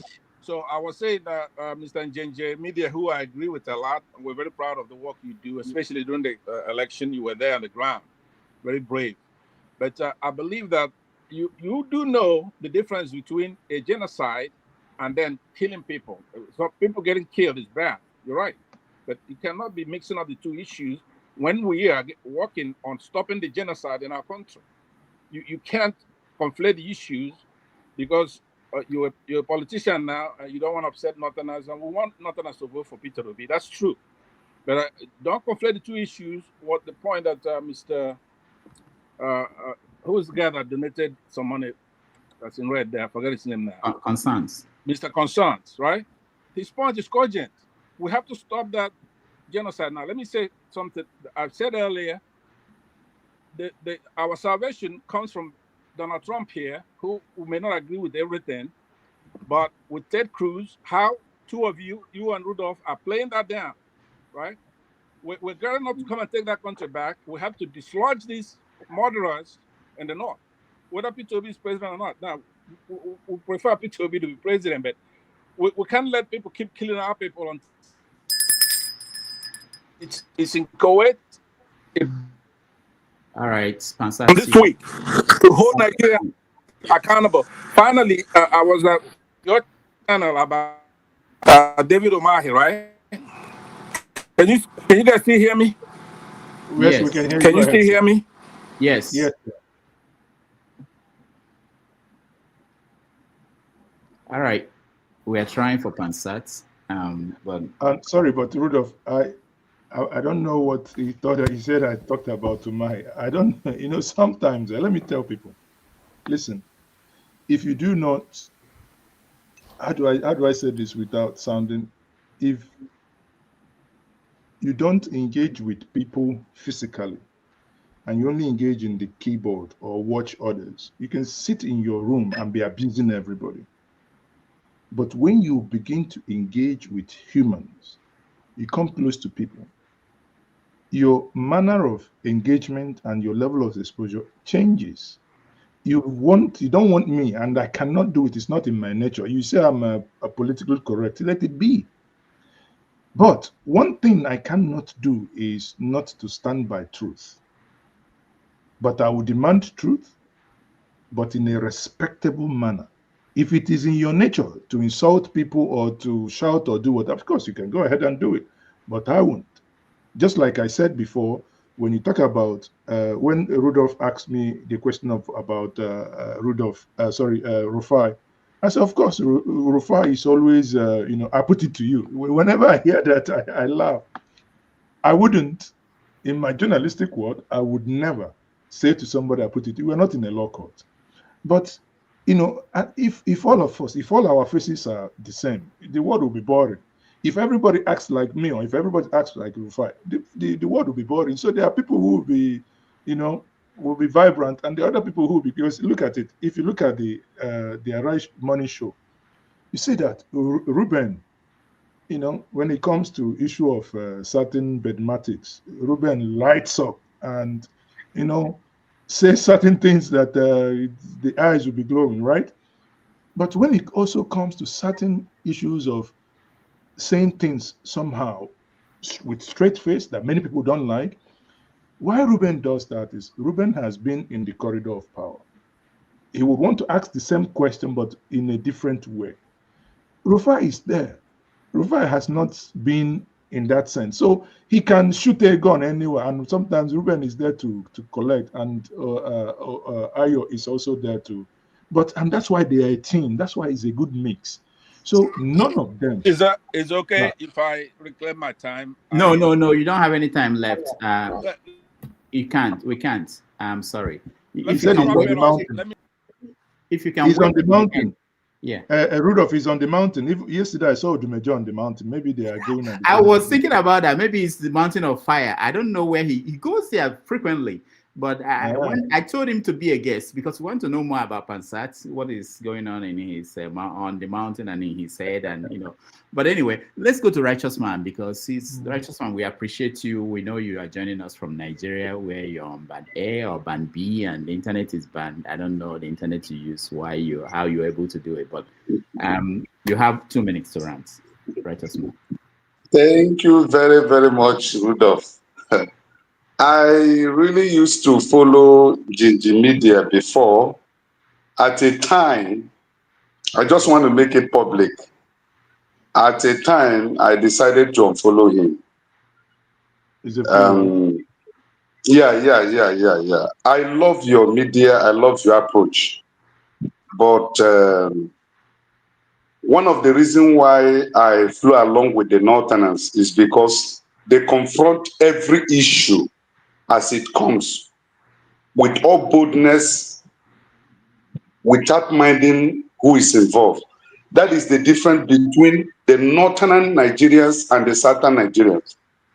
The North will confront that issue squarely and tell you their mind without being politically correct. They will tell you they have made their point. It's not left for you to go and diagnose that point and do what you can do. But the Southern, let me tell you, sincerely speaking, The problem we have in Nigeria is the Southerners. We're hypocrites.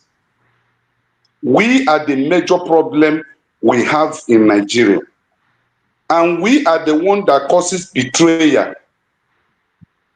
I was telling somebody sometimes ago, the problem of PDP was caused by the Southerners, not the Northerners. When it was turned for Jonathan not to go for a third time because he has spent 2 years of Yaradua, he went for a second tenure, which everybody voted massively for him. And he knew that after that 4 years, it was the North opportunity to become president. Jonathan wanted to go for the third time, to be sworn in as president of Nigeria for the third time. Tomorrow, if a Northerner starts doing the same, the Southerner will begin to raise alarm. We are the one that leads the fault lines. And when the Northerner sees it, they will follow up, we start criticizing them. Look at what is happening in our political arena today. Look at the appointments that the Mr. President has carried out.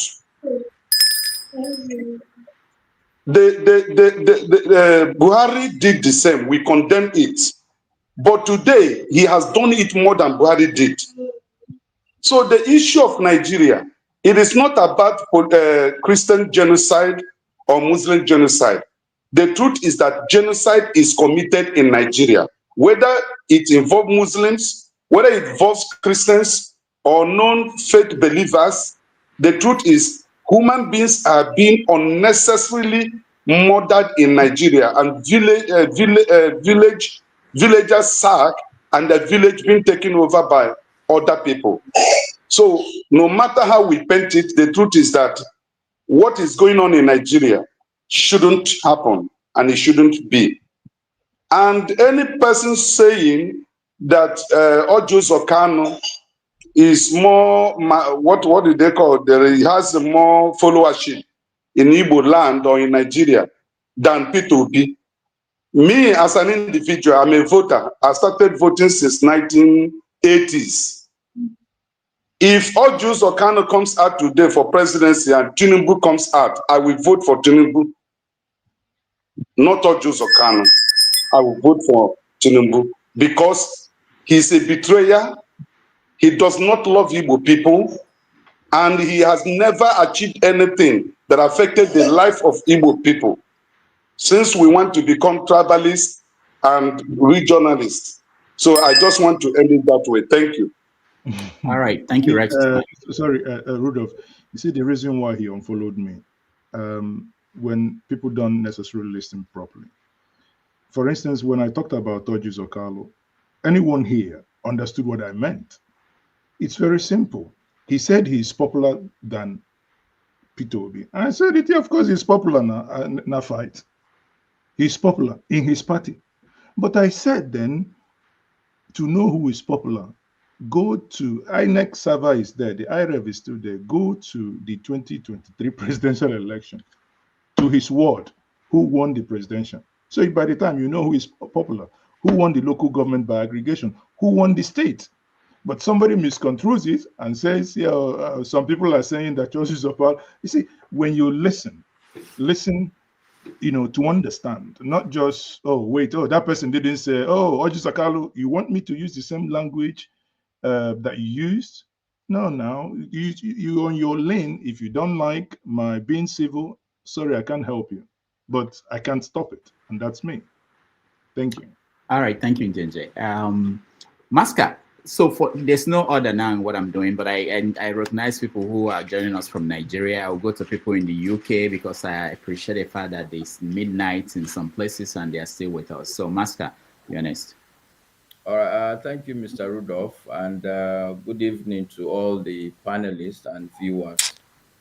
I want to also congratulate all the Anambra people. I think CM is from Anambra. Yes.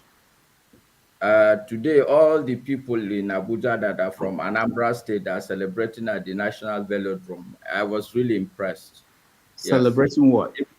I don't know. I think it's Anambra Day or something. Look, we're Africans. We like celebrating, and it's good. Even Okay. Soludo, I saw Soludo came, and Oh, wow. yeah, it was very impressive. I was really impressed.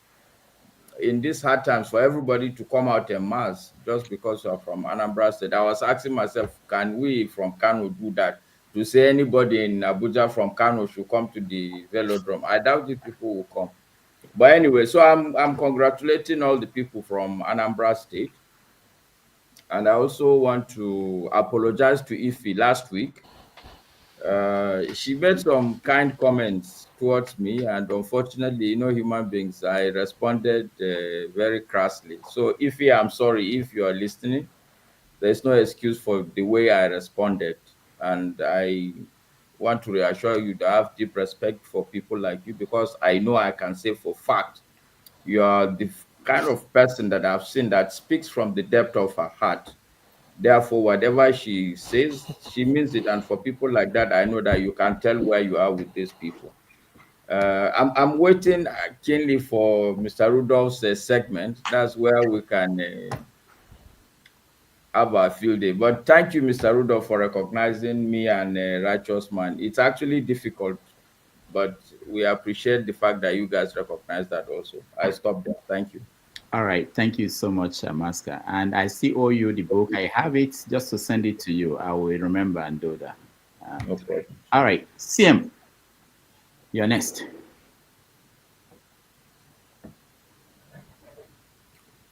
No be perfect, but better. Not to be perfect, but better. CM, I'm calling on you. I see him in media. I don't know whether media is in London or in Nigeria, but most of the time he's in the UK and his internet is always good. But I don't know. See him. Oh, by the way, two of you are from the same town. What? I forgot that part. CM, are you there? His internet is always Okay, frozen. Rudolph. Yeah. Rudolph. Yes. Yeah. Okay. Good evening. Good evening, everybody. It's almost well, it's quite late here anyway. I've almost forgotten. I've almost forgotten the topic. What? No, what we is are on ranting now. offer? We are ranting now. Whatever is pissing you off, this is your chance to rant now. Well, not really what is pissing me off, but there are all these jaja weed that on your comment section. There's one idiot called the Kulata. He thought that everything is about distributing drug for Tinubu in the US. So he comes here every weekend to come and tell people, if you are distributing drug for Tinubu from Atlanta to Chicago to Miami to Los Angeles, back to New York, and then you end up somewhere in Washington, D.C. It's up to you. You don't come here and mess up yourself. What a useless idiot. Every time he comes here and talks rubbish. He's a bastard or Omale. No. Look at what he's saying again. No, I have to give it to him. No, Njenje, don't worry. Just read what he said about me. No, I believe in the balance of terror. That's my philosophy of life. So when he comes here to mess up because he's distributing cocaine for Tinubu, so we can't, everybody will be like him. Anyway, that is by the way. What I want to highlight is, I want to commend Sowore for the effort he has taken for his proposal to conduct a march involving all Nigerians for the release of Nnamdi Kanu. You see, I am not always a fan of Sowore's brand of politics because he always believed that everybody must be a saint to play politics with him, forgetting that every saint has a past and every sinner must have a future. So, but on this note, on this one, I commend him because of the critical urgency of what is at stake. According to medical report, for those, I have to say it here, that's what they call hypokalemia, whereby the potassium level in the blood is very low.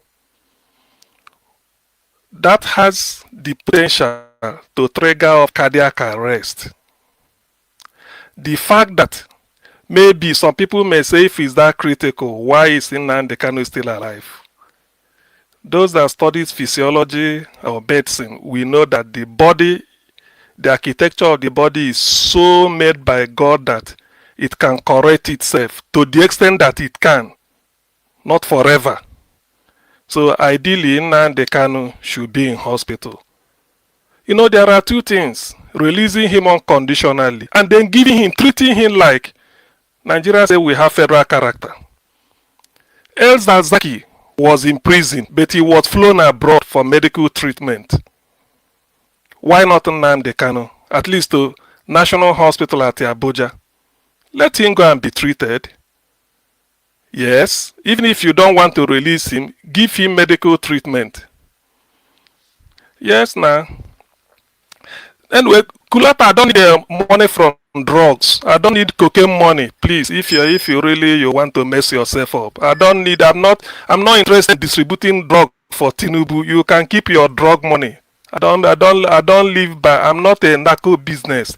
So for Nnamdi Kanu, I support Sowore. He deserves Nnamdi Kanu. Ideally, his trial is just a sham. You can't put something or nothing and expect it to stand. When you rendition somebody already, already there's no basis for trial.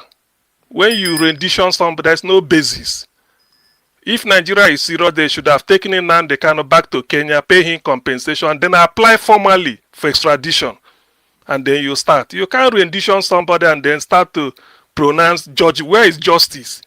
You can't build legality on the foundation of illegality. So that is why there are a lot of things to say, but for this, I commend Sowore. People should support him. Nnamdi Kanu deserve freedom, irrespective of what anybody should say, because he's a sham. In a country whereby terrorists are being called to negotiation, terrorists, and giving condition, yet Nnamdi Kanu is being subjected to one type of kangaroo trial. What nonsense. All right, Thank you. Thank you, CM.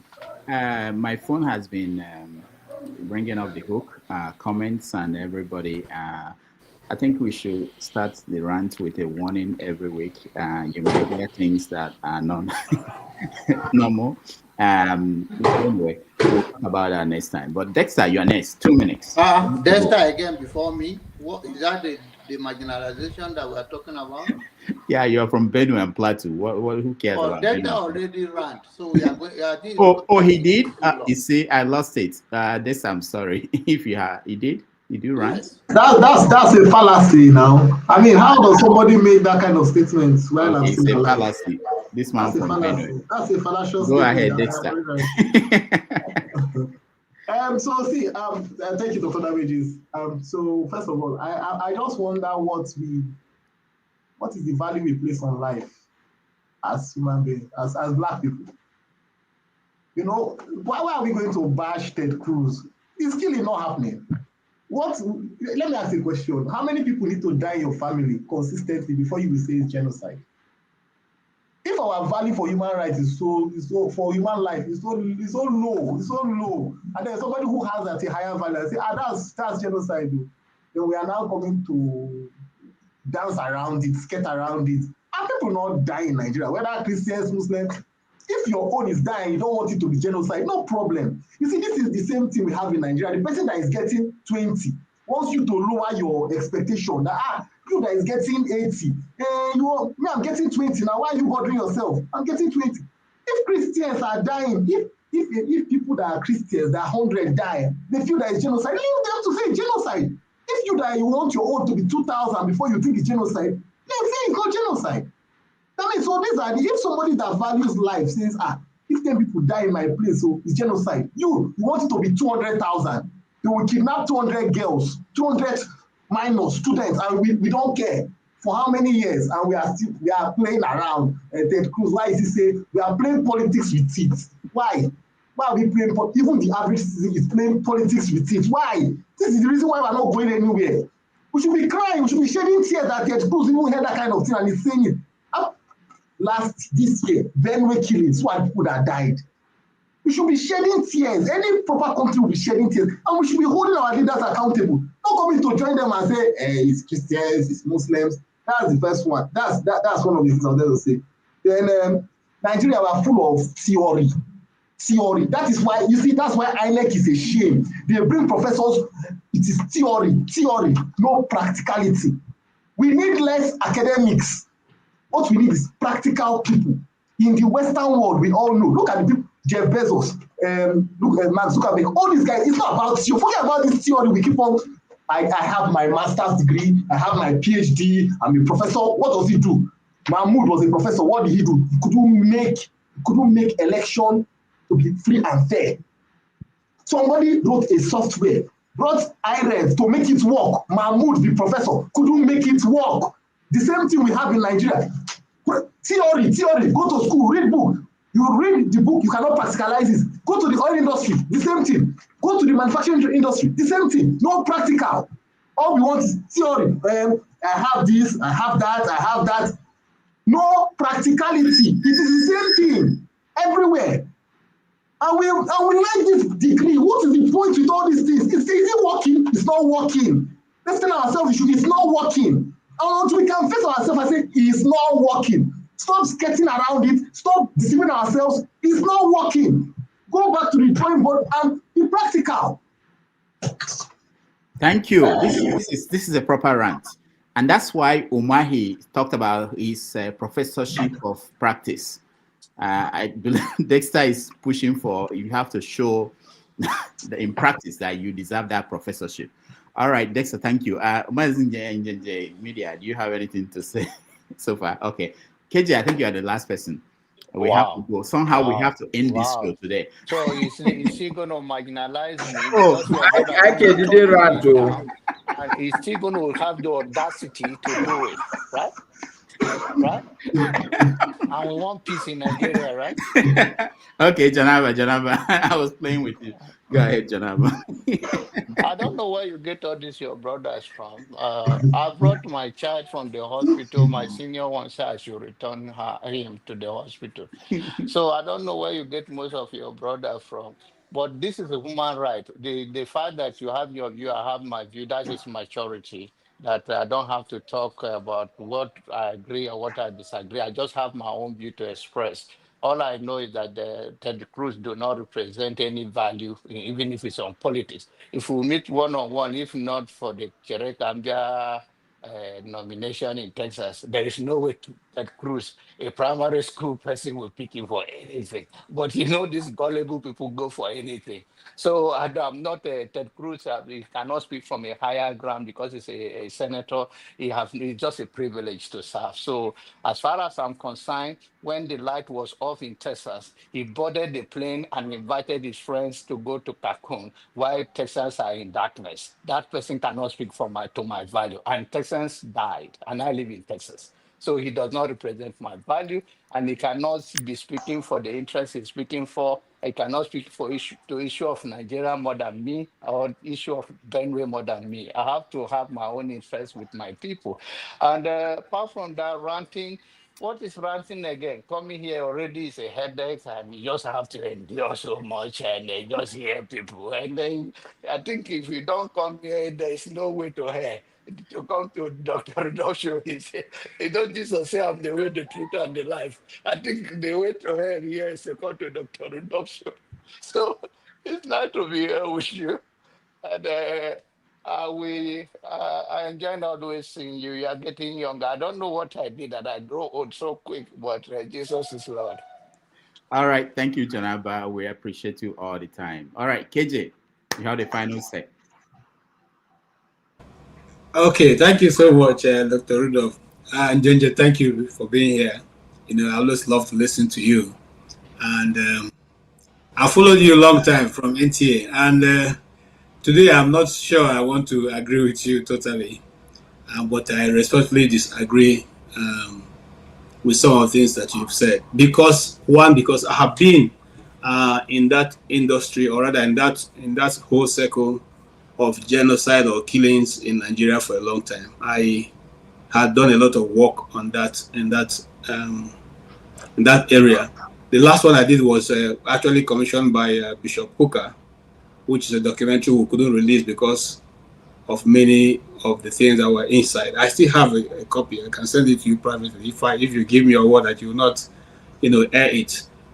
So having said that, what we found out in the north was that majority of those communities that were attacked, and there's no hiding or no saying that it doesn't affect both sides, but one is actually being masterminded, while the other one is a fallout or casualty of the actual action. Now, if you notice, most of the time the communities that are striked, they first go there, the soldiers first go there and disarm them. They collect their local guns, their knives and everything. And then 1, 2, 3 days later, that village is hit and casualties are there. I did a documentary on Dogona Hawa. Dogona Hawa is in Plateau State, where you have about 500 people, mass burial. It's still there. When that happened, the same story was repeated. Then we don't want to talk about Bukru and all the rest, all those other sites. The same thing happened. In Benue, it was Mieti Allah who said there will never be peace in Benue until the governor changes the law that was passed there. And remember that the government in power said they wanted what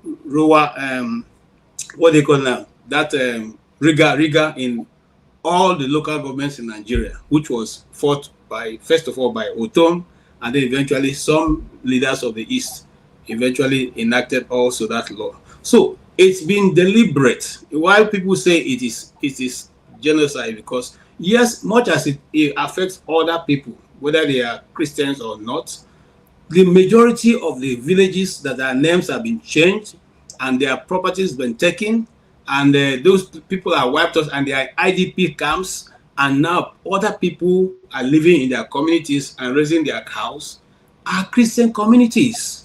Those are communities that I know some of those people. I worked in those people. I'm still in contact with those people. I train some of those people on how to be able to use their phones, if their phones have cameras, to take videos. If they don't have network, whenever they have network, they should send it to the orbit so that everybody can see what is going on.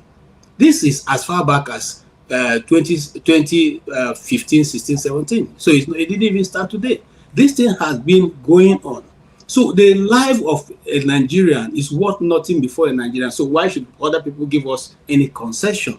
Now, why I say that last part, where I'm going to end, is the fact that there is a man called Nnamdi Kanu, whom you accuse of terrorism, but your own weakness, your own government weakness, who you call, said, I did not find any gun or ammunition with him.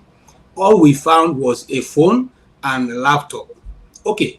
Even if you decide that he is guilty, as the case may be, which your court has not been able to find, now his health is a challenge. You can even take Nnamdi Kanu's picture when he was arrested, how he looked, and how he's looking now, to see the difference in appearance alone. He already has patches and swellings all around his body.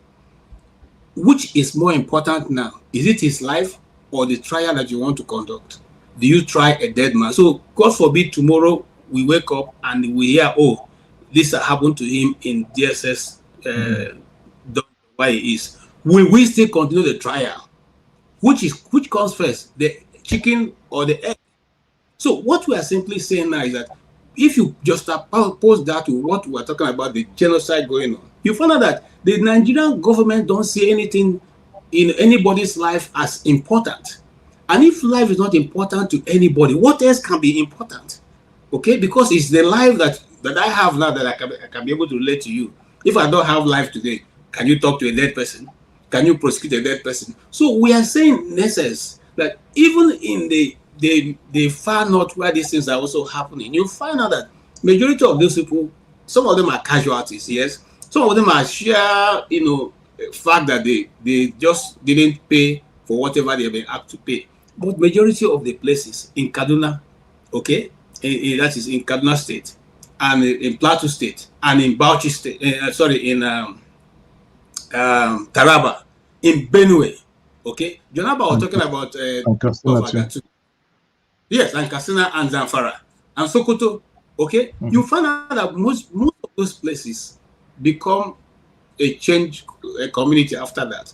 Jonaba was talking about. I did a story of Agatu where I agree that Agatu people are some of them are Muslims, but when they came, they didn't differentiate. They wanted the land.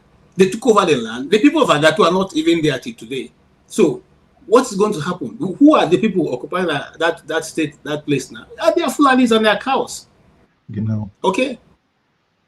KJ. So you see, what I'm simply saying, Maji, is okay. And I know you are in a circle where you can influence things. So put a word for us. Life is more sacrosanct than any other thing anybody is thinking. Okay. And I think that if people like you who are leaders of the East, if you come out and I'm sure you can make a difference than some of us who are here. We can only talk on this platform. We don't have any other thing to do. Thank you so much, Mazi. Thank you, KJ. You see, I like the things you said. Rudolph. Let me make this clear. CM, hold on. Let me just finish. Okay. KJ, thank you very much. You know, that's really civil, matured conversation here. Now, the things you have outlined here, most of the things are something that I've worked and I've looked into as well. You may not know, there is an organization called SAMBA, SAMBA, Southern and Middle Belt Alliance. I am one of the founders, we are two that founded that entity. At the peak, before the COVID and right into COVID, when this madness was at its peak, was when that entity, nobody knew how that operation, how it was ongoing. The former deputy CBN governor, Obida Melafia, Yimko Demakin, I used to, on a weekly basis, we used to speak to the leaders of the Middle Belt. I host those Zooms. I still have most of the recordings, but not for public consumption. So I'm not ignorant of what is happening. But if I take your words, you here mentioned that people are dying in Sokoto. You mentioned that people are dying in Agatu. People were killed in Agatu. And people are killed in, Benue, larger Benue, and Plateau. If you come to Plateau, Plateau is a mix. If you do not, for many people who do not in the 90s, late 80s, 90s, 2000s, who do not understand the conflict of the indigenous and the settlers that has its own, before this current madness of herdsmen invasion, right? What does that point to? Goodluck Jonathan is a Christian when Boko Haram was doing what they are doing. Would you then say that at the point Goodluck Jonathan was the president, that what was happening is genocide? Would a president who is a Christian want to force and supervise genocide? Just oppose that to what happened in Rwanda. I'll comfortably tell you, knowing Goodluck Jonathan, I know his flaws. I do not for one second, would think that he would want to exterminate any part of Nigeria. What then I think happens is that the government that he ran, certain security elements were incapable to deal with the threat that we have. Fast forward, Buhari came. Why this narrative gained traction was, one, Buhari is being viewed by Nigerians as a fundamentalist Muslim. And when this killing was happening, if you ask me, I've in so many occasions called him the most, when it comes to the security of the nation, he was the most, sorry, but in my view, a waste of space. He didn't care. He cared not. Dexter, I think your mic is on. He cared not about what was happening to his citizens. On the other hand, when it comes to southern Nigeria, if he wanted to act, he overreact. Do you know how many people that was under Buhari in his own state let's not reduce human life when we lose human life to whether that person worships through south or through north. Come to Kaduna. If you exclude southern Kaduna, Al-Zazaki, what happened to that sect? They are still Muslims, but Muslims of a different direction. What I'm saying is, if you take these states where we have this quantum killing, one, it is condemnable.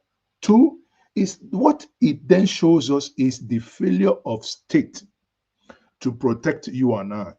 That when we formed SAMBA, Southern and Middle Belt Alliance, was when we thought the Southeast we will be overrun if we do nothing. What some of us did was, okay, Middle Belt people, let's come and form this alliance. Some of the things we did was, if we do not allow this fight to get to this, this madness, security challenges to get to the South, rather, let's support you to stop it in your own place so that it doesn't go, right? But in stopping it, there is not much you can do as a person, because the state that you have yielded your right to say, I am now I've given you my everything, please, we have this social contract, protect me. The state has failed to protect. Therefore, I begrudge no one who says that this is a systematic genocide. But in most cases, when genocide happened, if you go back to Rwanda, genocide happened with involvement of higher authority, which is the government.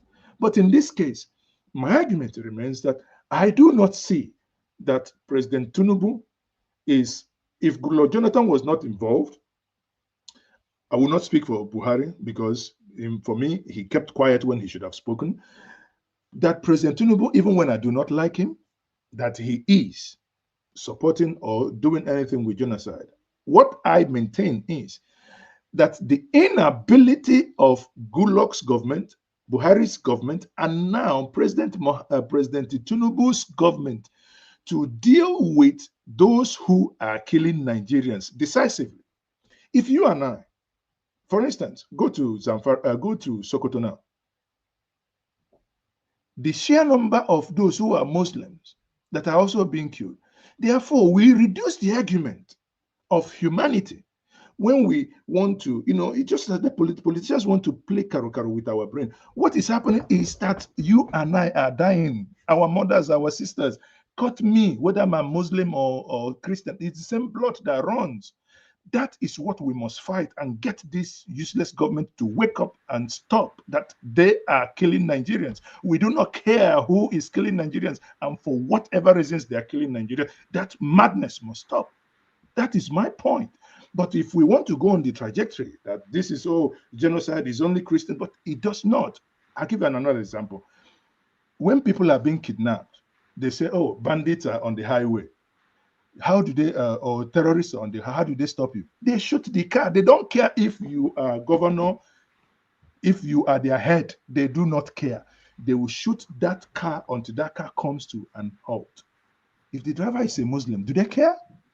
If the driver is a Christian, do they care? They just want to kidnap. So if we just reduce this to this conversation, for me, we're not doing justice to the lives that are being lost. That is so painful. You recall that in Agatu, we woke up January, in one day, 250 people. Tell me today, how many of those who engaged in that how many of those individuals do we have that are paying the price of killing those individuals? If you go back, you are telling me that every 250 people that were killed, they were all Christians. They were only selecting them. Are you a Muslim? No, then we'll kill you. Are you a Christian? Then no. It's just that when this madness comes, they come into a community. You understand it, my brother? You understand what's happening in the Middle Belt? Some of your leaders, some of these things you said, I have seen, there is a friend said 7 years he hasn't gone to his community, that his community has been renamed. 7 years. You know what it means? Southeast, we appreciate our ancestral homes. And I say this to my Southeast people. Imagine you are from, I don't know, let me use Rudolph's village. Imagine you're from Nobi. And some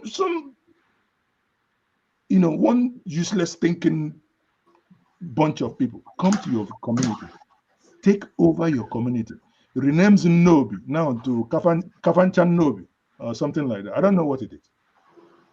I mean, you can't go home. Why you can't fight them? The reason why you can't go home is because you have a government, both state and federal, who are not able to. If genocide is happening in Benue, who do you think who is your governor of Benue State? Is it not a Reverend Father? Is it not him that should be demanding that he must see the Pope the next minute? The one that carry it on the head. Where is he? He only looks at people, oh, people don't come to my state if you do not have clearance. That's the type of nonsense he's talking.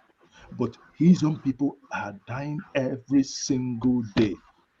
The government, they all go to Abuja to go and share money. He's not saying anything, and people are dying. So my point, my brother, without really belaboring this conversation, is that we must all get angry at our government for not protecting us. My point is that we should not segregate it based on faith. The two Abrahamic religions that was imposed on us that were also foreign to us.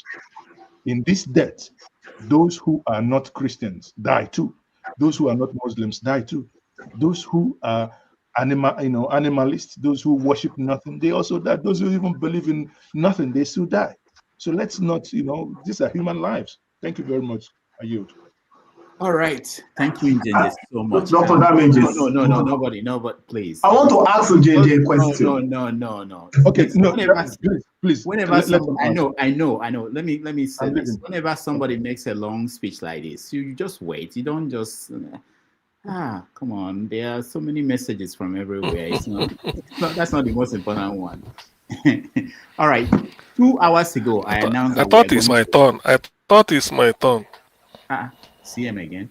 2 hours ago, I announced that we were ending this show in 30 minutes. It's now 5 hours. There's a show that was supposed to start 2 hours ago, and they are waiting. So I really want to thank everybody. Let's continue this. Let's continue this, please. No. Let's continue this. Can that show go on independently? Those that have not spoken, can they speak? No. You can sign out. They can speak on the other. No. I know. It's the same platform. You can go to the other platform and speak.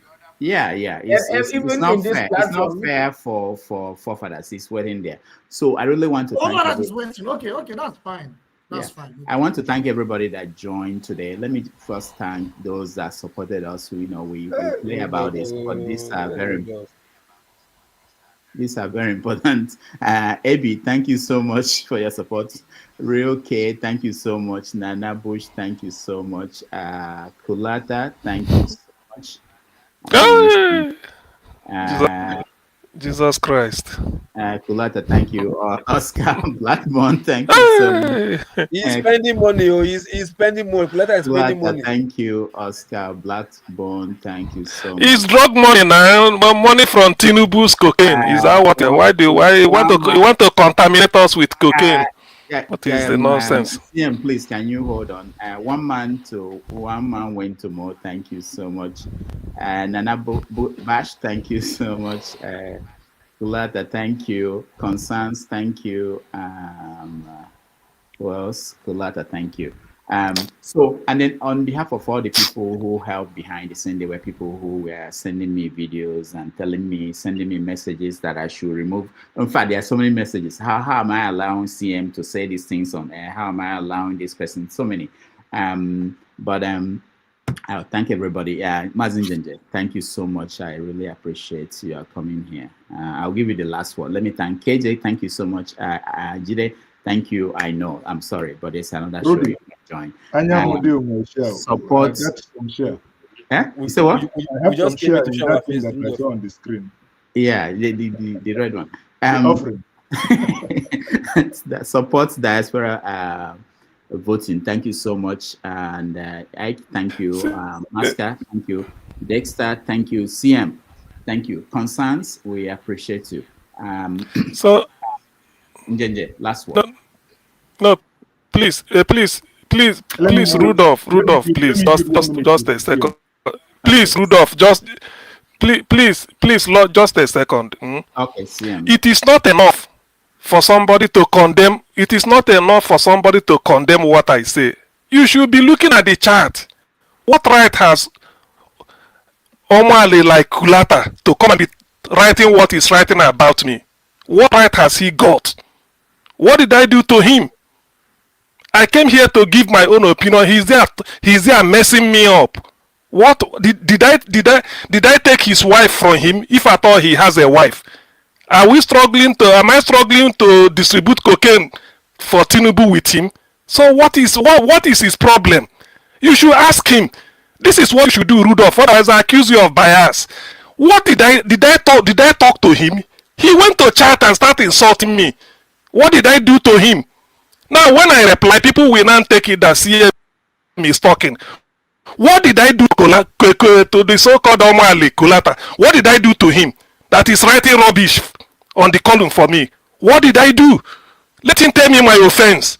That's what I'm asking. What did I do? Tell me. Ask Kulata. What did I do to him? I'm not a transvestite like him. Thank you, CM. I'm not a transvestite. He is. Let me point out that for the first time in a long time, we didn't have any moderator. So there was nobody moderating the comments. And I can be paying attention to what's happening on the panel and dealing with other things behind the scene and moderate the comments. I don't know what happened there. But I promise you that he regard it. You can read through the Rudolph, go through the comment. Go through the comment, you will see it. Something regard it. What did I do to him? All right, see, I'm sorry. So I can't exist because of Kulata. CM, we'll look into that. It's not CM, Please look into it. And I will bring it up next week. I want you to look into the column. Okay. What did I do to him? Why? Why is he after me? Why is he after me? CM is okay, brother. CM, take it easy. Can you just take it easy? Please, just hold your peace, please. All right, CM. We understand the way you feel, please, just take it easy. Dr. Damages, I say good night, everyone. Thank you very much for having me. I really enjoyed myself. And let's, my last words to, people on the comment section, it does not hurt. Again, that's why some of you think and say that I am politically, political correct. I suffer from political correctness. Well, I tell you that it does not hurt to be nice to someone while you're putting your point across, especially those who have who made some comments that have led to this altercation. Please desist from it. That here this Rudolph has provided this platform for Nigerians and diasporans to come and exchange ideas. Let's just not run it down. Thank you very much. Yeah, thank you. Thank you so much. Finally, if next week you don't see me on this show, I was fired because I promised last week I won't go beyond 3 hours. Now I did 5 hours. So there are people who are higher than me on this platform, and people may not know that I have an executive producer. People think that in the media you are the ultimate because they said you are the owner, But anyway, thank you all for being here. I appreciate all of you that watched us, those on the comment section, those who came into the panel. It's not easy to come in here and be part of these conversations. And I thank everybody, those who helped me behind the scene, my executive director, the producers, and everybody. I appreciate all of you. Thank you, and we'll see you next week. AJ will host our 90 Minutes Africa tomorrow. So thank you, everybody. And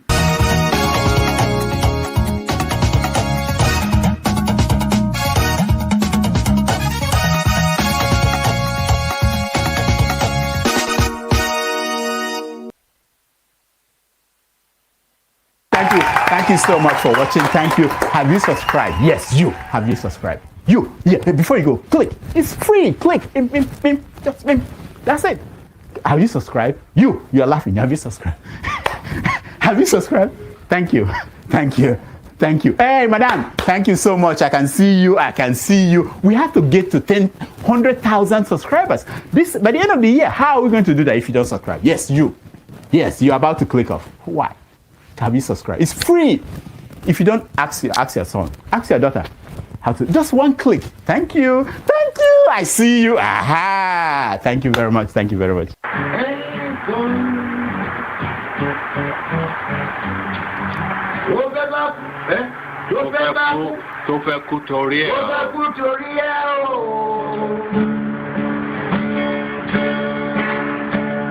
Oh,